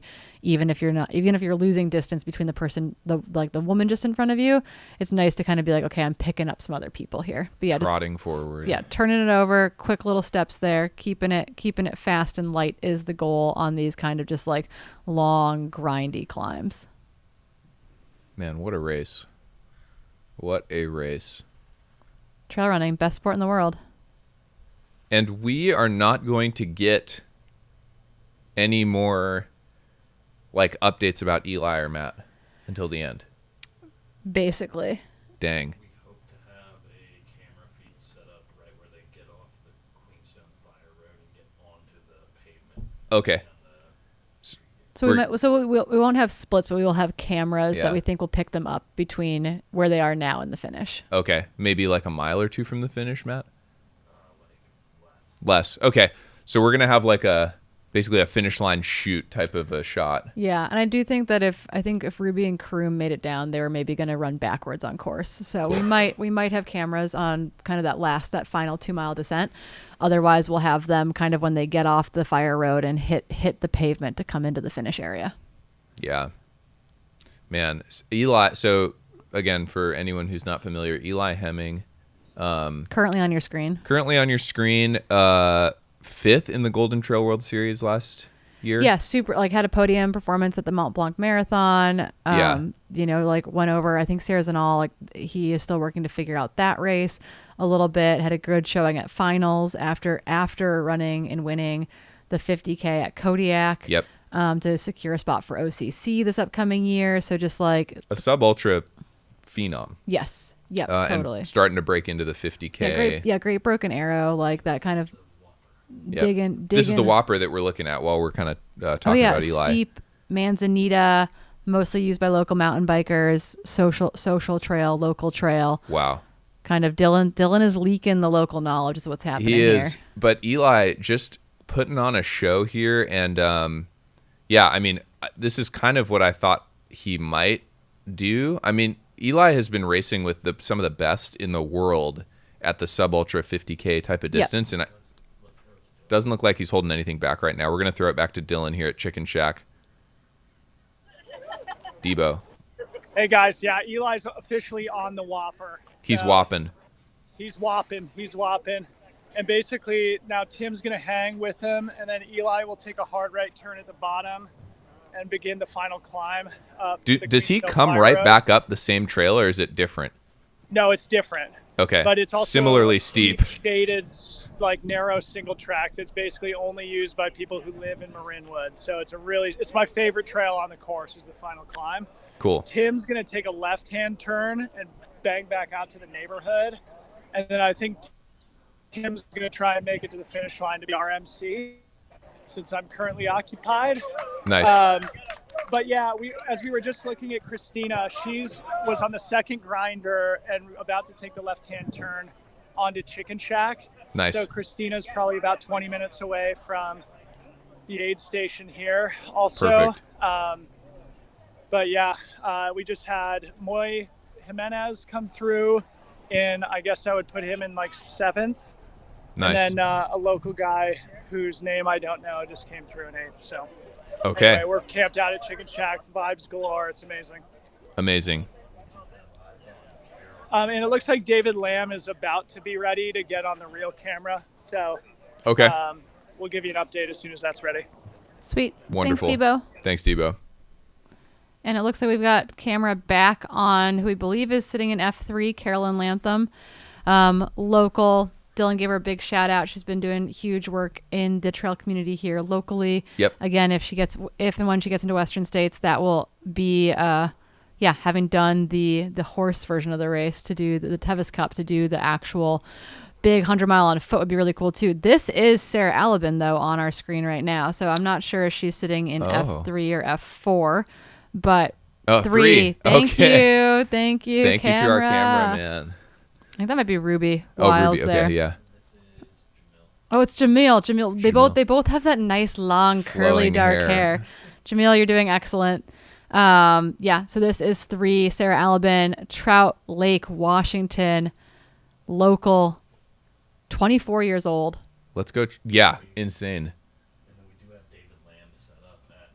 She's she looks really strong on this section. She might be making a push for I'd be curious.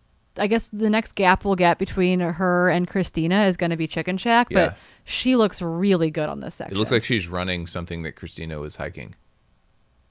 I could be wrong. Yeah, it's hard saying, not knowing, but she's looking really, really smooth. Her stride cadence looks a little bit less. Oh, she switched to the hike. Okay. Less not to say encumbered, but just looks a little bit more relaxed still is what I'd say. Yeah. Awesome. Okay, cool. Looks like we're bringing in David Lamb in picture here from Chicken Shack. David, can you hear us? Nah, he's muted. Okay. We got visuals on him. Yeah. Okay. It looks like they're almost ready though, which is great. Yeah, we got legends behind the cameras here today, folks. We've got locals stepping up, getting it done. We've got Jam on the cam. Jam on the cam. Out there making it happen because that man does not sleep. He was up playing with Starlinks, we're pretty sure, until well past midnight. Shout out Jamil, man. Nobody works harder. Cannot be stopped. Yeah, we want to give him some sort of award maybe we just have to name an award after him. Yes. Because we can't just give him an award every year. But yeah, making this happen with just an incredible team behind the scenes as well. But yeah, so just kind of recap what's happening on both sides. Right now, Eli Hemming putting on an absolute clinic just 2 weeks after a winning course record at the Black Canyon 60K. Currently well out in front of a very, very talented, very fast, racing in the Big Alta t-shirt, free agent Matt Daniels. They are being pursued then by Darren Thomas, but a gap has opened up significantly between all 3 of those guys. And then actually another 5-minute gap back to Drew Holman in 4th. On the women's side, Lottie Brinks continues to lead. Not quite a wire-to-wire lead because her and Christina, I think, shared the initial. That's true. The initial wire, but she for all intents and purposes. Yeah, she did break away pre-first aid station, let's say. So nearly wire-to-wire. She's opened up that gap a little bit more on Christina when they came through that Big Rock aid station. That gap there was about 3 minutes.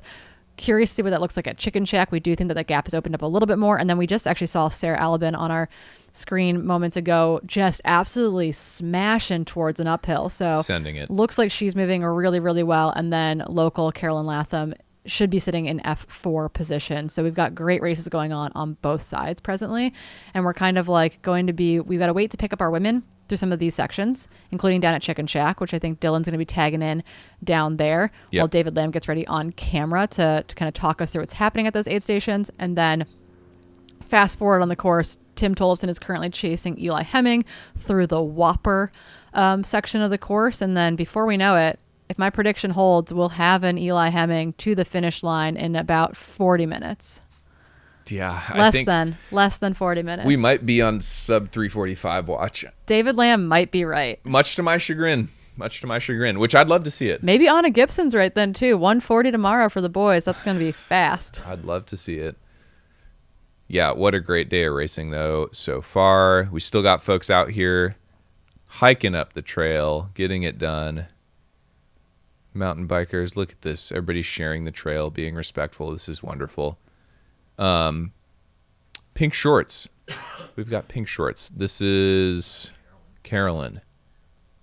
Marveling at the views. Looking good. Yeah, that's Ruby Wiles, who's been out on course filming for us. She's going to be writing a piece for Ultra Sign Up about kind of community and community-oriented kind of big races like this. So she's been out there filming for us today as well, out there with Kroom. Nice. And then, yeah, she'll be writing a piece for us and a piece for Ultra Sign Up about kind of like these community, like fueled racing projects. Love it. Yeah, super, super cool. So hopefully getting some good sound bites out there from the racers that she can use in her upcoming articles. But yeah, super happy to have our journalist on the ground soaking up the Freetrail Daybreak Mountain Outpost vibes. So good.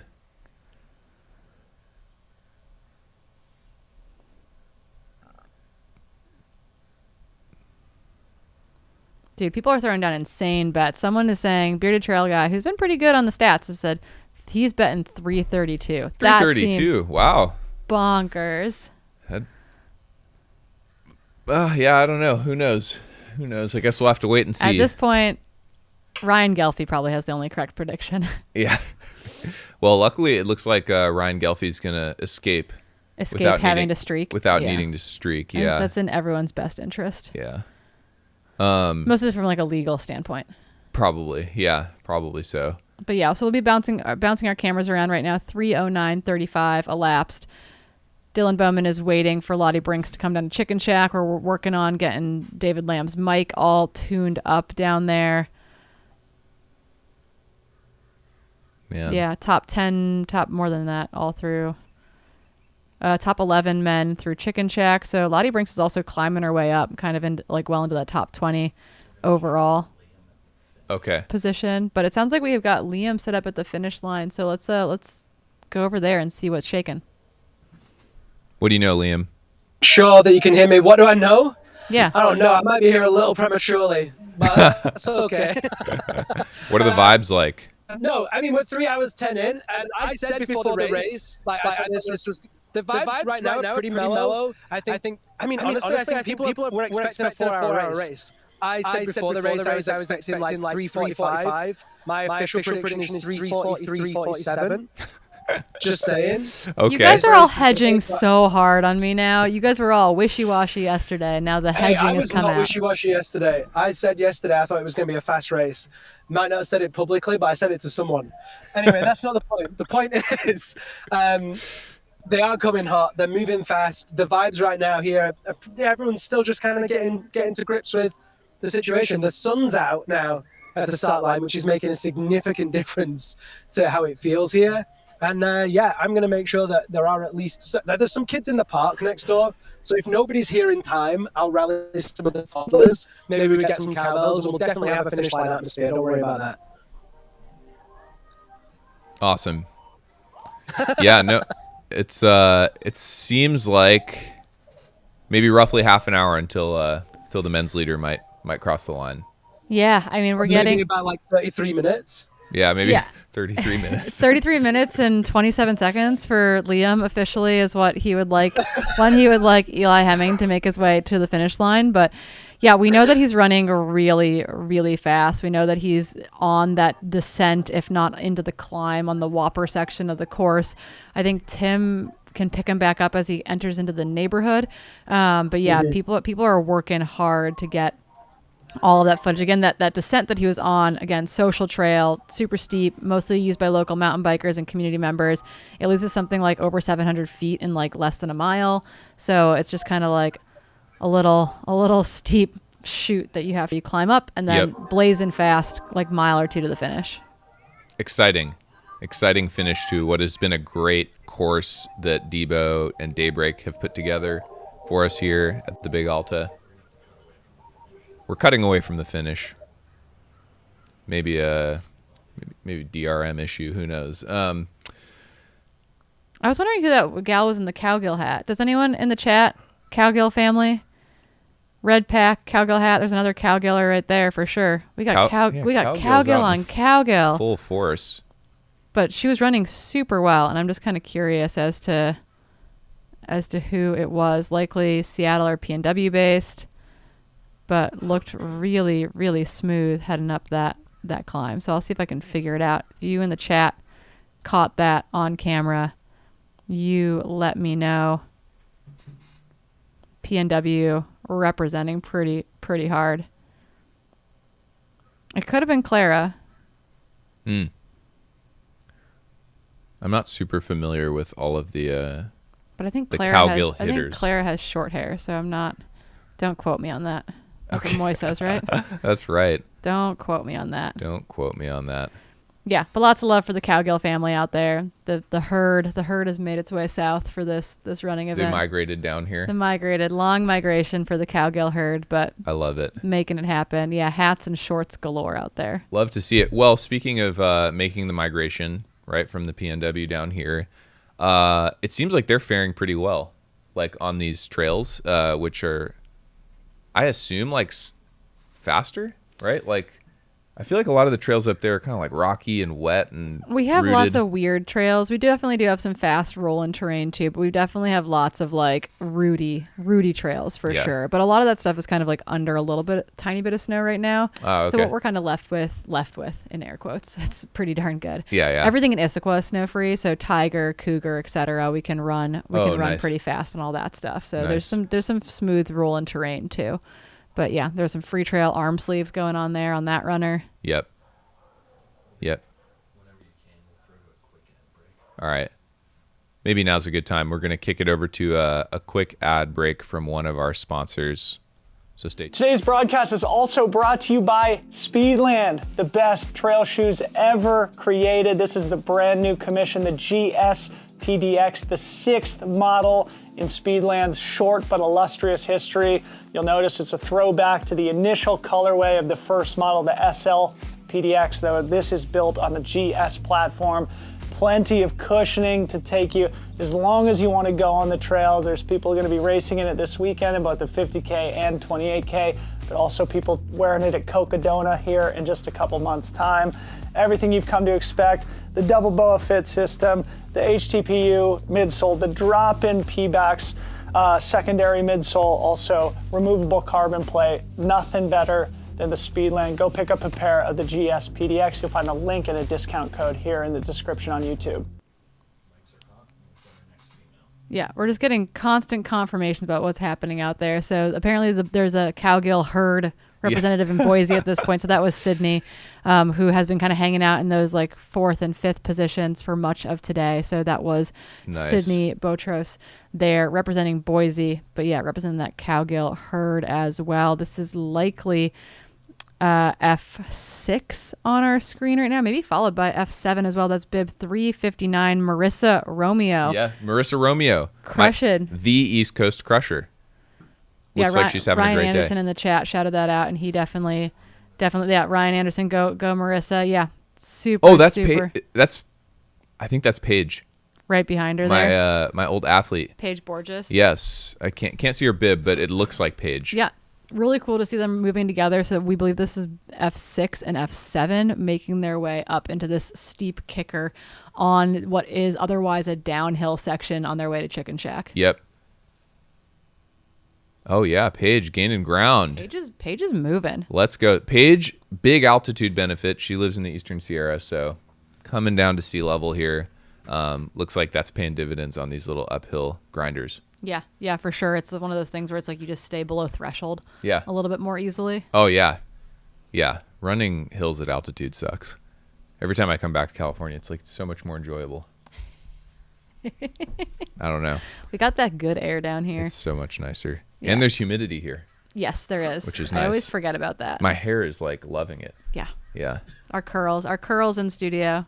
Yeah. Curls for the girls. The skin. Yeah. Everything. We're feeling well hydrated. Yeah.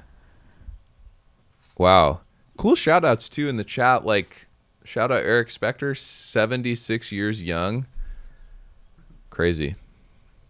Yeah. We've got some like Western States veterans in the race here, which is really, really cool. 76 running the 50K? Yeah. That is like goals. That's crazy. Yeah. That's like dad strength to the next level. Grandpa strength, maybe even. I love it. Maybe even great grandpa strength. Wild. But yeah, someone said that, hey, this looks a lot like the Sonoma 50K course, like the Sonoma 50K course. Like, how close are we? And we're on the northern end of Marin for sure, but you still have to go a little bit further north to get truly into wine country. That's right. But similar, green rolling hills, fire roads. The trees like really start to look very similar up here for sure. So less like more ferns on the south side of Tam, more rolling hills on the. Yeah, these are California live oaks that you're seeing on the right here on screen now. They're beautiful. So beautiful. There's even some flowers peeping out that you can't really see on the camera, but when you're out on the trails, it's the poppies starting to pop a little bit. Are going off. Yeah, I know everyone's allergies flared up yesterday because it's not raining, and so the pollen count went up for everyone. There's citrus on the trees. It is full on spring, beautiful spring here in the northern part of West Marin, and it's feeling pretty darn nice. So nice. I'm being suckered in is what's happening. I've like missed the entire wet winter season that the Bay Area has had, and I'm like, it's so great. Just here for prime time, yeah. Yeah. So true. Yeah. So again, we're kind of in a holding pattern. A dark zone. I don't know what I'm trying to say exactly, but essentially we're waiting for Eli to make his way out of the Whopper to be on the kind of far side of that on his descent in towards the finish line. That's right. We got predictions as fast as people are saying, 332. We're thinking really 340, 345 is looking pretty good at this point. It is. You all said I was crazy, but we're pretty sure that's what we're... Well, look who turned out to be the crazy one. We're looking for. But yeah, so Eli Hemming, he had at last aid station, he had opened up a gap of 2 minutes over Matt Daniels, who had also kind of extended his gap from 3 to 4 minutes between Matt and Darren Thomas. So 7 minutes between first and third. And then Drew is back another 5 minutes from Darren Thomas, sitting in that 5th position, being pursued by a kind of warm looking David Laney, I would say. Yes. Hopefully he found that creek. Hopefully found that creek that Dylan told him about. Yep. And then Gus Gibbs and Moy kind of in that 6 and 7 position. Women so far, we're waiting for them to get to that Chicken Shack aid station. Hopefully we'll have audio and visual on them when they make their way down there. But that's going to be Lottie Brinks, Christina Randrup, Sarah Alabin, Carolyn Lantham. Looks like we got Lottie at Chicken Shack here, coming through hot. Oh, she's got her patch on her pack, too. I didn't even notice that. She's got the patch on the pack. Oh, my gosh. Arms up, vibes high. Oh, she is. Her and Dylan are just going to be running on vibes. Being followed by Debo. We got the Debo cam. Let's hope he can hang on here. He's had some potato chips. He's gotten his electrolytes back up. He should be good to go. So she's just leaving. Lottie Brinks, who you're seeing on screen now, is just leaving aid 3, about mile 23. Yep, Chicken Shack aid station. Chicken Shack aid station. So she's got a little bit of descending left, and then she's going to begin to enter the Whopper. The Whopper, which I don't know why we're calling it that. Maybe if you turn your head sideways, I don't know. I think it just stuck. We just decided that it was like upside down W. I don't know. Yeah, it was just kind of an aggressive bit of course. Very aggressive. I think it's the sound that you make when you enter it. Yep. And so, so for anyone who's just joined recently, we don't have like camera footage from or any timing mats from here to the finish. So we're gonna have a camera be picking up the men's leaders around mile 30, like right before they finish. So we're kind of in a dark zone. Yep.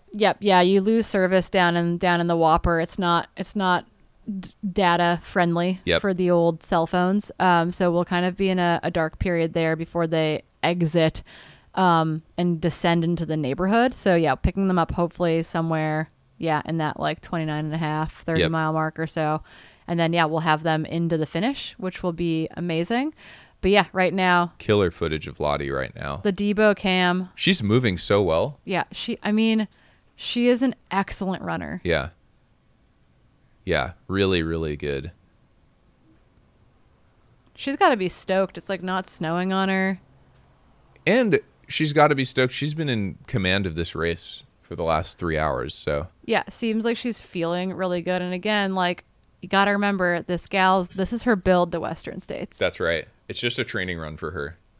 Like, honestly, like when you have something that big on your calendar, it's really kind of cool to be like, cool, I'm like just building through this fitness block. I'm like working on my weaknesses. I'm getting ready for this big thing. Yep. It's just, I don't know. I feel it can be a very grounding experience. Yeah. No pressure for her coming into this race. It's like zero pressure. Just for the community vibes. Having a conversation with Debo, it looks like. Yeah. We're gonna see if we can check in David. Okay. Yeah, we're seeing if we're going to get audio and visual from David Lamb back at Chicken Shack.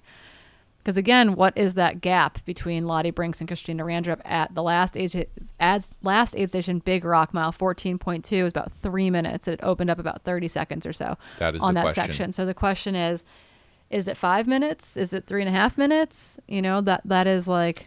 I feel like it's probably closer to 5. Hello.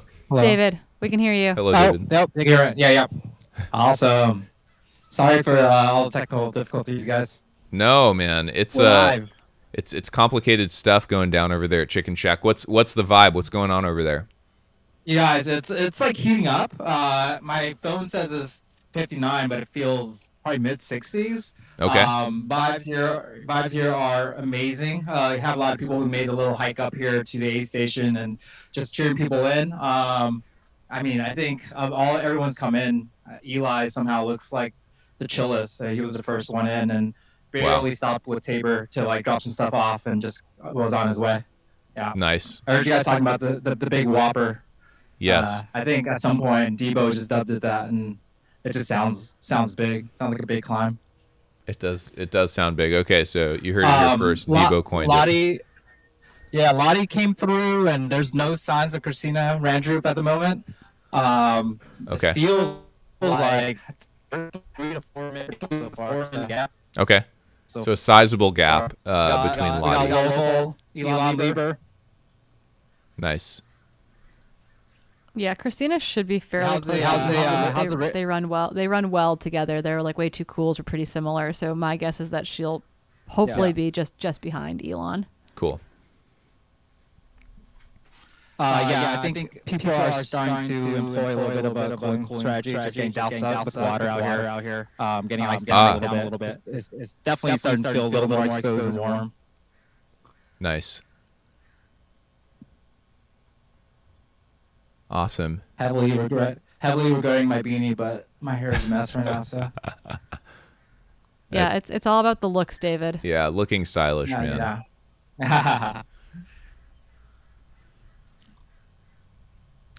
Yeah. Boulder Boys doing really well at the top. Boulder Boys are doing well. Yeah. Matt was extremely focused coming through. His wife Lauren just handed off some stuff, and he was on his way. I think of the top maybe 5 guys, Drew definitely spent the most time at this aid station. Not that he needed it. I think he was just like making sure that he had enough supplies for the trip home. Nice. Yeah. That's good intel. Yeah. Man, we've got we're on pins and needles here, waiting to see what will have transpired in the Whopper section. Yeah, like are people entering and not coming out? Are they getting chewed up by it and spit out? I'm very curious to see what actually It's definitely going to happens. spit somebody out. Yeah. Somebody's going to get chewed up and spit out. Maybe Drew. I think the thing about good at the bottom of the Whopper. We just David, we got an insider intel from Harmony from the bottom of the Whopper, and it sounds like Drew looked really good there. We did not get a split from Harmony, which is just mildly anecdotal. mildly not helpful. Anecdotally, Drew looked good. Drew Holman's running a Drew Holman type of race, I think. Just kind of biding some time and just gonna see what he could pick off at the end. He only knows one way. He is a closer. We got some Cowgill people coming through.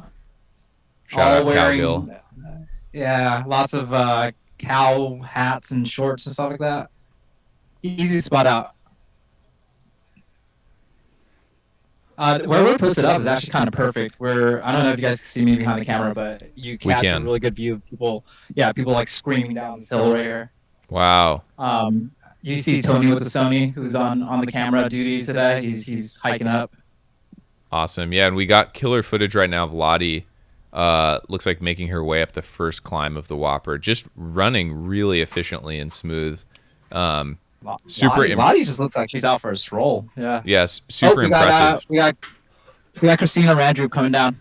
Okay, so nice. the gap has opened up. So from probably 3-ish minutes at the last checkpoint to we're looking at like closer to 7 or 8 minutes. Yep. Christina looks super happy, super fresh. Yeah, she's good. Good. Eyes on Eli. 328. It might be sub 340. Yeah, how's that sub 345 projection? Might be sub 340, man. I don't know. That's freaking unbelievable. Dude, David, you and I are the only I guess Liam technically is trying to call dibs on also being in that prediction group, but I think he's a little too late. No one could have fathomed. He had to predict it before the race started. He can't call a prediction mid-race. No, that's not fair. Not how that's an educated guess at that point, Liam. That's not a prediction. Now it looks like Liam and Adam after this. It looks like Eli Hemming on screen now, flying down the final descent in his shiny new Adidas. Those shoes are looking not like I'm not sure what they're called. Not dirty. Clearly they work well. Yeah, they're the Agravix Speed Ultra.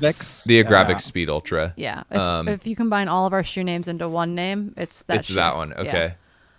Unbelievable though. I mean, I said might be on sub 345 watch. We might be on sub 340 watch, depending on where they are on course. It's crazy. The weather conditions definitely call for it. It's been, it feels a little warmer, like I mentioned earlier, but yeah, I mean, at this point, it's towards the end of the race, so they're just gonna rip it to the finish. Yep. It looks like absolutely perfect conditions out there. We obviously we had a splash cam early in the race. Tim Tollefson took a slip and slide on accident. Like it was definitely we saw Moy go down a couple times on the live camera, but it's just like otherwise looks perfect. Yeah, Christina's back looked very, very muddy, but other than that, everyone's staying upright hopefully and just moving along. Rubber side down. Yeah, got a Jacuzzi Boys Athletic Club coming through. Nice. It's Portland club historically. Yeah, looks like. Yeah, I think the split from out on course was that Eli came through the kind of the top of that fire road grade probably about 6 minutes ago. So he is like well on his way into I think it's a 2-mile descent off the top basically. So he's working his way. So maybe he's got roughly a mile left. I think he's going to be under 340. Dude. It looks like it. What can't Eli Hemming do? How frustrating is that when they're just so talented and nice? Are we going sub 415 for women? What are we thinking? I think I said 417 to 420 yesterday, and I think that still stands. Like I think it'll be a little bit slower than a minute per mile slower, just like due to like Eli being kind of like next gen, next level. But yeah, they are making moves out there. Yep. We got Patty O'Leary on camera here.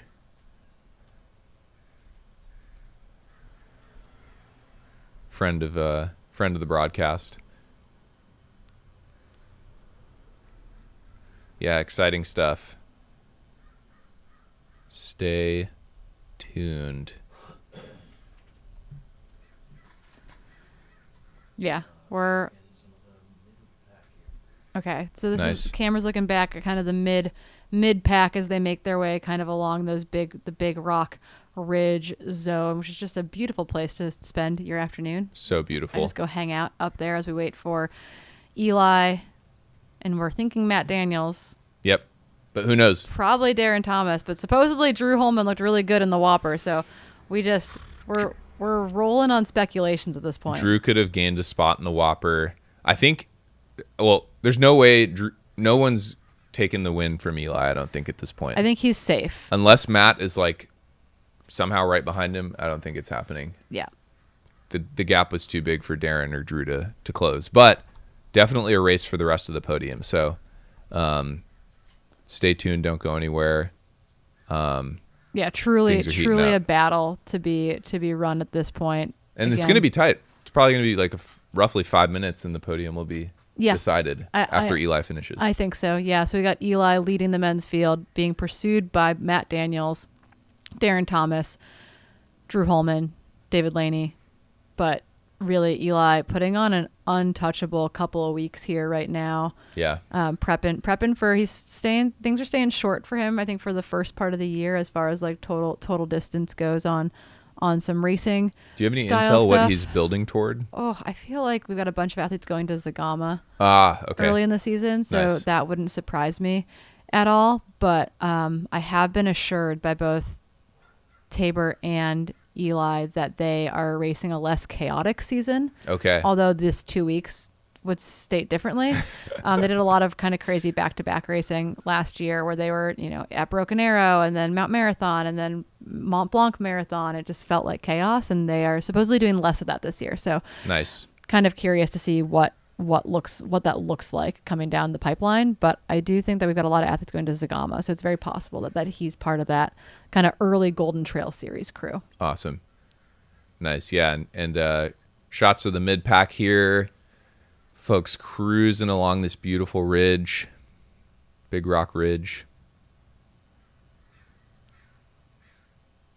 Back to Eli here, en route to what is likely going to be breaking the tape at the inaugural running of the Big Alta 50K. Set in a stout, I think it's it's kind of hard to call it a course record when it's the only known winning time. But I this think is going to be hard to beat. I think he's setting a time that will be very hard to beat in future iterations. Having Matt push him early, having Moy push him early, kind of having that jostling, I think will really have driven this to a very good time. Lottie Brinks on your screen right now. She's been leading wire to wire. Debo on the cam follow right now, making sure that Lottie Brinks makes her way through the Whopper on her way to win the inaugural Big Alta 50K. Now, is this a true 50K, or is it a couple extra miles? I think we're 30.8 miles. 30.8. All right. So I think we're technically, 400 meters short or something. But yeah, it's not a way too cool course. That is definitely short. And it's definitely not a 33 miler. So I think we're pretty darn close to being spot on for this one. Okay. Well, we'll see what he ends up clocking when he breaks the tape, but looks like we're going to be right around 3 hours and 40-ish minutes, he's doing great. which is a pretty blistering pace per mile. Yeah, everyone laughed at me when I threw out 3:45 as a time yesterday. Everyone said it's going to take 4 hours. Look who's laughing now. Yeah, it's you. me. It's you. It's me laughing. But yeah, look, so Lottie's still running smooth, moving past guys. Eating people up. Lottie's great. Yeah, she is running so smoothly. Oh, women through Chicken Shack? I think we've got three. Three women through Chicken Shack. Lottie, Christina, Sarah Alabin. And that gap between, so Lottie, then... Carolyn's coming through right now. So number F4 is coming through Chicken Shack right now, Carolyn Latham. So, Lottie Brinks came through there at 3:20 elapsed. Christina Randrup through there at 3:28 elapsed. Sarah Alabin through there in 3:34:30-ish elapsed, and now Carolyn Latham F4 on her way through Chicken Shack, that mile 23.1 aid station. I just saw Eli on tarmac. Ooh. All right. Eli Hemming, we got a finish line finish watch. line cam. Oh, damn, we might be sub 340 by a lot. Disgusting. Levi Miller's there. The Levi Miller's not disgusting. Levi Miller is there. Disgusting is a compliment when it comes to running really fast. And what Eli Hemming is doing is disgusting. This is too crazy. fast. But yeah, Levi Miller there carrying his son towards the finish line. Unbelievable. What a monster. 7:05 pace if he clocks at 3:38 with split. Nearly 8,000 feet of climbing. Crazy. What's the normalized grade adjusted pace on that? I have probably what's the gap? five. What's the gap on that? It's definitely sub 6 minute gap.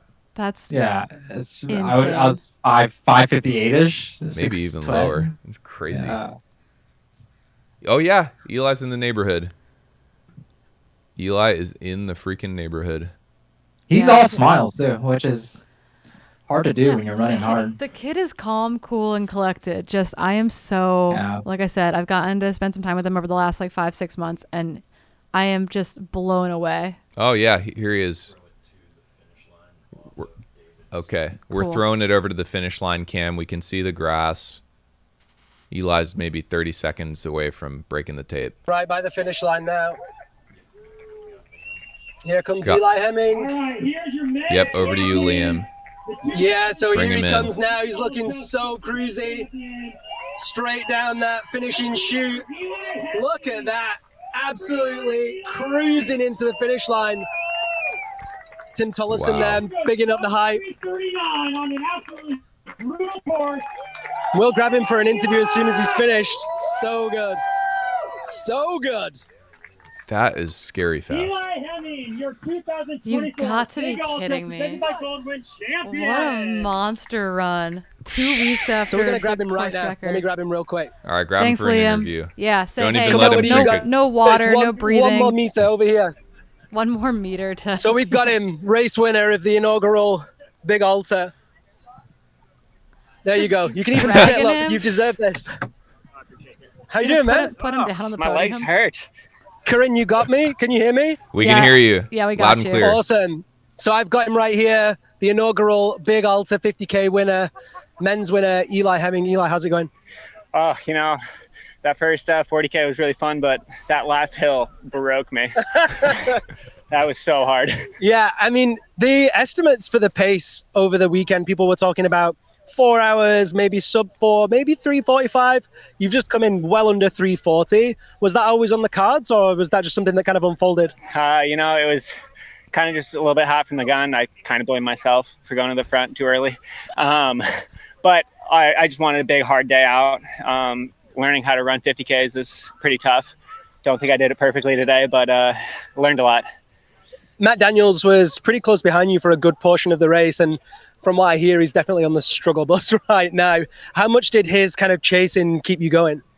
I knew he was right there the whole time. He passed me on that first long downhill, and he was just flying. I was kind of hoping he went too hard down that, if I'm being honest.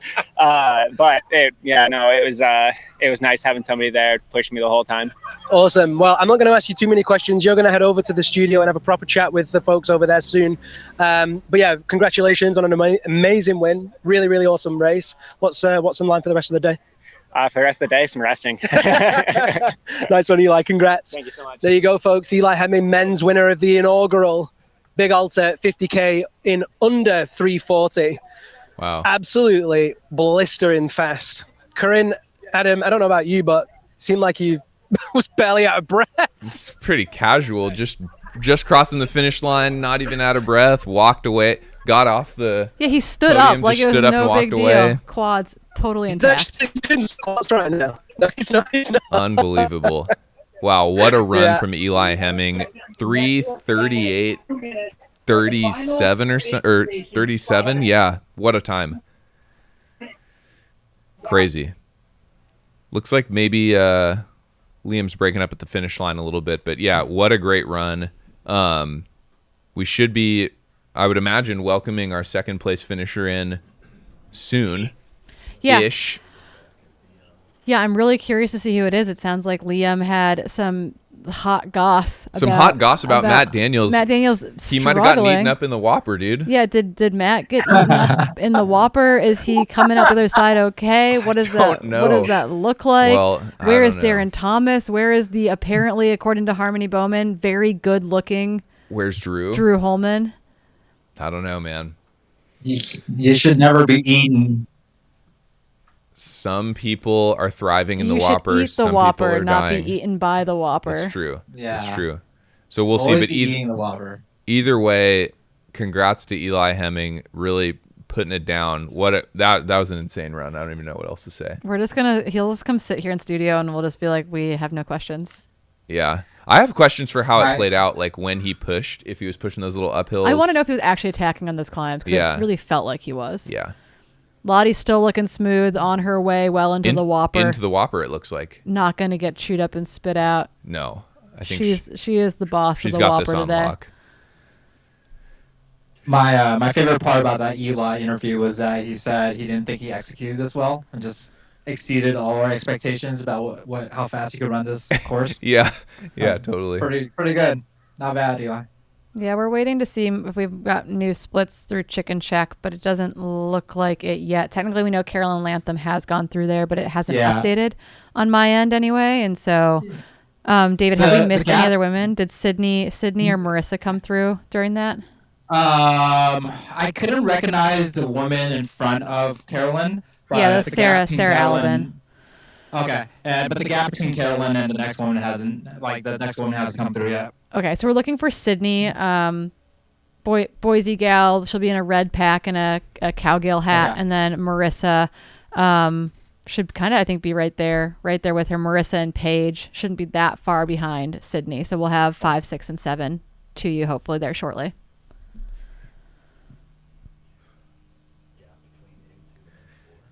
Yeah, I know. Yeah, real gap has opened up between Eli and the rest of the men's field right now. Yeah, it looks like there's a real race for the rest of the men's podium. About only a minute apart, it sounds like. So that gap between Matt and Darren has come down significantly. Or Matt and Drew. Where's Darren? We don't know. We don't know who's M3 and who's M4. Or M2 even, for that matter. Oh my goodness, it's all a mystery. M's. We sent them into the Whopper. We have no idea what's going to come out the other side. They're all coming out within 3 minutes of each other. Oh, roughly. dangerous racing for the men's podium right now. Very close together and very uncertain as to what's actually happening. The mystery. That's what you're here for. The mystery. Was it Sydney with the red pack you were mentioning? Yep, Sydney with the red pack. Yeah, she's coming through right now. Awesome. Looking great. Looking very strong. Yeah, should be F5. Super strong. Yeah. Lottie Brinks. She's coming in for a pack swap and then heading out on her way. Kind words in the chat. Drew Tote's going to be coming in screaming for second. Hey, that would be Drew behavior. Drew screaming from behind. Hammering the Whopper is very Drew behavior. Yeah. It's really is on brand. It's got his name on it. It's really on brand. Steep climb right at the end. Yeah. Yeah. He wants to make sure that they're all friends at the end of it, but is gonna throw some bows. But is gonna throw some bows. In Drew the knows Whopper, how to make it hurt more than anyone. Yeah, Eli wasn't even hurting. Yeah, he was off on his own today. Eli was just cruising. Ahead above the rest. Yes. I wonder. Technically, he's qualified for OCC. I wonder if we're going to see him bump to CCC because he has talked about maybe stepping up in distance this year, and I'm curious. Does that mean he's got a qualifier for either? Technically, he's certainly CCC material. Yeah. Yeah, I don't know. That'd be really interesting. That would be super interesting. Has he raced much over 5 hours at all? No, I think the 60K at Black Canyon was his longest race, longest running race to date. He almost cracked 4 hours on that. Yeah. It'd be a big jump up to CCC. I mean, double. But, I'd love to see it. Anyone can do it. It's the cowboy. I would love to see it. The actual cowboy. Yeah, full belief for sure. But he seems to be taking a very methodical approach to his, trail racing. Yeah. Really achieving an elite level at a given distance. Yeah. Yes, he does seem to kind of really want to execute at each step of the way. I guess. Question from the chat: what's the over/under on Drew puking at the finish? Okay, I think if Drew comes in second, he's definitely puking because he would have absolutely buried himself to do it. Yeah. I mean, that's a huge close. If he, it was 12 minutes. Rolled up Matt. It was 10 minutes. Yeah. It was 10 minutes at Chicken Shack. Yeah. Yeah. Oh, nasty. True Wow. woman. You're too. We don't deserve you. But like, where is everybody? Jeez, Eli just freaking Blew him apart. Coming in on 10 minutes between first and second. We went from a 2-minute gap to a 10-minute gap. Yeah, because he The came Whopper. in. The Whopper has done this 3:38.37. men's field dirty. Yeah, unbelievable. Only one escaped. Only from the one Whopper. escaped, and it was Eli. We need my goodness. we need a Whopper shirt for the next Big Alta race next year. Probably coming through in the next like free trail merch drop or something. Yeah. I don't know. Make it happen. Make it happen, Dylan Bowman. Yeah, come on, Debo. Respect the Whopper. Respect the Whopper. Respect the Whopper. Yeah, we're having problems. Credit to with Matt our on Chicken that Shack, one. aid station, women's update. Okay, the live track. We got another woman coming through. Sick. Who is it, David? Probably. It's like a teal shirt with a Solomon pack, a white Solomon pack, with some Tarek it's not shorts. your former athlete. It's not Is it Marissa? Melissa? Marissa. It's It is Marissa, Marissa. Romeo. Yeah. Yep. And then She's it should looking be great. Paige. Paige Borges. Borges should be the next woman in, and she'll be in red, I think. Yes. Back But to Lottie Lottie Brinks in control of this race, cruising the Whopper. Wow. And Debo hanging on. Oh my goodness. Has not been dropped yet. Digging deep here for the fans, for the Free Trail fam. Shout out Debo.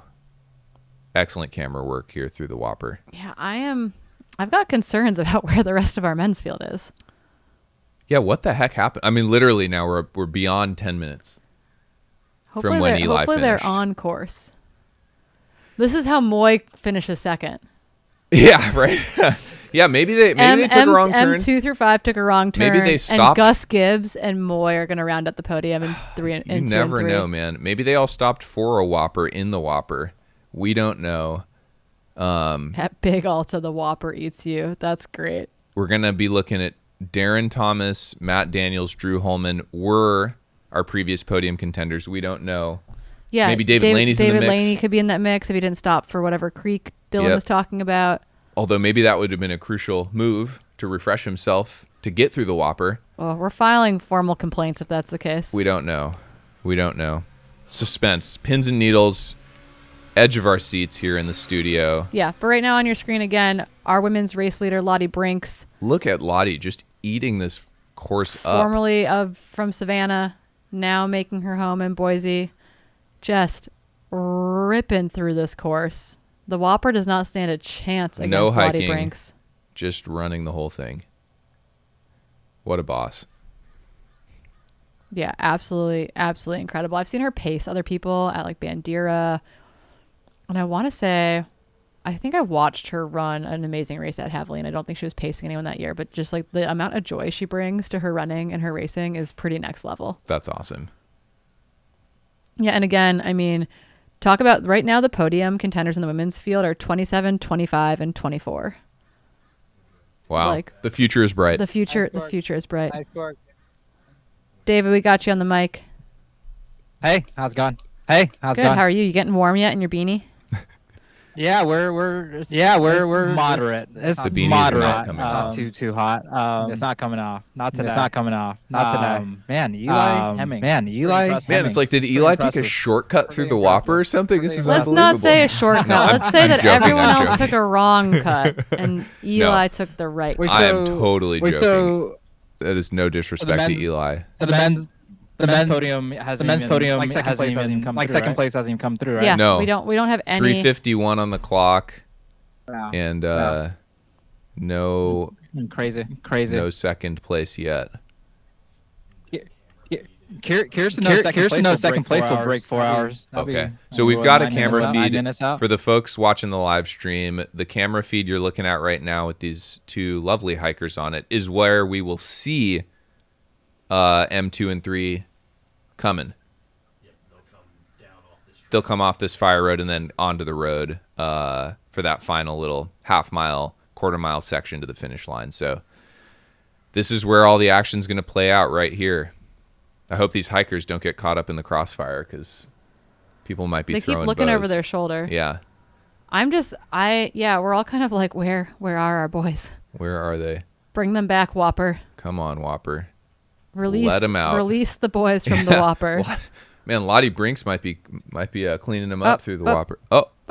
Oh. Darren Thomas? Darren Thomas, unless Drew threw his pack at someone. It's Darren. With the camera runner. Yeah, that's Darren. Yep. Darren Thomas. Do you have dirt on the front of him? Confirmed. Through the Whopper. Okay, so Matt Daniels has fallen back. Darren Thomas in second. We are looking for Drew Holman, Matt Daniels, and David Laney. Yep. Okay. Shout out Darren. So it looks like at this point got to be pretty confirmed. Darren's probably on pavement, and he will be a couple minutes away from the finishing shoot. He's very close to the finish at this point, but that's a man lock on alive, him too. What a performance by Eli Hemming. I'm so curious to hear from the rest of our men's podium too as to what happened in the Whopper. I mean, Eli Hemming with a 17 minute victory by the time that's said and done. That's next level. But Darren Thomas, great race from Darren, honestly. Pretty much in third all day and then ran up into a second place finish. So killer run from Darren. And first run back in a minute. Yeah, I mean, I think his first race back was pacing Trayson at Black Canyon, but this is like us seeing him on form for the first time in a while, which is really exciting. Super exciting. Here comes Matt Daniels. Big Alta rounding out the podium, maybe unless Drew's hot on his heels, but Matt Daniels making his way Matt down. Daniels M3 coming down the fire road now, sending it over to the finish line. Cam in picture here to bring Darren Thomas in for a second place finish. Matt's quads look worked. Yeah, well, they look whopped is what they look. But we got Darren coming in here for a finish. This is what a great race for second and third place here. Okay, we got that finish line audio here. I don't know if Liam's on the mic. I am on the mic, and I am like eagerly waiting, anticipating. Like everybody's eyes are just like through the trees, trying to figure out who it's going to be. I know you're saying Darren Thomas. There you go. It looks like confirmed Darren Thomas coming in now for a big finish, and he's still got 5 minutes to make it in sub 4. Amazing second place finish. There he is. I see him. So he's almost at the finish chute now. What an amazing race. What an incredible run. Here he comes, picking up the pace now for that big finish. And we're going to try and grab him for a quick chat as well. Yeah, Liam, if you can still hear us, you got to ask him what the heck happened in the Whopper. Yeah. Oh, no. We've lost Liam, but Darren Thomas, arms out. Big high five. 3:55.25 on the clock. That's closer to Smoking what many time. of you That's what predicted. I thought. Yeah, that's what I thought the win was going to be. But Mr. Hemming had other ideas. What he has to say. Nice. Great. We got Liam back on audio. Yeah, So Liam, we want to know what happened in the Whopper because the men seem to go in there and come out absolutely destroyed. So we've got a lot of speculation and curiosity burning up in the studio right now. Yeah. Uh-oh. Mic is low. Yeah, it's just coming from the camera. If the camera gets closer, it'll help. Is that better? We got you. Oh, we my got goodness. you. Perfect. There you go. Awesome. I figured out there's a little switch issue. Please sit on there. Technically, that's the first. No, I'm joking.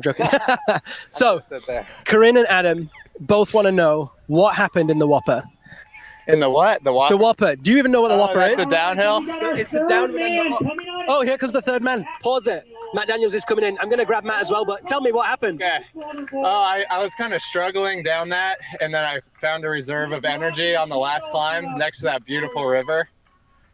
And Amazing. luckily, Matt was cramping. So the last downhill, I really had to work for it. And you were kind of in top 5 all morning, and then we weren't expecting to see you come through second. Was that something that your plan was, just to hang back, or you just kind of took an opportunity? I just couldn't keep up with Eli and Matt, and I was just trying the whole day. But just kept grinding and was able to get Matt at the end. Amazing. Well, here he comes. Congratulations. Let's turn around and give him a cheer as he comes in. Let's go, Matt. Absolute grind. Oh, cramping out there. Those digs that Eli threw were just heavy. Yeah, look at him. Oh, he's cramping. Should I ask him to come over? Yeah, get it. You got to get him to come over, dude. Okay, I'm gonna go get him. Give me 1 minute. Get that man a You chair. gotta put him down, not like down, like don't like This is put him under, peak- but like peak like, finish no, line like footage. put him in a wheelchair down, like not don't put him down. He's Liam, not- we need he's the not a interview. doggy. Oh man, Do this for the Free Trail fam. yeah, Liam, carry him. Oh my God, look at him. I mean, he's tall, but he's gangly. You can just lift Putting him up. it on for the Free Trail fam, rocking the Big Alta race shirt.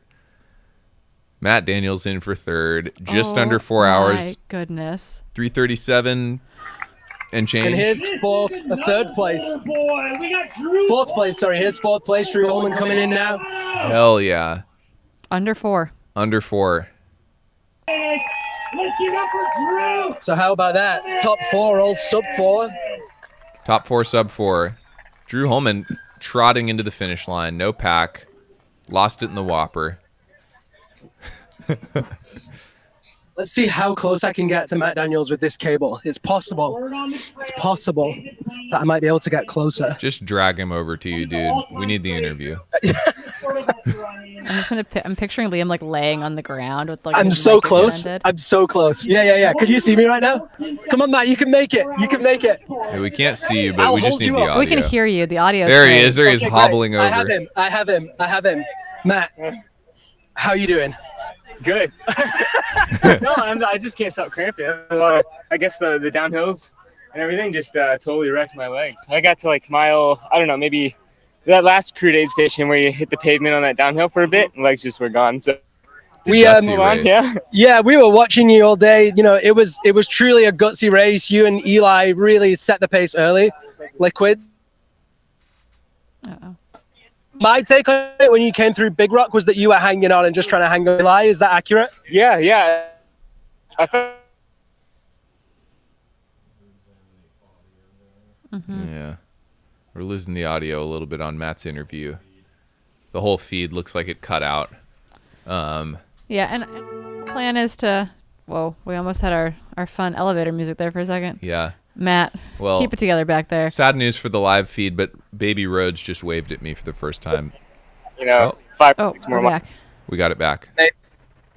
Have we got it back? Yeah, Yeah, we got we the do. audio back. Awesome. So Matt just said, they just lost us for a second, but he just said that he was aware that that Darren was coming behind him, but wasn't sure how far. But he was clocking 14-minute miles, and that was how he got caught. So clearly, Matt was very well and truly on the struggle bus in this Wow. last couple miles there. Yeah, it was just I just biomechanically could not move my legs. So, but I mean, great aerobically, being at sea level is awesome. But yeah, I just shredded my legs too early. Well, congratulations on a great race nonetheless. Everyone was super stoked and watching very closely. Made it very entertaining, so thank you so much. Yeah, man, thanks. There he goes, Matt Daniels. Oh my God, get that guy some electrolytes. Stat. Killer. How many minutes are we thinking for Lottie? Do we have a rough idea? My prediction had her finishing between 4:17 and 4:20. So maybe 15 minutes or so. 15, 20. She looked smooth. All the footage we had from her from Debo Yep. in the Whopper zone, she looked like she was moving really, really well. So Yeah. if that keeps up, Awesome. I'm thinking, that 4:17, 4:20-ish time mark. Looking really good. Liam, any chance of getting Drew on the mic, or is he gone? Yeah, that's what I was just thinking. I don't see him in this moment, but He I'm might be definitely going to puking. try and grab him. He's probably puking. Do we want on-camera puke, a bit of OCP, or are we thinking? I mean, that would be off-camera amazing. That would be Which is amazing if we also can get it on OCP. camera for I think the we might viewers at need home. a trigger warning if Yeah. we have Drew puking I on see him. camera. I do see him. He's just sat in the shade right now, so I'll go grab him, have a little chat with him, and then I'll give you a shout when I'm gonna get him on the camera. How about Yeah, that? sounds great. Love it. Thank you so much for the coverage, crew. You're absolutely smashing it. Thanks, Liam. And yeah, just for folks that are just joining the action here on the Big Alta 50K live stream, we had Eli Hemming coming in for the dub at 3 hours, 38 minutes and change. Then he had about a 15-minute gap, and Darren Thomas came in for that second place spot. I think it was like 3:55. Matt Daniels in 3:37. Drew just behind him. Drew Holman, top 4, just under 4 hours. So smoking times here at the Big Alta 50K inaugural running. Yeah, I'm just like looking at. I mean, Eli's kind of like next level. I mean, just like, wow, what an incredible run. Looking at Lottie Brinks was sitting in 16th overall at the Chicken Shack aid station, so we'll kind of keep our eyes on that. But she was at that point, you know, a good 40-ish minutes back from the lead men. 40. Yeah. Okay. So that Which gap makes has sense, extended out a little bit, which makes Yeah. sense. Eli ran really fast. That Yes. 4:20-ish finish time, I think, might still stand for the course. Yep. Nice. David Laney also looking like David the quads. Laney, let's go. Oh my God, no quads left. There are no quads left on that man. The Whopper. Oh my God. This is great footage, though. David Laney, one of the toughest Why to do ever we do do this it. sport? One of the toughest to ever do it, making his way to the finish line by hook or by crook. What a great run, though, for 5th. Yeah, great run. I think Rounding out the top 5 some here. of these guys did not run Black Canyon. They and opted to come here instead. And I think looking at these quads, I think this was They're shot. 50K is the right amount of damage, I think. Yeah. Great run, though, from David in a very strong field. Yep. All these guys running really lights out. Yeah, particularly when I think we think of him in more recent years as well, more of like a 100K, 100-mile guy versus charging at the 50K distance. A lot of the other guys race. Whoops. We got a car alarm going off here. You want to look, Matt, will you go see what car it is? Oh, no. we're good. We're good. I was going to say, because maybe it's my car. I don't know. Okay, car alarm's off. We actually had like 8 hours of Western States coverage where there was a car alarm going off at the high school, and it was super awesome for everyone involved. Well, luckily, that was brief. We should see David Laney coming into the finish line here fairly soon.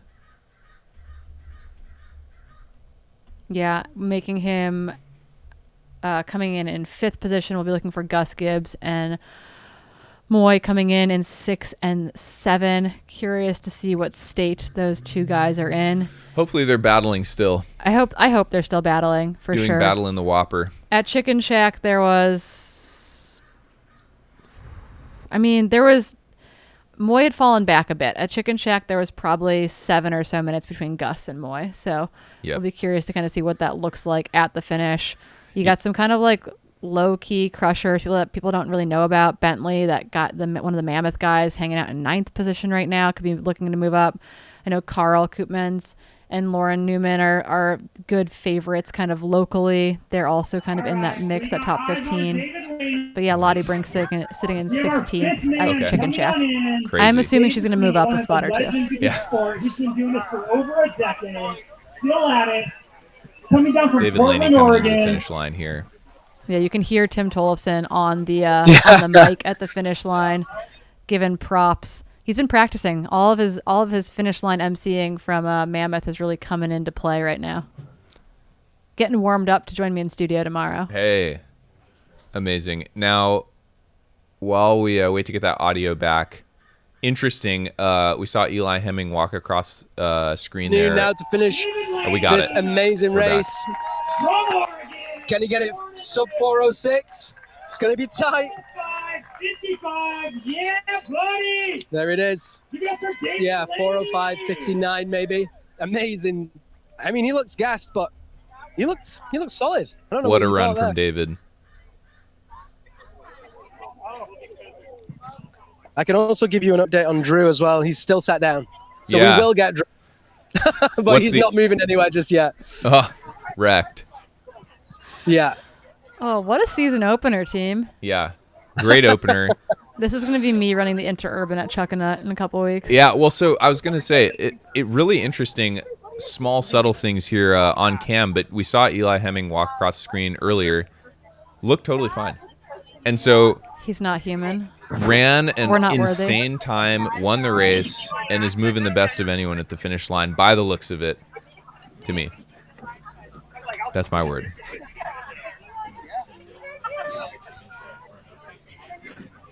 Sweet. Okay. It sounds like while we're kind of waiting for stuff to people to come into the finish line here, we're going to send it to David Lamb at Chicken Shack to get an update from that aid station.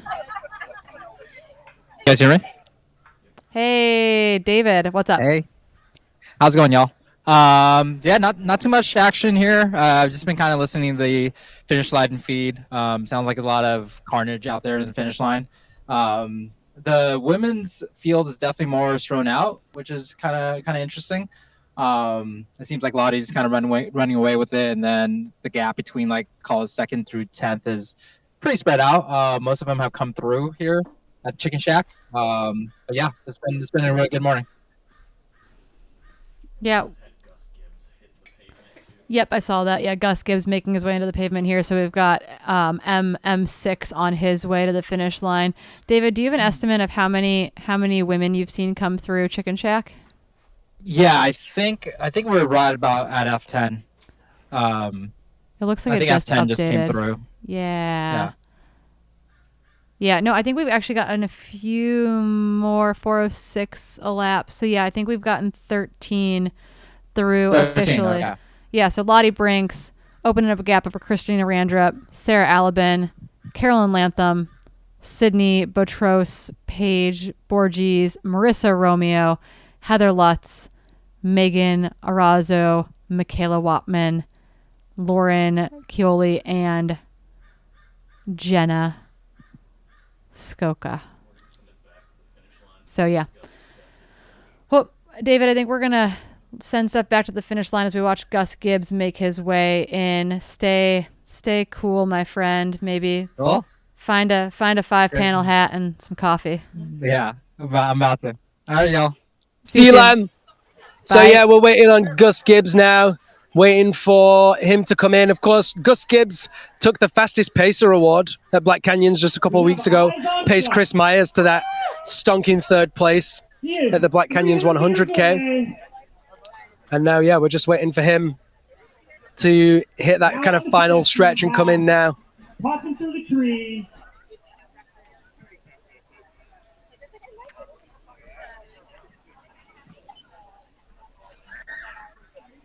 Moment of suspense.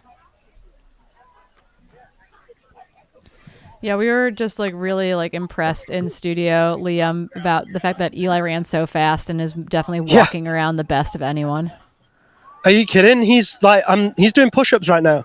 I just saw him like just starting squatting some weights. He's going for another run.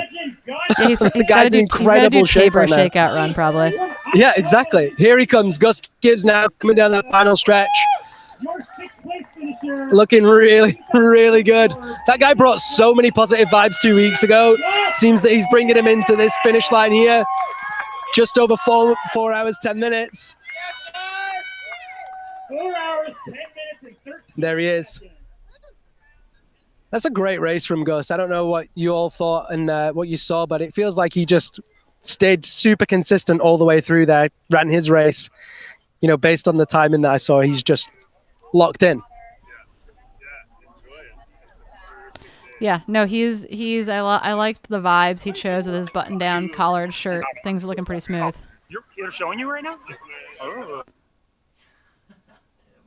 Hi, Tim. You're frozen now.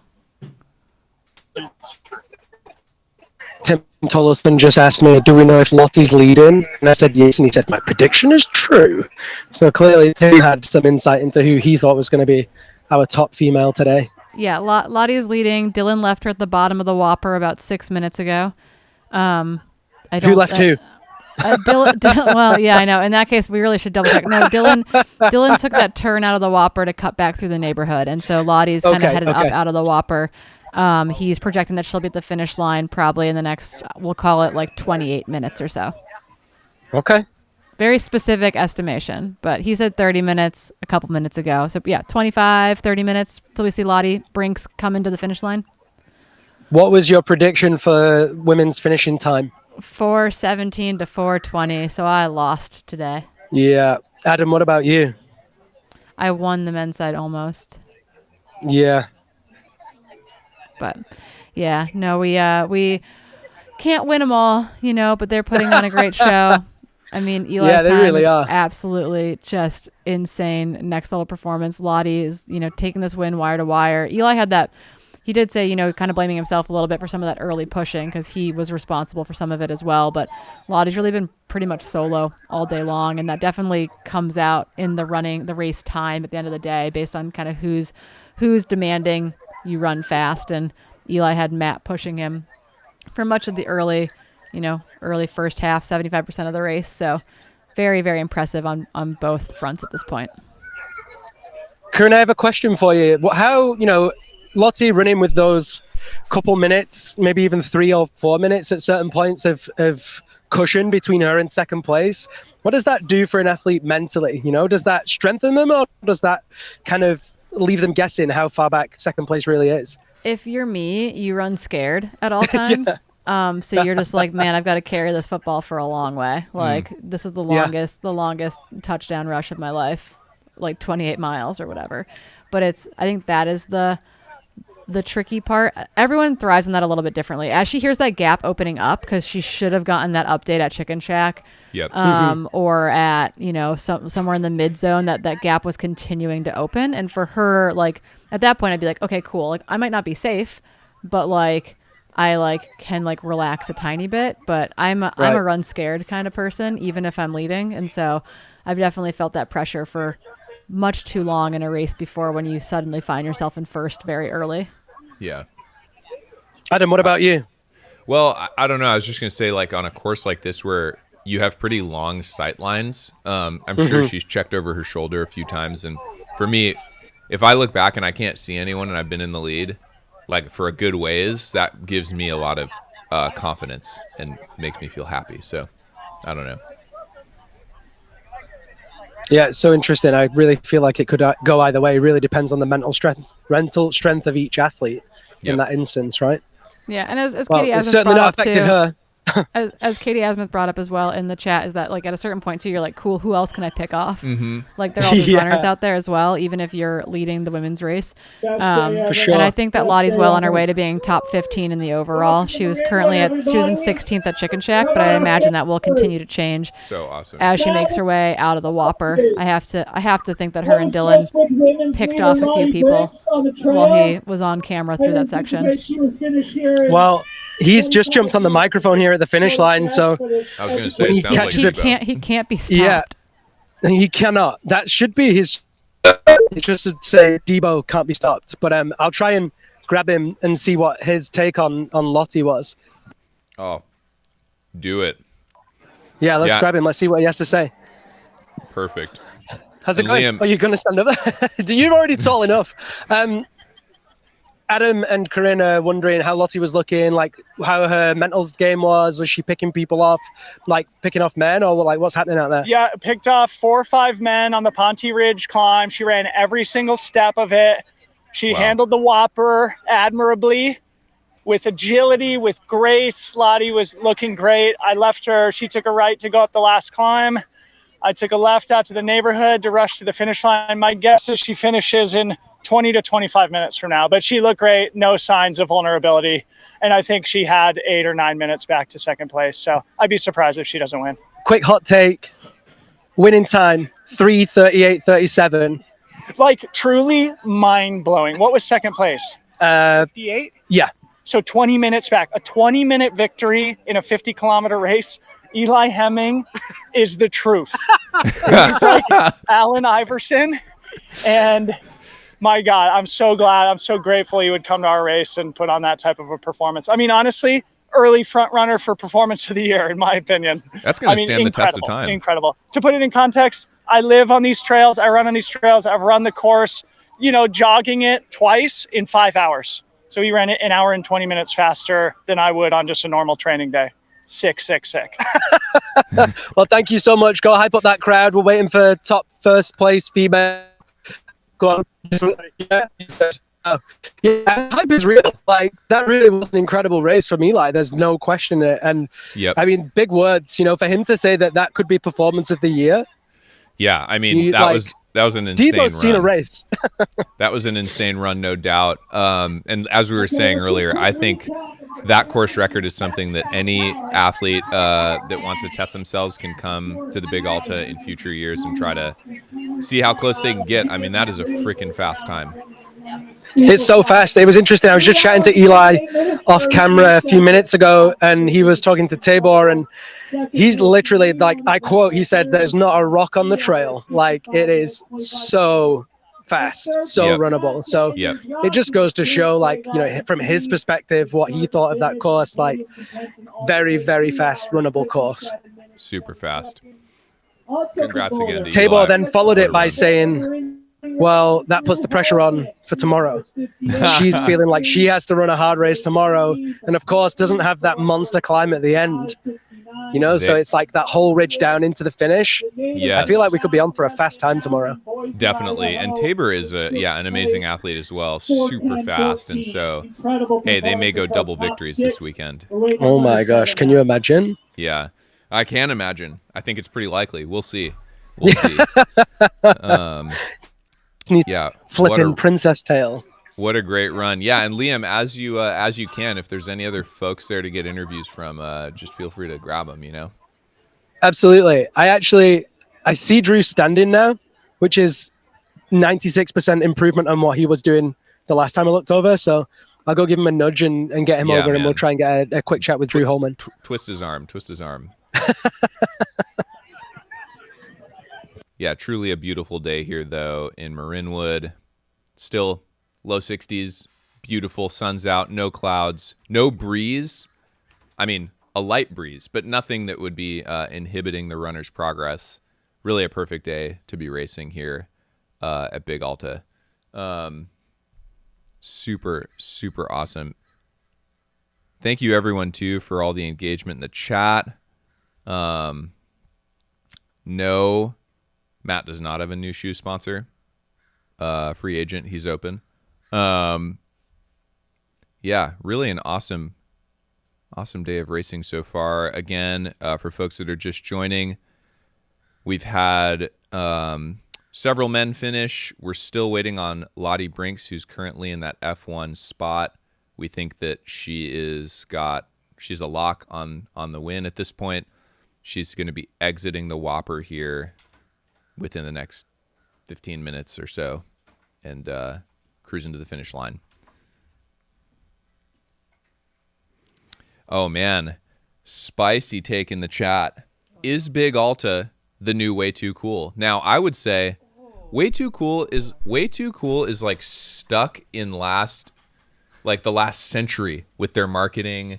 They don't seem to care at all about an elite field. No, I raced Way Too Cool. It was like I looked up to that race. It was like, man, it's so cool. Now they do have the frog cupcakes. Love that. It's like American River 50 and Way Too Cool are just falling off the map. Like nobody races those races anymore. I hope so. I hope so. Yeah. Hot takes. Matt, is my mic on? Yeah. Perfect. Awesome. No, I think that's I think that's It's reasonable. sad. I think it's like one of those races where it's like, you know, you want these historic races to stay around for as long as possible. And I mean, the frog cupcakes, I'll suffer through Way Too Cool any day for a frog cupcake. But I feel like there needs to be, I mean, you've got Way Too Cool. There's You've no got live this stream. race, you got Way Too Cool. You've got a couple weeks later, Chuckanut. Yep. Some of these races I think are going to continue to step up. I think Chuckanut wants to have a live stream. Just kind of hasn't come like to fruition yet. There's a lot of tree coverage there. Yeah, which for creates sure. some issues. For sure. But I think that, you know, having a couple staple races in the spring that the pros and the rest of the community can kind of rally behind makes a big difference in those kind of head-to-head early season markers domestically, right? Versus like trying to get to one of the islands to race in February or March or April is like pretty brutal. So having these like key 50K races in the spring is a big deal. Yeah. Well, I don't know. I mean, I don't know if, you know, the RD for Way Too Cool or American River is watching the stream right now. But, you know, it's like, you know, competition is a good thing. Like Freetrail, Daybreak, bringing such a high-quality race experience and live stream to the scene is great. And so I would love to see an elevated race experience maybe a more modernized race experience from Way Too Cool or American River 50. Yeah. Personally, that's my word. Yeah, races that we definitely love and have performed Run both at. of them. They're awesome races. Have raced at. Yeah, beautiful courses. Yeah, I've run Way Too Cool a couple times. Like Yeah. it's an awesome event. Yep. Oh, interview with Drew. Drew Holman. Okay, here we go. So right now I have Drew Holman here. Drew, how you feeling? Feeling good. I mean, got it done. It's always hard to race in February, but you all put on an incredible race, and yeah, it was just like so fun. And I lived in the Bay Area for many years, and I haven't run any of these trails, and so it's sick to just be out here ripping on some new trails, seeing a bunch of the community, a bunch of friends. Yeah, it was a ton of fun and just a beautiful day. So we got super lucky given that it's been raining a lot. Eli and Matt set off at a really strong pace. You know, they really kind of went out hard to start. Was that like in your plan at all? What was your thoughts as they kind of ripped it at the beginning? Yeah. I mean, like both of those guys are just touched by the hand of God. Like they are so talented. They're such good dudes. I'm so proud of Matt after, working through a bunch in the last year to come out and race well. I mean, honestly, I was just like, I had no sense where the fitness was at this point in the year. We're early. It's just a stepping stone towards other goals later this year. And so it was fun to go out and rip. And I realized that, I came through that first aid station and, we were, I think, in 55 minutes or something kind of wild. And I was like, that's pretty fast given how much we just climbed. And I definitely paid the price a bit in the second half. But most of it was just like managing some stomach issues and just trying to, have fun and get to the finish line. Did he puke? You kind of, Adam's saying to me, did you puke? I did not puke, but I felt like I was going to puke the entire time. So I don't know. Yeah, I don't know. You feel like you've earned a puke maybe? First race I haven't had for a while, and I kind of like that. So, it is part of my brand at this point, but had we been out there for another 3 or 4 hours, I probably would have puked. You kind of alluded to it already, but this was, the first time that you run on these trails, despite having lived in the Bay Area. Yeah. Like, what's your take on this race? Inaugural year, first time anyone's run this course. What's your thoughts? What's your feedback? Oh, it's just pure class. Like the, Daybreak team, the Freetrail team, the Speedland team. It's been a spectacular event, and I'm really excited for this to become, a staple on the calendar for early season racing. This sets up a really incredible group of 50K, 28K races that go on through the winter. And I can imagine that, kind of pairing Big Alta and Chuckanut leading into some of the big races of the summer is going to be a great thing. And so I hope that we can continue to make it a great race in the future and that it becomes a staple of the American kind of winter scene. Last thing, highlight, lowlight? Oh, highlight is just like the big...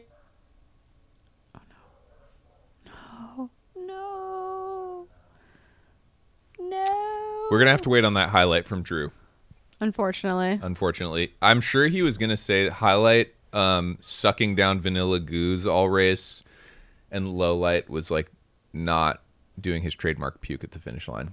Yeah, we'll get confirmation from Liam as to what that highlight and lowlight were. Well, thank you so much for on the map. Thank you so much for everything. Nice one. There he goes, Drew Holman. So we're still waiting for Lottie. Hey Liam, we missed your the highlight lowlight. If you want to recap what Drew said. Oh, did you lose me at the end there? Just right at the end. Oh, Drew said the highlight was the interview with me. No.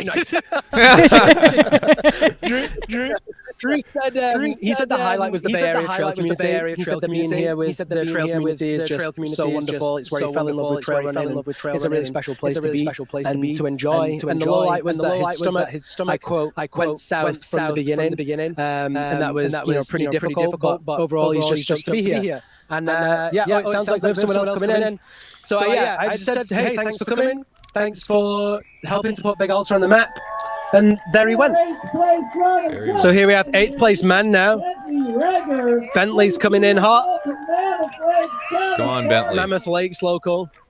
Kathy Savage, incredible performance, 8th place here, 4 hours. Solid. 26:30. Some red shoulders as well. Represent the Eastern Sierra. A little bit of sun. Of course, as we get later in the day now, sun's going to start playing. Like, I can feel that heat now, you know? Like this morning, that breeze definitely took the edge off it. But now once the breeze has died down, I feel like heat can start to become more of a consideration as we get later in the afternoon. Yeah. Oh, we got a camera on Lottie on her way down.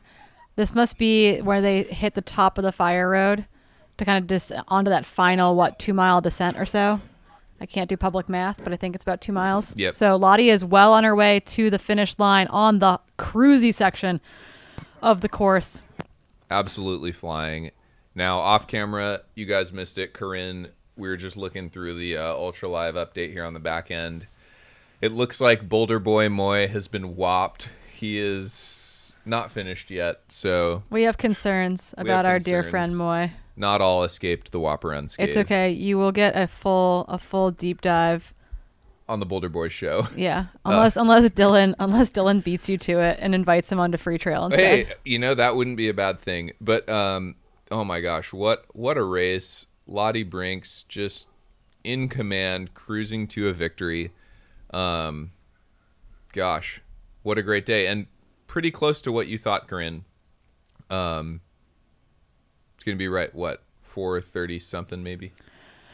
Yeah, I think so. I think we're probably going to be under that 440 mark, but Yeah. maybe like kind of 4:30 high. pushing to make it there a little bit. So things have kind of come apart a little bit from like a pace perspective. Yeah. Also, once again, Eli just ran so darn fast. He It ran kind of- ridiculous. He blew. It's one of those things where it's like when you look at predictions, right? There are a few people that like blow apart the predictions that you like can't actually like their data is such an outlier. It doesn't like help the algorithm anymore. And I feel like, you know, that's been like historically people like Ellie Greenwood, Courtney DeWalter, Jim Walmsley. And I feel like Eli Hemming, when he runs a race like he did today, he also kind of breaks the algorithm, right? It doesn't allow for no prediction stands anymore if you include his data point, essentially. Truly a beast and an amazing performance. Yeah. So phenomenal. We're gonna get Dylan one of those e-bikes we just saw go by, so Yep. he can hang with everyone next year. That would be next level for the live stream. Mhm. E-bikes. Yeah, they use them in a lot of European races where, particularly for downhill sections. Yes. Or like really fast road sections of the race, they'll use an e-bike. It's super steady, provides Yep. really nice image quality. But yeah, currently we are waiting for our race leader on the women's side, Lottie Brinks, to make her way down here to the finish line. We've got 8 men in thus far, with Bentley bringing home the M8 spot. Grant Hodling finished just ahead of him. So yeah, Eli Hemming, Darren Thomas, Matt Daniels, Drew Holman, David Laney, Gus Gibbs, Grant Hodling, And then Boulder Boy and then Moy, maybe. and then Bentley. Oh, Bentley. Bentley has finished, and then we're waiting for probably Casey Winman or Boulder Boy Moy, to make their way into the finish again at Chicken Shack. 23.1 miles into the race, Lottie Brinks was sitting in 16th overall. So she will be part of that next crew of individuals to make her way into the finish line. Like about to break into the top 10. Yeah, I think by the Nice. time she makes it here, she's going to be knocking at that door of into the top 15, maybe knocking at the door at the top 10. Amazing. Which is really impressive in a 50K and in a field, particularly in this men's field. Huge. Super impressive performance.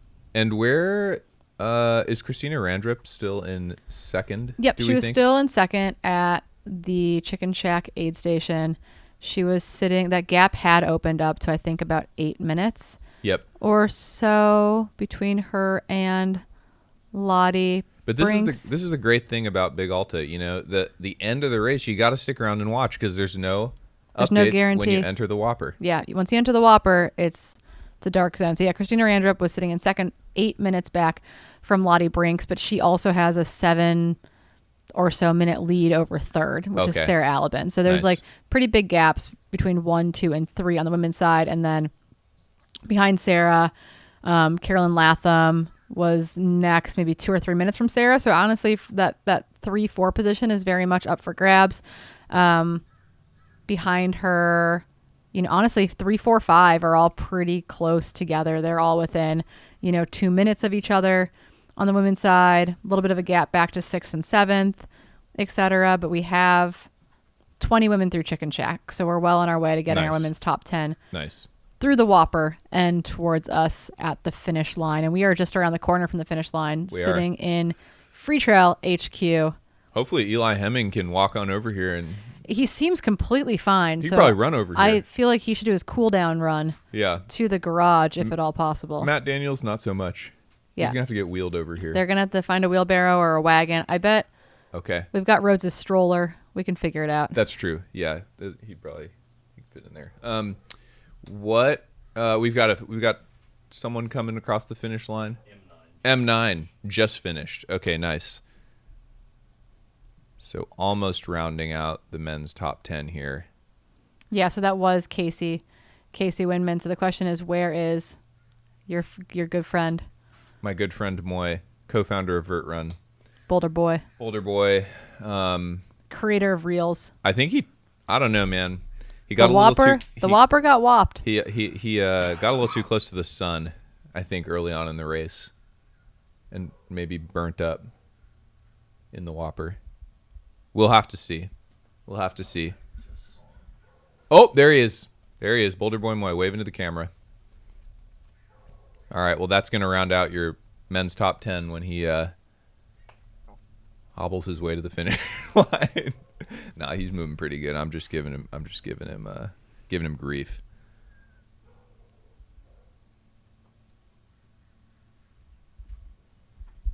What a beautiful day. We've got the unofficial and self-proclaimed future mayor of Mill Valley, Debo, on the mic at the start-finish line, hyping up the crowds.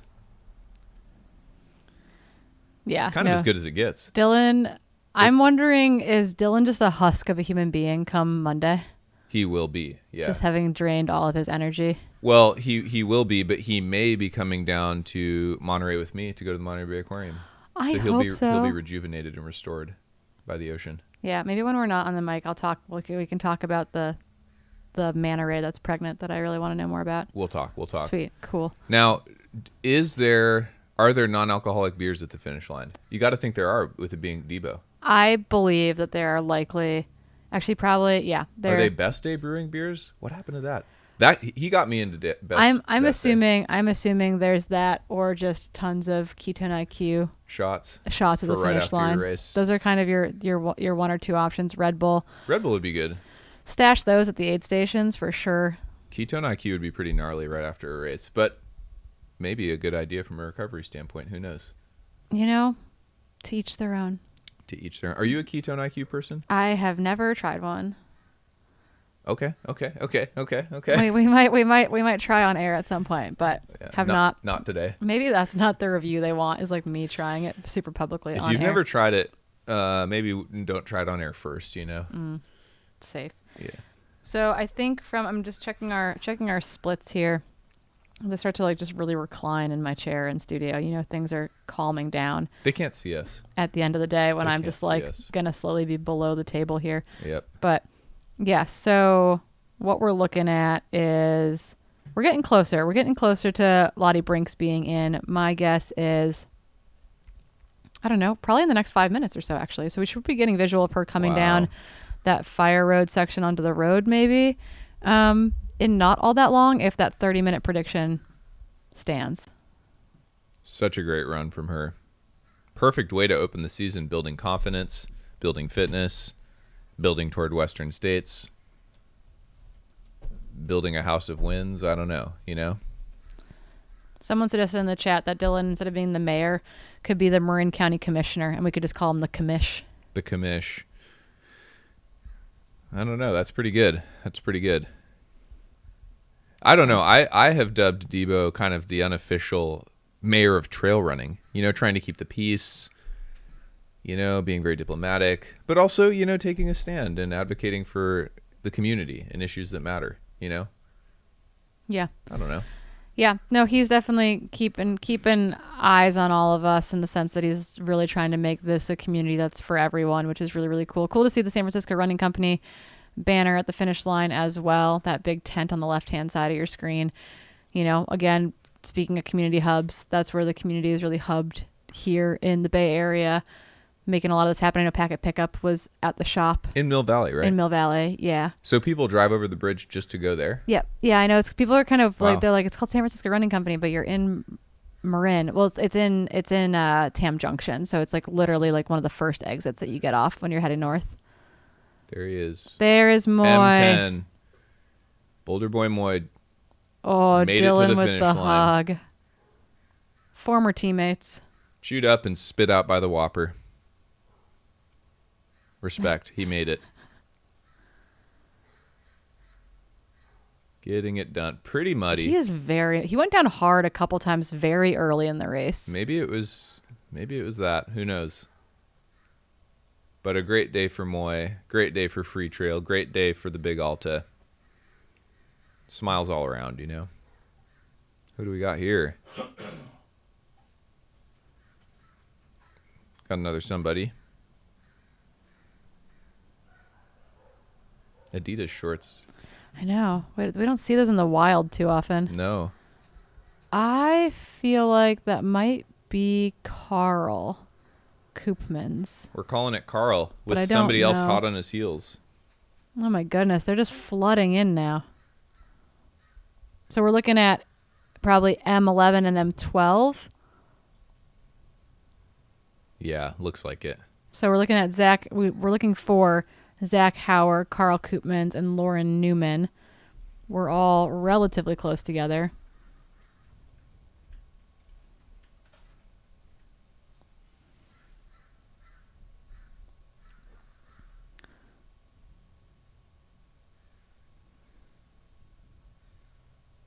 Do we have the top 10 through Chicken Shack women? Yes. Oh, we got the top 20 through Chicken Shack. Okay. We got I'm just all keeping kinds up. I'm of. keeping up with the side chat here. Yeah, we've got lots of women through Chicken Shack. So what do you think this means? Down Whopper. We need to define the Whopper. So you say down Whopper. Does that mean down the first one, not up? Yeah, they're not up out of Whopper. So the Whopper, I think, is like the gully. Down the first side of the Whopper. Yeah, and you got to climb out the Whopper. Okay, got it. Okay, cool. So what is the word from behind the scenes when it comes to the Whopper in reference to what's happening in the women's race? So it sounds like the top 7 women are down Whopper. Oh, awesome. Yeah. That's great. Spread out 2 through 7. The Cool. 3, 4, 5 were pretty close. So, which is what we thought. We thought Yes. that Sarah, Carolyn, and oh my goodness, names. It's okay. Sydney. Sarah, Carolyn, Sydney, 3, 4, 5 should be pretty close together. Then behind them, 6 and 7 are Paige and Marissa. Yep. So that is kind of what we're keeping our an eye eyes on. But yeah, 3, 4, 5 were like within like 2 minutes of each other. I think kind of coming out of that Chicken Shack zone. So there's a race for third for sure. Nice. Awesome.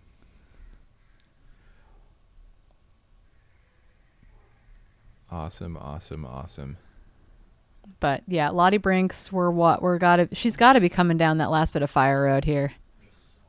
Pretty soon. Looks like might have eyes on Lottie Brinks. Yeah, we think that she's made it down onto the tarmac, which means she should be running down through to the finish line park momentarily. So we're going to keep our eyes peeled on this finish line. Yep, we've confirmed that she's come off that little bit of dirt and hit the road. So Lottie Brinks is a matter of minutes away from that finish line. That 30-minute predict from Dylan from the bottom of Whopper was pretty spot on. A great prediction. Yeah, our camera's down. Camera's down. Vibes are up, though. Vibes are high. Camera low. Matt is working feverishly. Yep. To give us working camera on this feed. stream. We should have it. We'll have it back up. Not to worry. Perfect. We'll get her coming into the shoot, and then we'll have our finish line correspondent Liam Snagger for an interview. Can hear her blow by blow about what went down in the Whopper. Although it looked like she made light work of it. It looks like the Whopper was not a big deal for Lottie Brinks. Seems like the whole day was kind of no big deal for Lottie Brinks. Yeah, it looks like it rolled pretty darn smoothly from start to finish. But often it can look like that, and it can be a whole lot harder. So very curious to see what it actually looks like. So these were the guys that we saw come down that dirt just ahead of her. That kind of like F11, F12 position. Look like they've both made it through. So Lottie Brinks looks like maybe we're talking about coming in 13th overall or so, potentially. Stellar. Which would be super stellar. So yeah, officially... Those next two guys aren't showing up on the official split yet, but I believe Lottie Brinks will be making her way to the finish, likely as 13th or 14th overall. Awesome.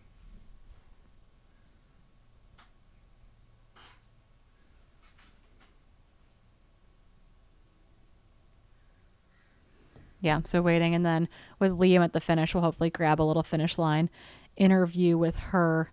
Because yeah, I want to know, was it as easy as it looked? The fans want to know. The fans want to know. The fans want to know what Lottie Brinks eats for breakfast and why does it make her run so good. Seriously. What a run from her, though. Yeah. She does do a lot of running. She's got a dog, like a GSP, and she does a lot of like fast running with that thing too. Like she's just... A GSP? A German Shorter Pointer. It's Oh. like what Millie and Leaf are, the Bowman dogs. Okay. Yeah. Yeah, just like a fast dog that loves to run. Nice. Like put in a harness and it just can kind of go all day. So she's been doing the turnover. Awesome. Turnover with the dog. So really curious to see kind of there she is. There she is. Lottie Brinks pushing to the finish line. Wow. 4:42.59. What a great run. What a phenomenal run. Just like solo all day too, right? Like not, like made that kind of early break from Christina and just was like by herself all day. So yeah, officially M11 was Carl Koopmans. Zach Hauer made it in 12th. Lottie Brinks in 13th officially. Official finishing time 4:42.57 on the clock. What an awesome run. Really awesome. Yeah, and one thing that'll be interesting, a little bit different than the men's field dynamic, it didn't really feel like Lottie got pushed all day. That's what I was saying. Like I feel like Eli had like Moy pushing and Matt pushing and like kind of had this not to say that you need a reason to charge, but there's like steel sharpens steel. We've seen that, right? Yep. Like these incredible, insane performances come out of people oftentimes when you've got that ability to have someone that's like really pushing you strongly throughout the course of the race. Definitely. And I feel like it's different when you're running completely solo like that. Yep. Yeah, but still a certified fast time. Certified fast time. It'll be the benchmark time that kicks off the Big Alta in perpetuity. Yep. So really excited to see. I mean, again, people will come here next year and they'll have to see kind of where they stack up, and that's super exciting as this race continues to grow and evolve. The 28K tomorrow is also going to be just incredibly fast, I think, from wire to wire on both the men's and women's side, and it's just. And we're working in some, studio. We got some visual issues. We got Yeah. some audio issues, but good. we can't see anything. But Yep. we got Liam great. though. Liam, can you hear us?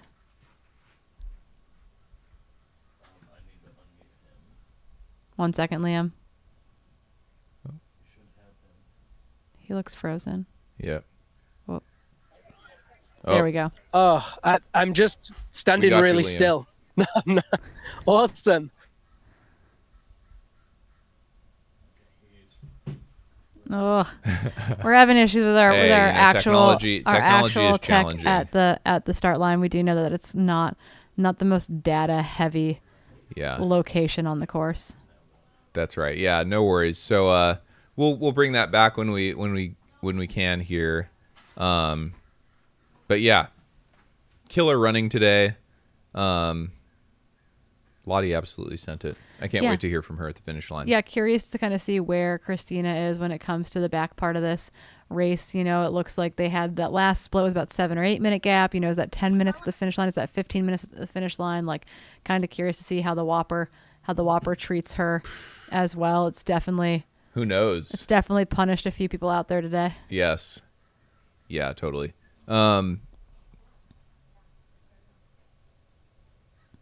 Yeah, someone said that Unfathomable Eli's run on Strava is a 3:40 minute per kilometer gap. Oh, this is what I was going to say earlier. Okay, so everyone's thinking the 28K is going to go fast tomorrow, right? Yeah. My hot take is like, what if Eli's 28K split is like faster than everyone else's?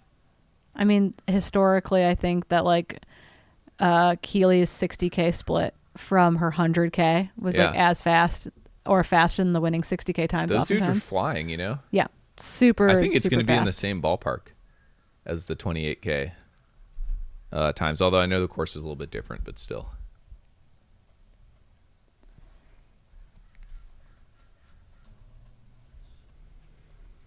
So hang tight with us here. People are giving us grief in the chat for not having a finisher band up for Lottie. We didn't have a finisher band up for Eli either. There was no finishing tape for either race. The tape is in your mind, you know. Yeah. Yeah. Actually, I feel like that's a very European thing to have tape at the finish line. I feel like most American races that aren't like by UTMB series races have tape. I don't think I've ever broken. Did you have tape at Chuckanut? No, I don't think I've ever broken tape. I didn't have tape at Canyons. Yeah. Yeah, I don't think so.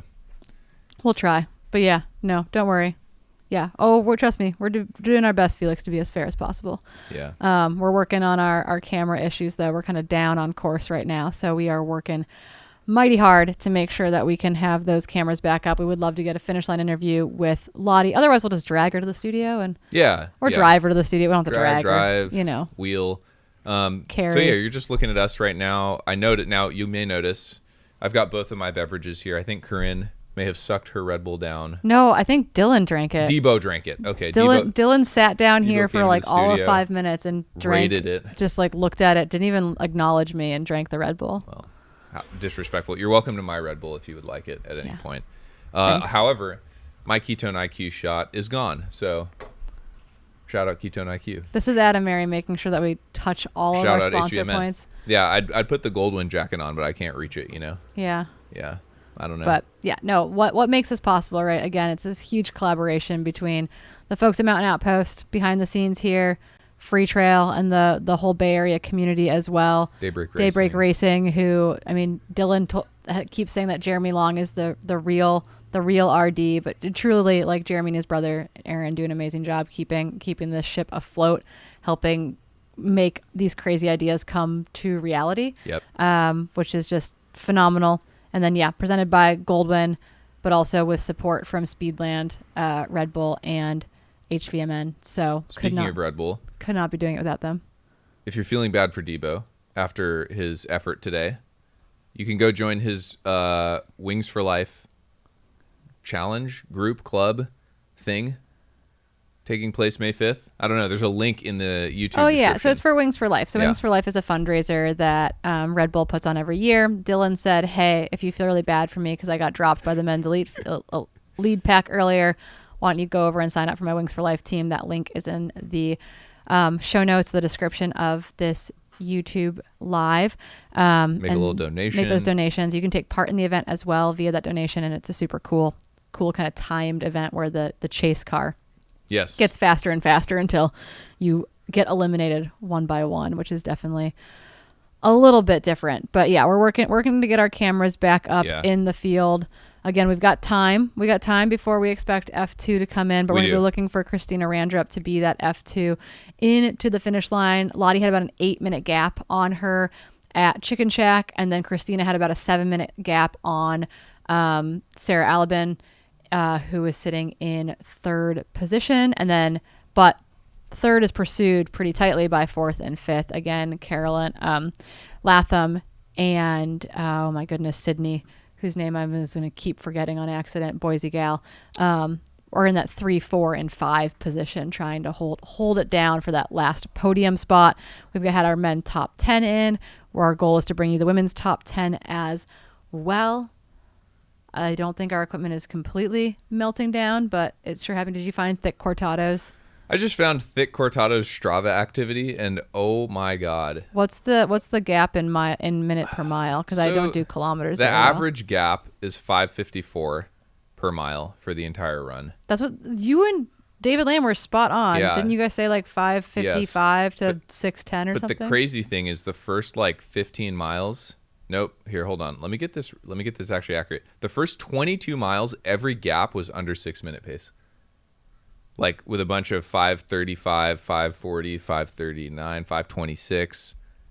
It's truly some next level ish. You know what I mean? So shout out Eli for an absolutely insane run. I don't think anybody is going to touch that for a minute.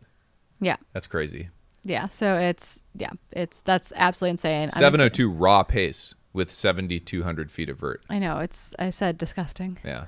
But yeah. And then we were waiting to try to get our cameras back up at the finish line. I know Liam, I think, is just like hanging out with Lottie there, probably just soaking up all the vibes at this point. And then our goal is to actually bring in our men's and women's podium to studio here, because we have extra chairs and extra mics, and actually get to hear from them, offer them Red Bull or sparkling water, and hear about what actually transpired out there. Yep. So I know that we will be still working to hear from Lottie, hear from the rest of women's podium, hear from the men's podium.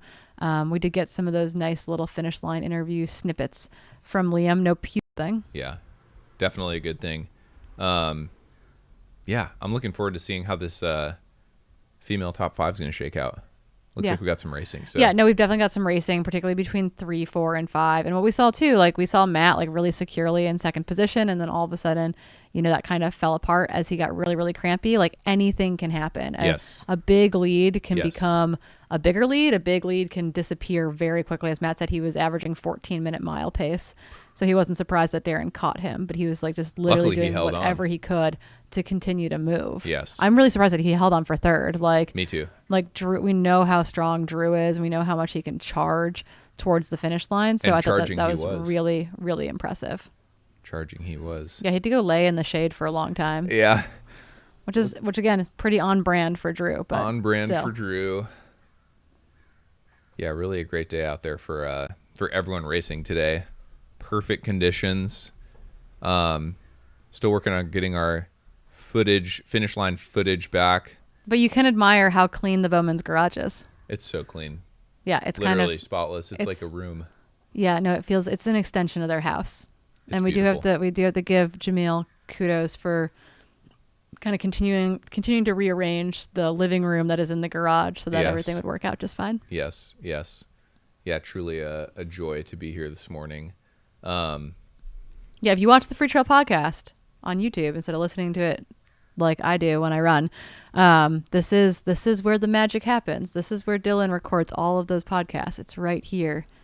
Technically, I think it's just to your left. I think he sets up a little bit closer to the door. Okay. This is the home studio for Dylan Bowman. A great studio. Beautiful studio. The office space for sure. The office space. But I call my office my work dungeon, which is like really not very inspiring. I used to work in our basement, and so it was a literal dungeon, but I'm on the second floor now. My work treehouse. Someone said, I think in comparison to Eli, everyone is mid-pack today. Shots fired. Shots fired across the bow on that one. Yeah. I do think that there is something to be said for that. But yeah, there'll be lots of people working their way to the finish all day long, which is very, very cool. And then we've got people doubling up too. People who are doing the 50K today and the 28K tomorrow. Wow. Which I have dubbed the chicken sandwich. The chicken sandwich. So we got the Whopper and we got the chicken sandwich. Whopper and chicken sandwich, but they only have to do the Whopper in the 50K, right? I believe so. Okay, nice. Yeah, that would be too much. Double Whopper would not be good for anyone's health, I think. That's right. But yeah, working hard to get our in-field cameras up for you guys. Okay, so Corinne, you lived here for a while. Sure did. If folks are like finishing the race, or someone who's spectating is like watching the stream right now, what should they go do when their runner's like done and cleaned up? Well, I mean, you're in California, so you can do things like In-N-Out Burger. You can do things like but In-N-Out, there's just like a ton of like decent, like not decent. There's a ton of good food. There's a ton of good coffee. In Mill Valley, anything like within striking distance? I mean, I feel like there's a great grocery store there. Oh. The Mill Valley Market is amazing. Their sandwiches are deluxe. There's a little cafe right in the main depot area. Equator Coffee across the street. There's a lot of stuff kind of right there. There's a bakery kind of up around the corner, but I think I don't know if it's vegan or gluten free. There's something additional to it. I can't remember exactly what it is. Okay. But it used to be a different bakery, but it's changed ownership in the last year or two. But yeah, there's a ton of stuff right there. It's a nice sunny space with like a lot of picnic tables and stuff. It's a great place to like hang out and have some food. Oh, nice. Grab a beer, etc. Yeah. But yeah, I mean the coast is really pretty too, and you've got a lot of coast between here and the city. Even. That's right. I'll be heading back out to Ocean Beach later today where I'll hope to catch sunset on the dunes, and it's always just like delight. And it's been like big waves all winter too, so it's actually really cool to watch the waves come in and the break to come in around sunset because the big surfers are in the water getting it done. Whoa. Yeah. Crazy. Yeah. Real ocean to mountain lifestyle here in the Bay Area. Hell yeah. But curious how many fellow 60 plus runners are in the mix today. That's a good question. At least some. We know there's like a 76-year-old out there on course. Yeah, I bet I can do this for us. Amazing. We have a 15-year-old on course too. So wow. We have. Hold on, let me actually do the math on this, folks, because I can't. 15-year-old doing the 50K. Yep. Wow. Impressive. We have 11 athletes over the age of 60 in the race, including 4 women. We've got 3 men who are over the age of 70. We've got 2 76-year-olds and a 72-year-old. But yeah, so we got 11 athletes in that 60 plus age group, 4 of whom are women, so 7 guys, and 3 of those guys are 70 plus, which is really, really cool. And then a 15-year-old as well. That's crazy. David actually saw him come through one of the aid stations, and he goes, I think a child just came through. And then do they need to get like a signature, like a parental consent? I'm sure they have parental permission to do the event. So that's, boy, I sure hope so. I don't think 15-year-olds can maybe 15-year-olds these days can totally figure out signing up for ultra sign up for races like that. But, yeah. But yeah, so we got some young guns, but for the most part, 11 to 10 plus 60-year-olds, and then we got a bunch of 20 somethings in the field, but then I think most of the pack will probably fall into that. If we weighted it, there's 243 people on course today, and most of them are probably over the age of kind of 30, 38, 39. Yeah. The 40 and 50-year-old age groups are rolling strong out there this weekend. Prime ultra running age. Now, let's see. We got to keep an eye on that tracker. Yeah, I am refreshing things. The next woman. We've got Jamil in-house. Jamil in the building. Jamil with the magic touch coming into the studio to fix all of our problems. But I wonder, Corinne, what do we expect the gap to be from Lottie to Christina? 10, 15 minutes?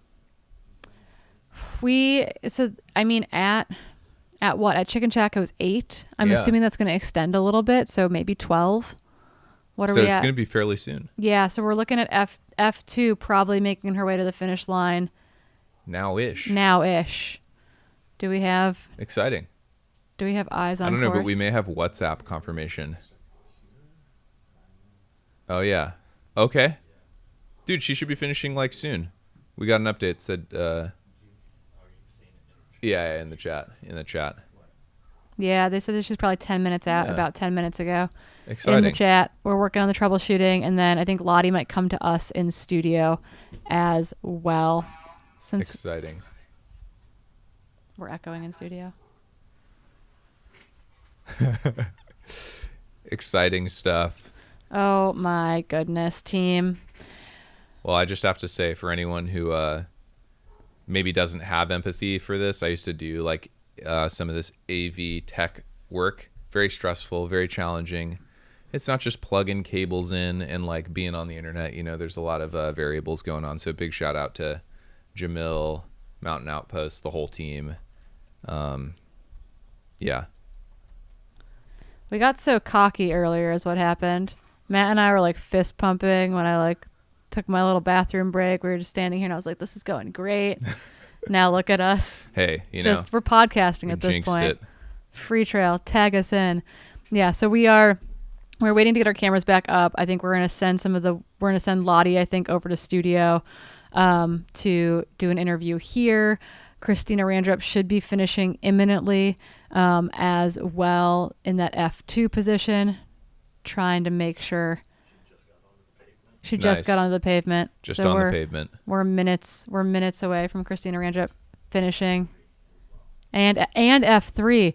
Oh my we got goodness. A race. Okay, you guys, you know how you'd listen to like radio story hour? That's kind of what you're happening here. That's right. We don't have visuals for you, but we do have epic things happening. We do have WhatsApp updates and epic things happening. Yeah. So right now that means Sarah and Christina are both on, and Sarah looked good. Remember when I was like, Sarah looks like she's moving fast. She did. Faster than Christina on that one little section. And that might be exactly what's happening right now. She may get her. It might be a sprint finish. Man, well, we're gonna have to make Ryan Thrower send us the footage, the reel afterwards. Yeah, keep an eye out on the Freetrail Instagram for a real recap. A real recap of 2 and 3 potentially duking it out all the way into the finish line. I feel like I am only slightly less stressed than everyone else in the studio. Oh yeah, I'm chilling. We're not chilling behind the cameras. We seem very relaxed. Everyone behind us maybe losing their minds. But we'll get something piped in here in a second.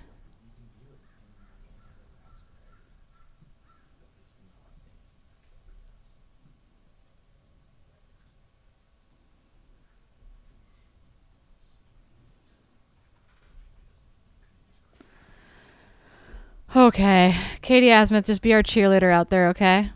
I know that you're saying let's go, and it is a race, and it's going to be tight, and we might not get to see it, but we are going to champion the heck out of them. That's we will make Harmony or Tim or someone caravan them over here in a vehicle. Yes. We can get the blow-by-blow from them. Them in studio. In studio. Yep. For sure. So, yeah, like Katie asked me, I wonder how much of the Whopper they ran together. Yeah, I'm really curious to know kind of like where this bridge happened, how Christina is doing, how Sarah is doing, and really cool too because they're two of the younger athletes in the field, actually. So they, let's see here, give me 1 second. They're 24 and 25. They're probably there. They're probably there. But I don't have that confirmation in front of me. But we believe that it was very, very tight between those two gals, and we will update you as soon as we know.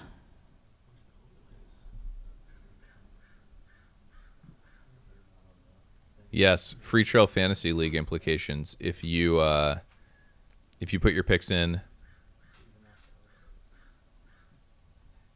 go check them. I don't think I fared too well, to be honest, on my fantasy Freetrail picks.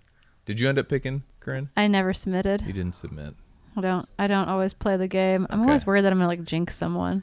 I'm like not a. I usually play when I'm not racing. Okay. Okay. We're gonna do a quick computer restart. Fixes most things in the tech world, so.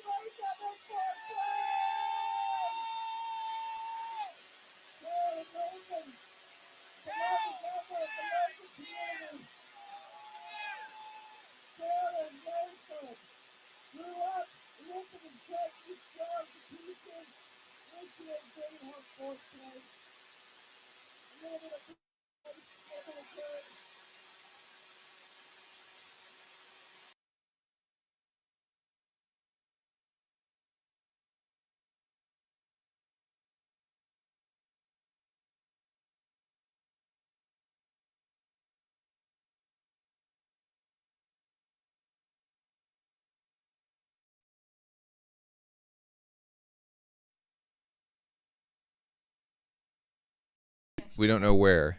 I'm assuming 4th. Okay. Hell Oh, yeah. that's amazing.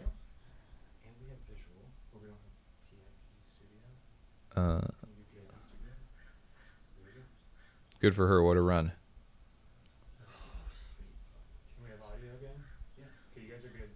We have audio again. Oh my goodness. We're back. Oh, we're stressed. no one pulled any hair out behind the scenes. Yeah. Matt and Jamil are our heroes. Maybe a hair or two. We so what you guys saw, I think, right when we got our visuals back from the finish line was Carolyn Lantham, local legend, making her way into the finish line, who finished in 4th. Yeah, the pink shorts and the SFRC top. Ahead of her, though, was Christina Randrup in 2nd and Sarah Alabin in 3rd. We are pretty sure that is accurate. Yes, it is. Yep. Really, really tight, though. Less than a minute separated Christina Randrup and Sarah Alabin at the finish line. So we have 4:42.57s for Lottie Brinks. Christina Randrup in 2nd and 5:04.07. She's going to give me such a hard time that we missed her finish line when I give her a ride back to San Francisco later. Just behind her, about a minute later, Sarah Alabin, Trout Lake, I guess born and raised in Ohio, lives in Trout Lake, Washington, small little community on the Washington side of the Columbia River Gorge, finishes 3rd in 5:05.01. Has done a bunch of really cool racing pretty well in the PNW, but this is definitely a big standout performance for her. Carolyn Lantham, we just saw finish in 4th, 5:05.17. Boom, boom, boom. 3 minutes between 2nd and 4th position. Wow. Now waiting for Sydney Boatrice and Paige Borges to make their way in 5th and 6th. Really a tight race for 2 through 6th. Yeah, totally. Keeping Yeah. things pretty darn tight there. That's awesome. Yeah, very, very cool to see. I have too many screens open. I don't know how that happened. So many screens. Yeah, so what we're going to work on with our finish line crew is getting those women that 1, 2, 3 over to us here in studio with the idea that we can do some in-person interviews where we know we have the most stable internet connection. Yep. Good audio, good visual. So that is going to be our goal. So thank you for bearing with us. Our plan is to welcome the top 10 women into the finish line as well. So we'll be keeping our camera on the finish line, welcoming, I think what we're waiting for, 5, 6, 7, 8, 9, and 10. At Chicken Shack, those women would be Sydney Boatrice, Paige Borges, Heather Lutz, Megan Arauzo, Michaela Wapman, and Lauren Scioli. Yep. Yeah. So that would be 10th. I actually 10th and 11th are pretty darn tight together. Jenna was just behind her. So nice. I feel like we've got some women that are working their way through the Whopper and on their way towards us near the Big Alta finish line. Amazing. And it looks like we might be able to line up some interviews from the start finish line. Yeah, we'll see if perhaps we can with some of those female finishers. Make that happen. Stay tuned. Yeah, Liam is working on the ground over there. Yeah, we're working behind the scenes. Matt's working on it in studio. We've had some audio difficulties from that start finish line. Yes.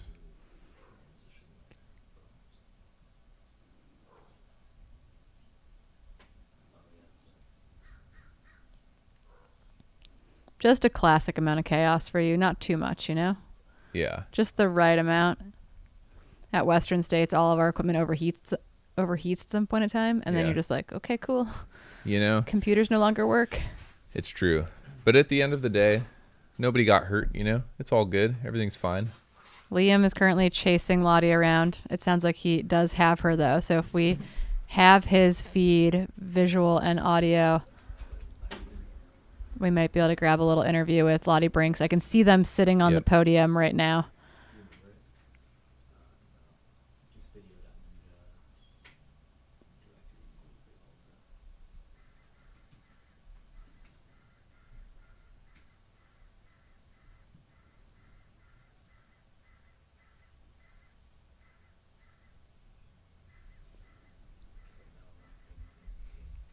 Yeah, we're still working on getting that audio and video feed, hopefully, from Liam's side of the finish line. Give us a couple minutes while we try to work on that.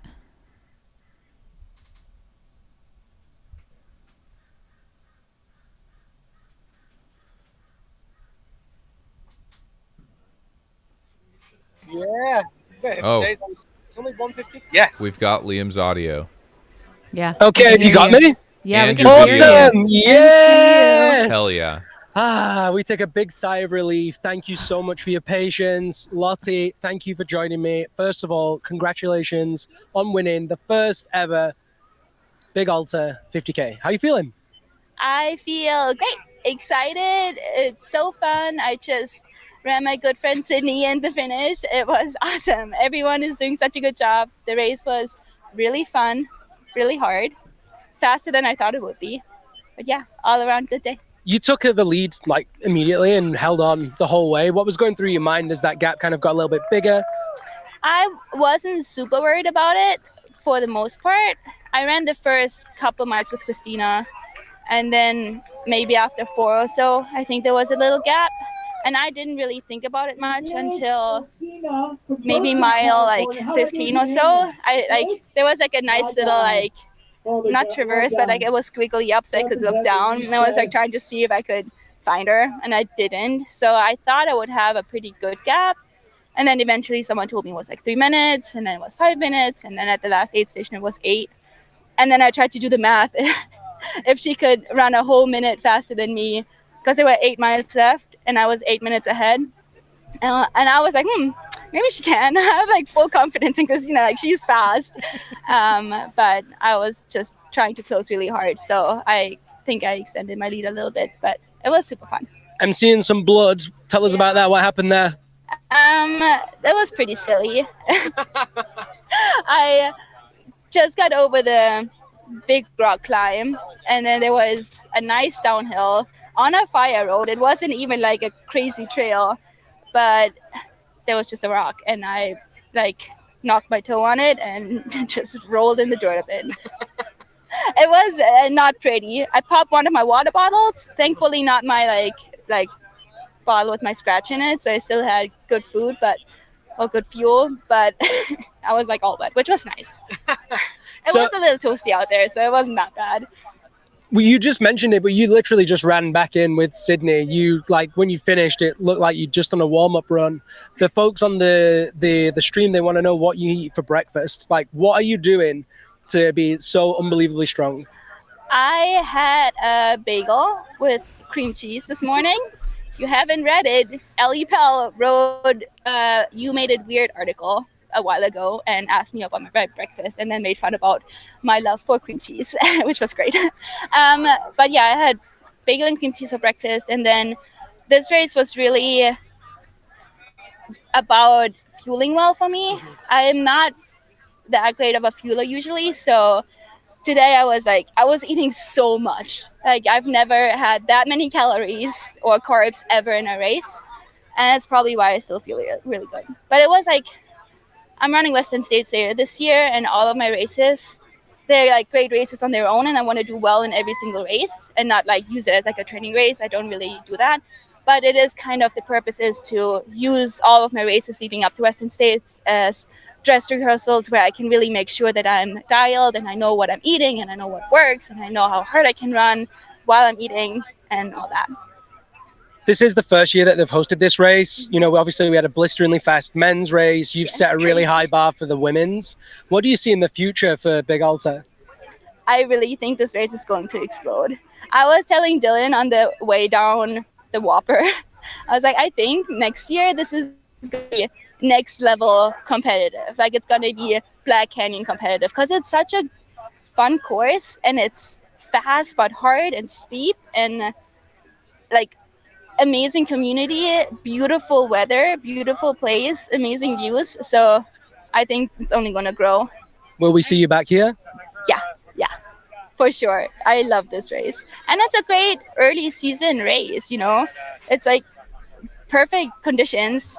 Like, I come down from Boise and we still have snow up there. Not everywhere, but in a couple parts. And it's just nice to get down to where it's like warm and sunny and very runnable trails. Amazing. Well, again, congratulations on an incredible race. Well done. Thank you for joining us and making Big Alta such an amazing experience. We definitely hope to see you next year. Thank you. Thanks to everyone who did the live stream and obviously Daybreak and Freetrail. Amazing job. Such a good race. Awesome. Thank you so much. So I'm going to see if I can find a few more folks. Hopefully we can keep that audio and that video going. Runners and finishers still coming in gradually now, but I do see Christina. I do see Sarah. So give us a few minutes. I'll try and round them up and we'll get some more people in for a chat. Awesome. Thanks, Liam. That was amazing. I was so glad to hear from Lottie. It seems like her day was basically as easy as it looked. Like, she obviously pushed herself and she ran hard and she ran strong. Yes. But it didn't seem like she had to go to the well. It didn't seem like the Whopper got her. No. Like, she seemed really thrilled with it from start to finish. Yes. Yeah, that was a great interview and calling it early, man. Big Alta turning into a hyper competitive race in subsequent years. I think she's right. I think so too, right? Yeah.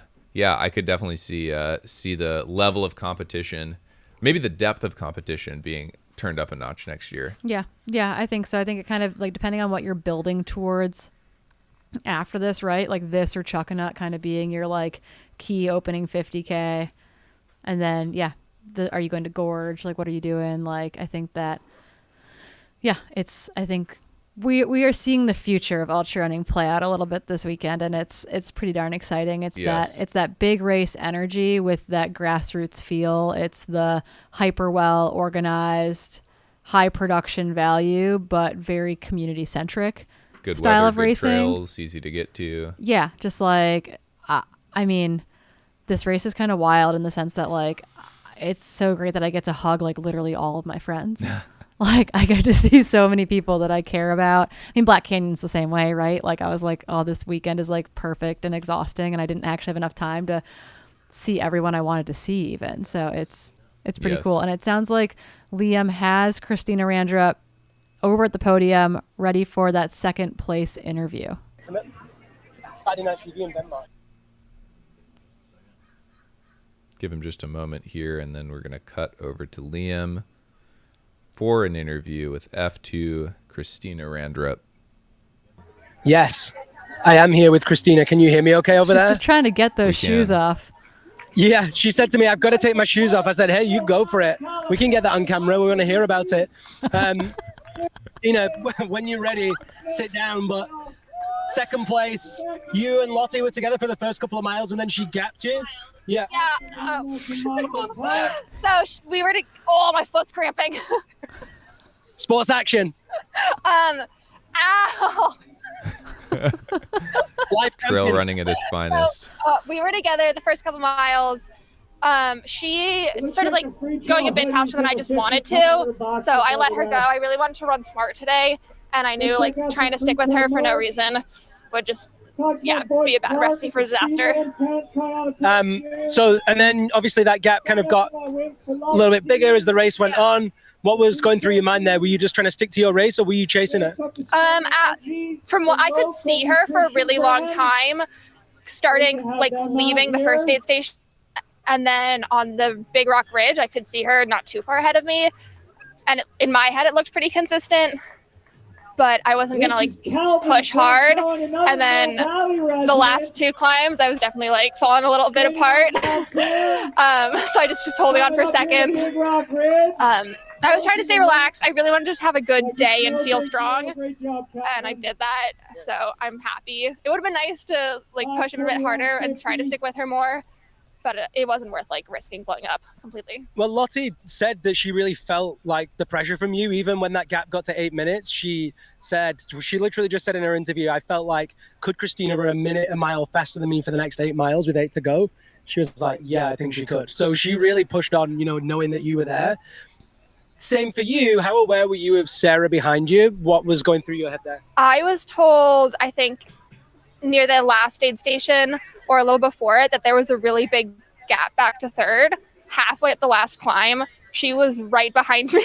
And then at the top when you start going downhill, we were right next to each other basically, and I took off.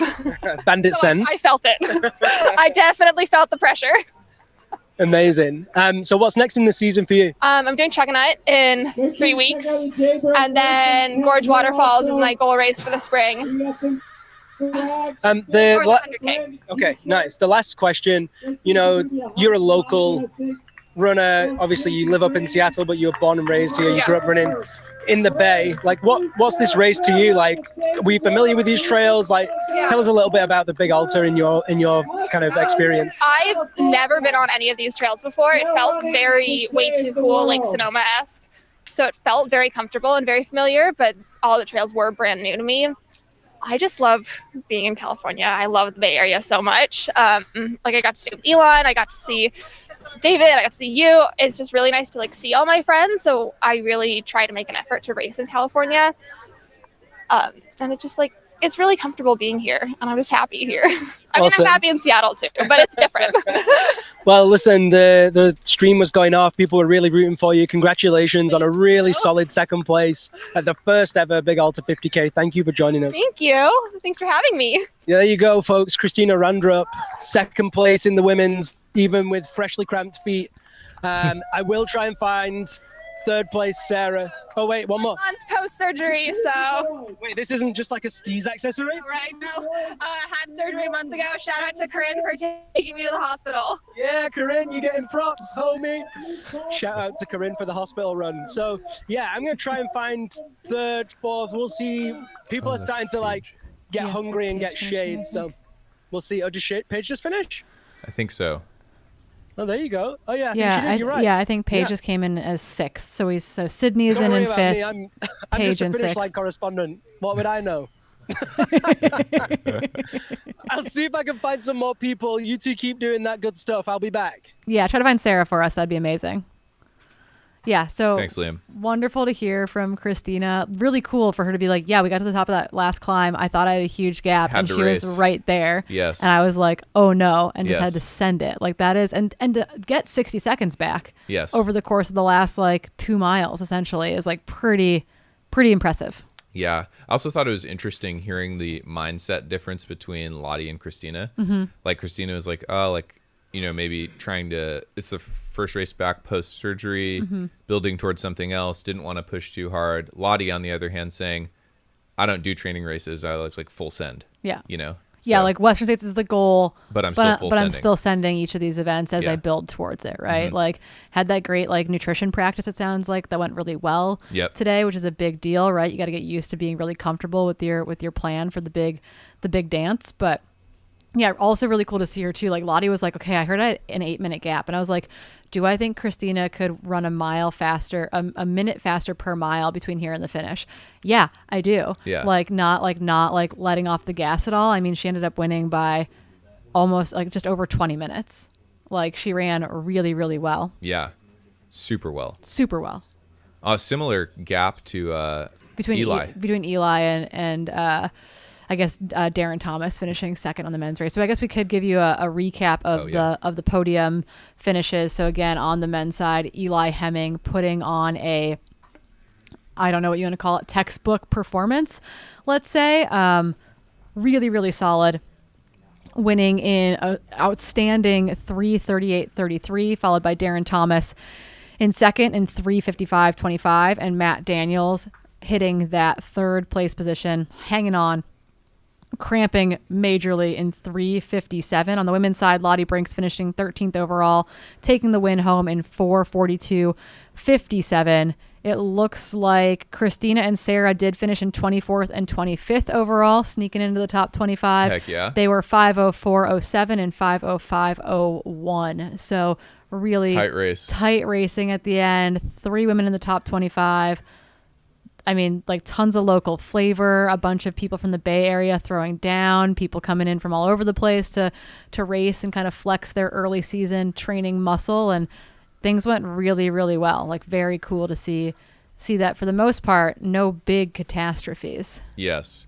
Yeah, no big catastrophes. It sounds like we might have a finish line interview lined up with Sarah here, our third place finisher on the women's side. So I think we're going to try to switch over to that here.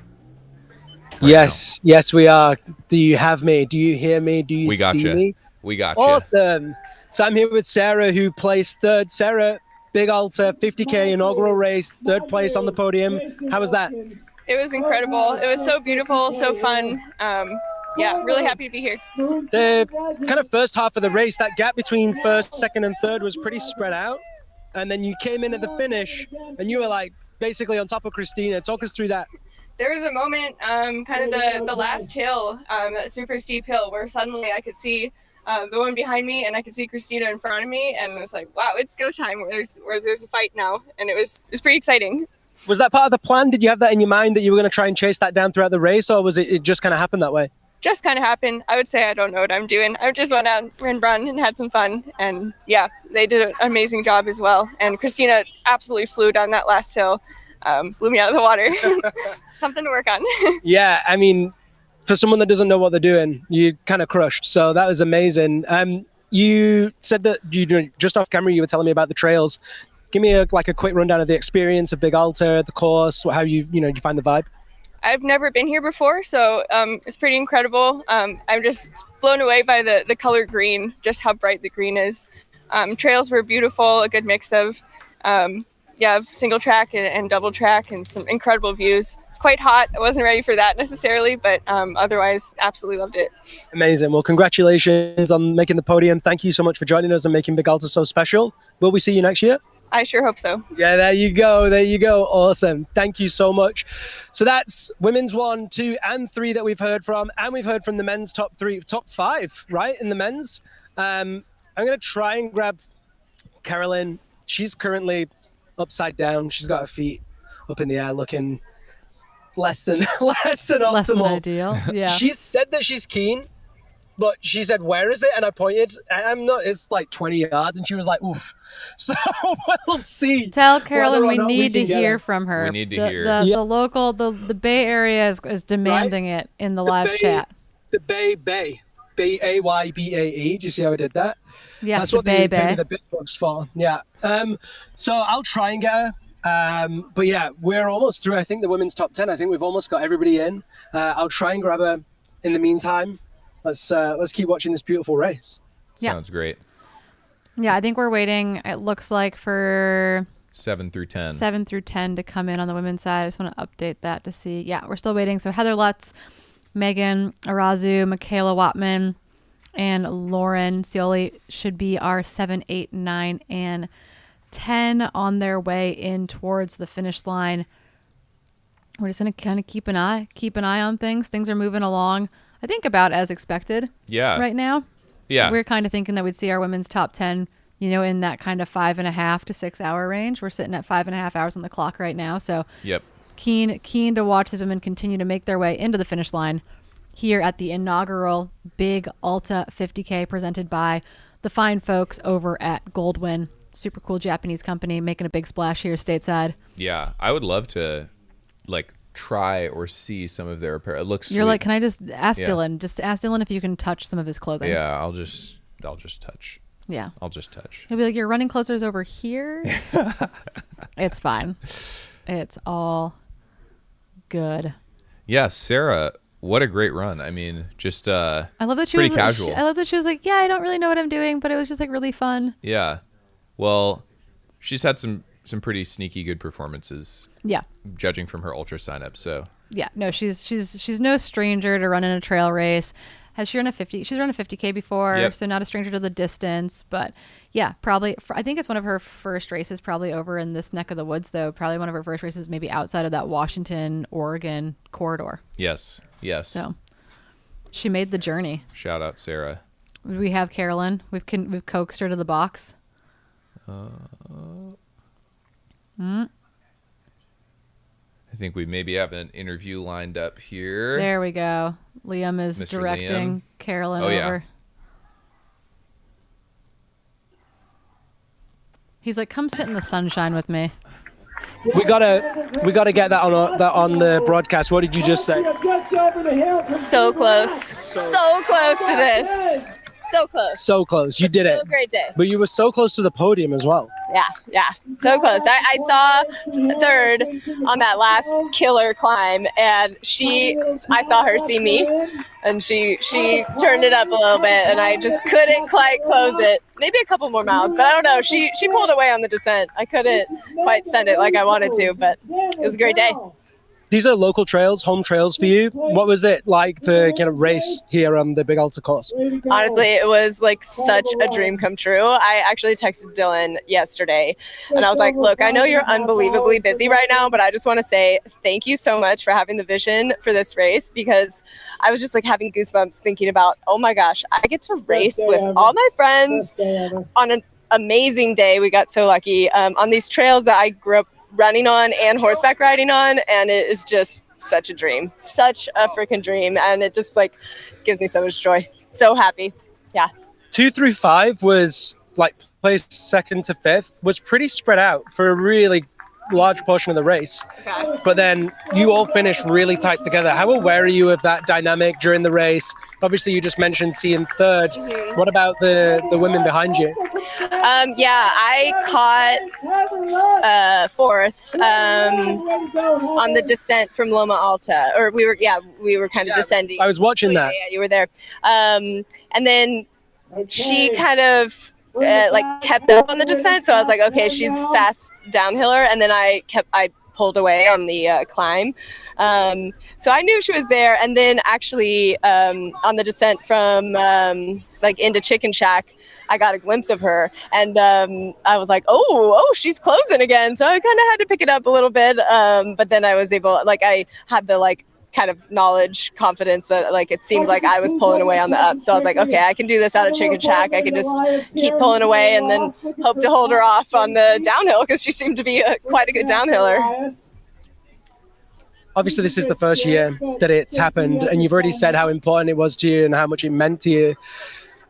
What does the future of Big Alta look like? Oh my gosh, I am so excited every year. I hope it keeps coming. I hope we continue having this amazing weather, and the Stoke, Big Alta every year. I'm here.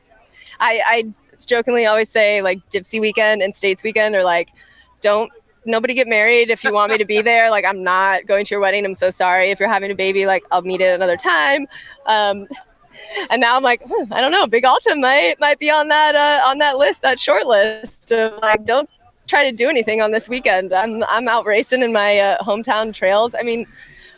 It's such an amazing joy to get to be out here, and so many of my friends who I'm always like, hey, you guys, there's really cool, amazing trails. If we just go a little bit past him, just a little. And people are like, yeah. And people are like, but the headlands are so cool. And I'm like, I know. But just wait until you see it. And then when I got wind of this race, I was like, oh my gosh, yes. And I was like, I know Dylan will bring them out in droves. So excited for all my friends and everyone to experience these amazing trails. Well, listen, congratulations on a stellar performance. Thank you for making it such an exciting race, and thanks for making Big Alta what it is. Yeah. We'll see you next year. All right, I will be here. Don't you worry. There you go, folks. We've just seen a couple more female finishers come in now. So yeah, we're almost ready to round out that top 10. One thing I can definitely say, Corinne and Adam, the vibe is so wholesome. Every race has got its own characteristic and spirit. Sometimes it's festival or party, sometimes it's grit, determination. It just feels so wholesome. Everybody's just loving on each other. It's really beautiful. It's a really beautiful, thing. Hashtag wholesome. Yeah. Yeah, not fulsome, wholesome. You got to make sure you get it right. Yeah. But yeah, it's a vibe, and it's a really beautiful energy to be around down here at the finish line. You heard it here first. Hashtag wholesome. Hashtag wholesome. No, but I do. I think it really is. It's that perfect combination of really a well executed event and a community experience, a community gathering, yes, etc. And I think that's what a lot of us crave and look for in our trail and ultra races, and that is exactly what's happening here as well. We do officially, I think, have our top 8 women through the finish line. 7 being Megan Aruzo and 8 being Heather Lutz, making their way into the finish. Both 40 years old.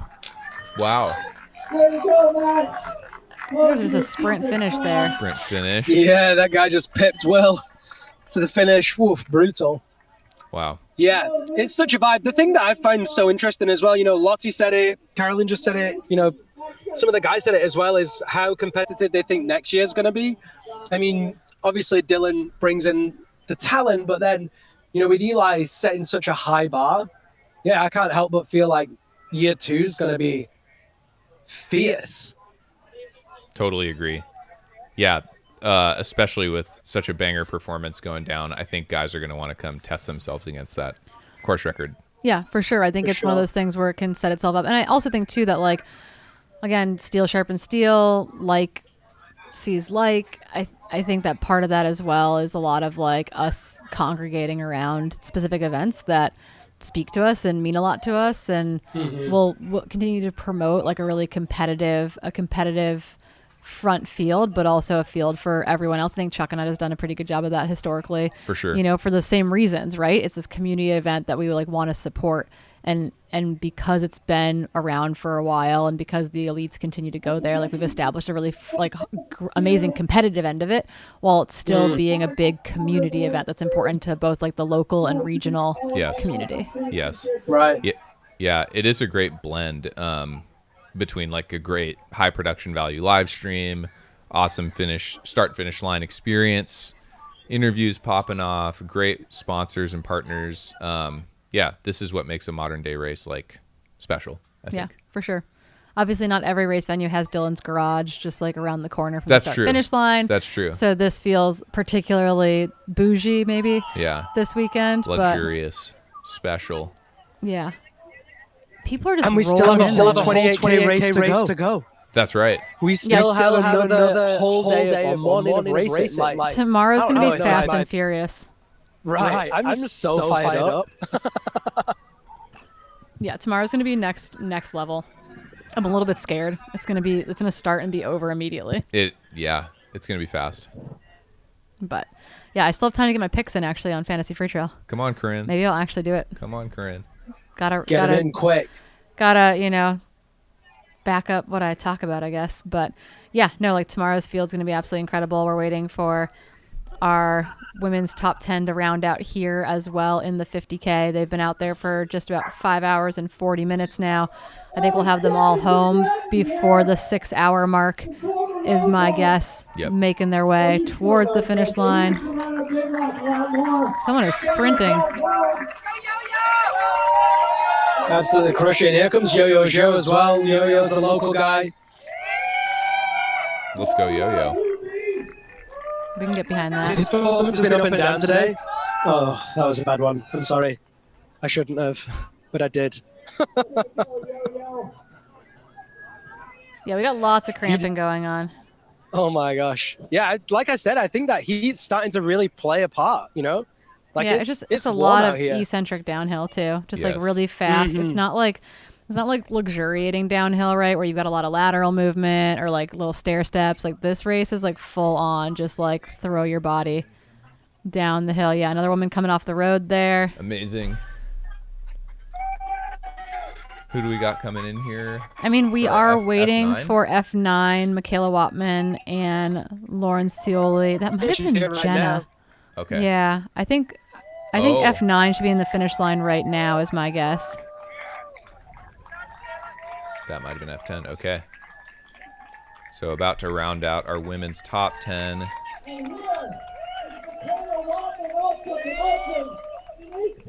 There's That's F9. That's F9. I just they're missing someone then. Dylan said eighth, but maybe Dylan's wrong. Debo's had a long day. Dylan's had a long day. That's definitely F9. We've got Lottie Brinks in 1, Christina Randrup in 2, Sarah Alabin in 3, Carolyn Latham in 4, Sydney Botris in 5, Paige Borges in 6, Megan Arazu in 7, Heather Lutz in 8, and that was just, I think, Michaela, which is F9. Yeah, Debo's just screwed up and made a real full gut about herself, and actually she was 9th. Yeah, he's had a day of low oxygen going to the bloodstream, so we'll let it slide. Give him a pass? Yeah, we're gonna give him a pass. Yeah. So okay. F9 is in, and we're waiting for F10 to make her way into the finish line. But maybe while we wait for that, let's recap the men's top 10 because that'll probably be the last time we do that for today. Again, Eli Hemming taking home an amazing victory, 3:38.33 on the clock. Darren Thomas in second. Matt Daniels cramped his way to third place. Yep. Drew Holman could not close that gap and stayed in fourth. David Laney in fifth. Gus Gibbs in sixth. Grant Hodling in seventh. Bentley in eighth. Casey Winman in ninth. And Moy, your Boulder boy, in 10th position. Really phenomenal running. And I just want to confirm that was Michaela in 9. Awesome. That is a yeah, guy. it was definitely Michaela. Yeah. So waiting on 10, and I don't know if it's Jenna or Lauren. Is it Lauren or Jenna? They were really close together at Chicken Shack. Like Okay. we're talking 15 seconds between the two of them at Chicken Shack. So Racing is still going on. the race for 10th is fast and furious. Man, what a great day of racing. Does it make you jazzed? Yeah, Make you excited? Totally. I mean, having gotten to run a little bit of the course yesterday, it's just like, oh man, I want to race in Marin again. Yeah. Like soon. I don't know when, but. What are you racing next? The people demand to know. You heard it here first. We're scooping the Boulder boys. I think I may do Gorge, one of those races. Come to Gorge. I did the 50K two years ago. So I don't know, maybe the 50K, maybe the 100K. And then otherwise just some short local races in my zone. Nice. Yeah. Staying in the mountains. Yeah. Yeah. I wish there's so much great racing out here though in California. Like when I lived in Monterey, it's just like I've done whole seasons out here. I've done the Way Lots of Too great Cool running. Canyons, Western States. 1, 2, 3. I think we have women's 10 coming in now, Here we team. go. This it is. Women's is it? 10. The I don't question see is who it it is. Lauren or She- Jenna? She's wearing a blue hat. That does not help me. I think Come on, blue hat. I think it's Jenna. I think is it 306? It is 360. 360. That's Jenna. Yeah, that's Okay. Jenna coming in for 10. So she Yes. dropped Lauren somewhere. Yay. 5:44.45 on the clock. Finishing 15 minutes ahead of schedule. Yeah, Our predicted schedule. Our predicted schedule for our top 10. So Yes. that is really, really awesome. Nice. Amazing. Unreal. So sick. Okay. So we gotta round out our top 10 experience here for the women. Lottie Brinks running it home in 4:42.57. Seemed to have a blast from Crushing it. wire to wire. Christina Randrup fought for that second place finish literally when it came down to a sprint in the final 2 miles. Sarah Alabin didn't know what she was doing according to her, but ran an amazing third place race. We're gonna call that imposter syndrome and say that she knows exactly what she's doing because that was phenomenal. Carolyn Latham, local gal, finishing in 4th. In 5th, Sydney Botros in 6th, Paige Borges in 7th, Megan Arazu in 8th, Heather Lutz 9th, Michaela Watman, and we just saw in 10th, Jenna Soka. I don't know. I just made the Z in your name silent. I hope that's okay. You've been crushing the pronunciations today. Well, I just say them. I just say them Very really impressive to me. confidently. Yeah. I would say that they're not always right, but they are generally confident. It's working. Yep. Sweet. So I think what we're going to do is we're going to throw to Liam to kind of get some closing thoughts from the field, and then we'll say goodbye to you here in studio, and we'll call it a wrap day. up. Yeah. Liam. Yeah. Can you hear us? Yes. Sweet. I can hear you loud and clear. We actually have women's 11th coming in now, so here is that very close finish there, super tight. Yeah, probably Lauren. Really good effort. Yeah. Yeah, I think it is. So good. So yeah, closing thoughts. I mean, wow, it was a phenomenal morning. I feel so grateful to have been here at the inaugural Big Alta 50K. As I already said, I am so super excited for tomorrow's 28K. Blown away by Eli's performance. Totally astounded by Lottie's performance. I think the future for this race and for Bay Area running is really bright. And I'm just, like I said, I'm just delighted to have been a little part of that. I cannot wait to see what tomorrow brings. I feel like going to sleep tonight will be like a kid on Christmas Eve. Corinne, Adam, it's been really amazing to work with you both. I've loved hearing your commentary and info throughout the day. Big thank you to, of course, all the broadcast viewers. Thank you for your patience and staying with us. Yeah, we're working really hard, and it's just been such a blast. I'm so grateful. Definitely going to be back next year, right? Yeah. Oh, I think we've all signed like an indefinite contract. Yes. At this point, it's actually a blood oath of some sort. Yeah, racing or commentating, one of the two. Yeah. We could do that later. Awesome. So that's yeah, for the I'm going to after say party. thanks and yeah, wait till we finish. Yeah, let's see what tomorrow brings before we commit to blood oaths. How about that? Yeah, that's fair. Yeah. Well, listen, thank you so much from me. It's been an absolute gift and such a pleasure and an honor. And I'm super excited for tomorrow. So thanks so much, folks. Awesome. Yeah. Thanks to our field team, David Lamb and Liam Lonsdale, holding it down Took the words right out of my mouth. in the field. All the folks behind the camera in the field. And in the studio. Jamil and Matt fixing the studio in Crazy. the 11th hour. We eventually were back on air, but Shout out Mountain Outpost. yeah, I think the biggest thing, right, is that we want to give a shout out to the fact that this is an amazing collaboration between the Mountain Outpost, Freetrail, and Daybreak Racing, presented by GOLDWIN. Could not happen without the fine folks over at Red Bull or HVMN or Speedland for that matter. So really want to make sure that they all feel the love this weekend. I personally felt the love in studio. I will be back tomorrow with Tim Tollefson with the good hair starting at 7:30 a.m. We will be live again to cover the 28K. Any final words, Adam? Well, it also couldn't happen without you, Corinne. So thank you very much for your leadership and coverage during the broadcast. I got a haircut for this weekend, so I hope I'm Looking recognizable sharp now in the studio. for everyone. Yeah. No, but it's been a lot of fun. This has been amazing. Adam Mary's debut commentary this weekend. I think we're going to have him back. What do you think? Leave it up to the chat. Who knows? Oh, wow. Nice. I love it. Fireworks for me. I love it. I love it. Nah, but this has been fun. Thanks to everyone who tuned in and engaged in the chat. Really fun. Fun day here commentating the 50K. I'm excited to be out there on course tomorrow crewing for my wife. So if you see me with my baby, give me a shout. We love you all. We'll see you tomorrow, fam. Peace. Today's broadcast is also brought to you by Speedland, the best trail shoes ever created. This is the brand new commission, the GS PDX, the 6th model in Speedland's short but illustrious history. You'll notice it's a throwback to the initial colorway of the first model, the SL PDX, though this is built on the GS platform. Plenty of cushioning to take you as long as you want to go on the trails. There's people going to be racing in it this weekend in both the 50K and 28K, but also people wearing it at Cocodona here in just a couple months' time. Everything you've come to expect, the double BOA fit system, the HTPU midsole, the drop-in P-backs, secondary midsole, also removable carbon plate, nothing better than the Speedland. Go pick up a pair of the GS PDX. You'll find a link and a discount code here in the description on YouTube. The inaugural Big Alta presented by GOLDWIN. A big thank you to GOLDWIN for their support of our race this year. You'll see that I'm wearing their inaugural trail running capsule of products, this Japanese brand moving into trail running for the first time. We could be more excited to help them do so. You see, we got the Marinwood green waterproof jacket, Freetrail logo on it. It's part of their initial trail running capsule. We've also got a great pair of trail running shorts here. You'll see the signpost logo there, bottom right. Also have another Freetrail logo on the back.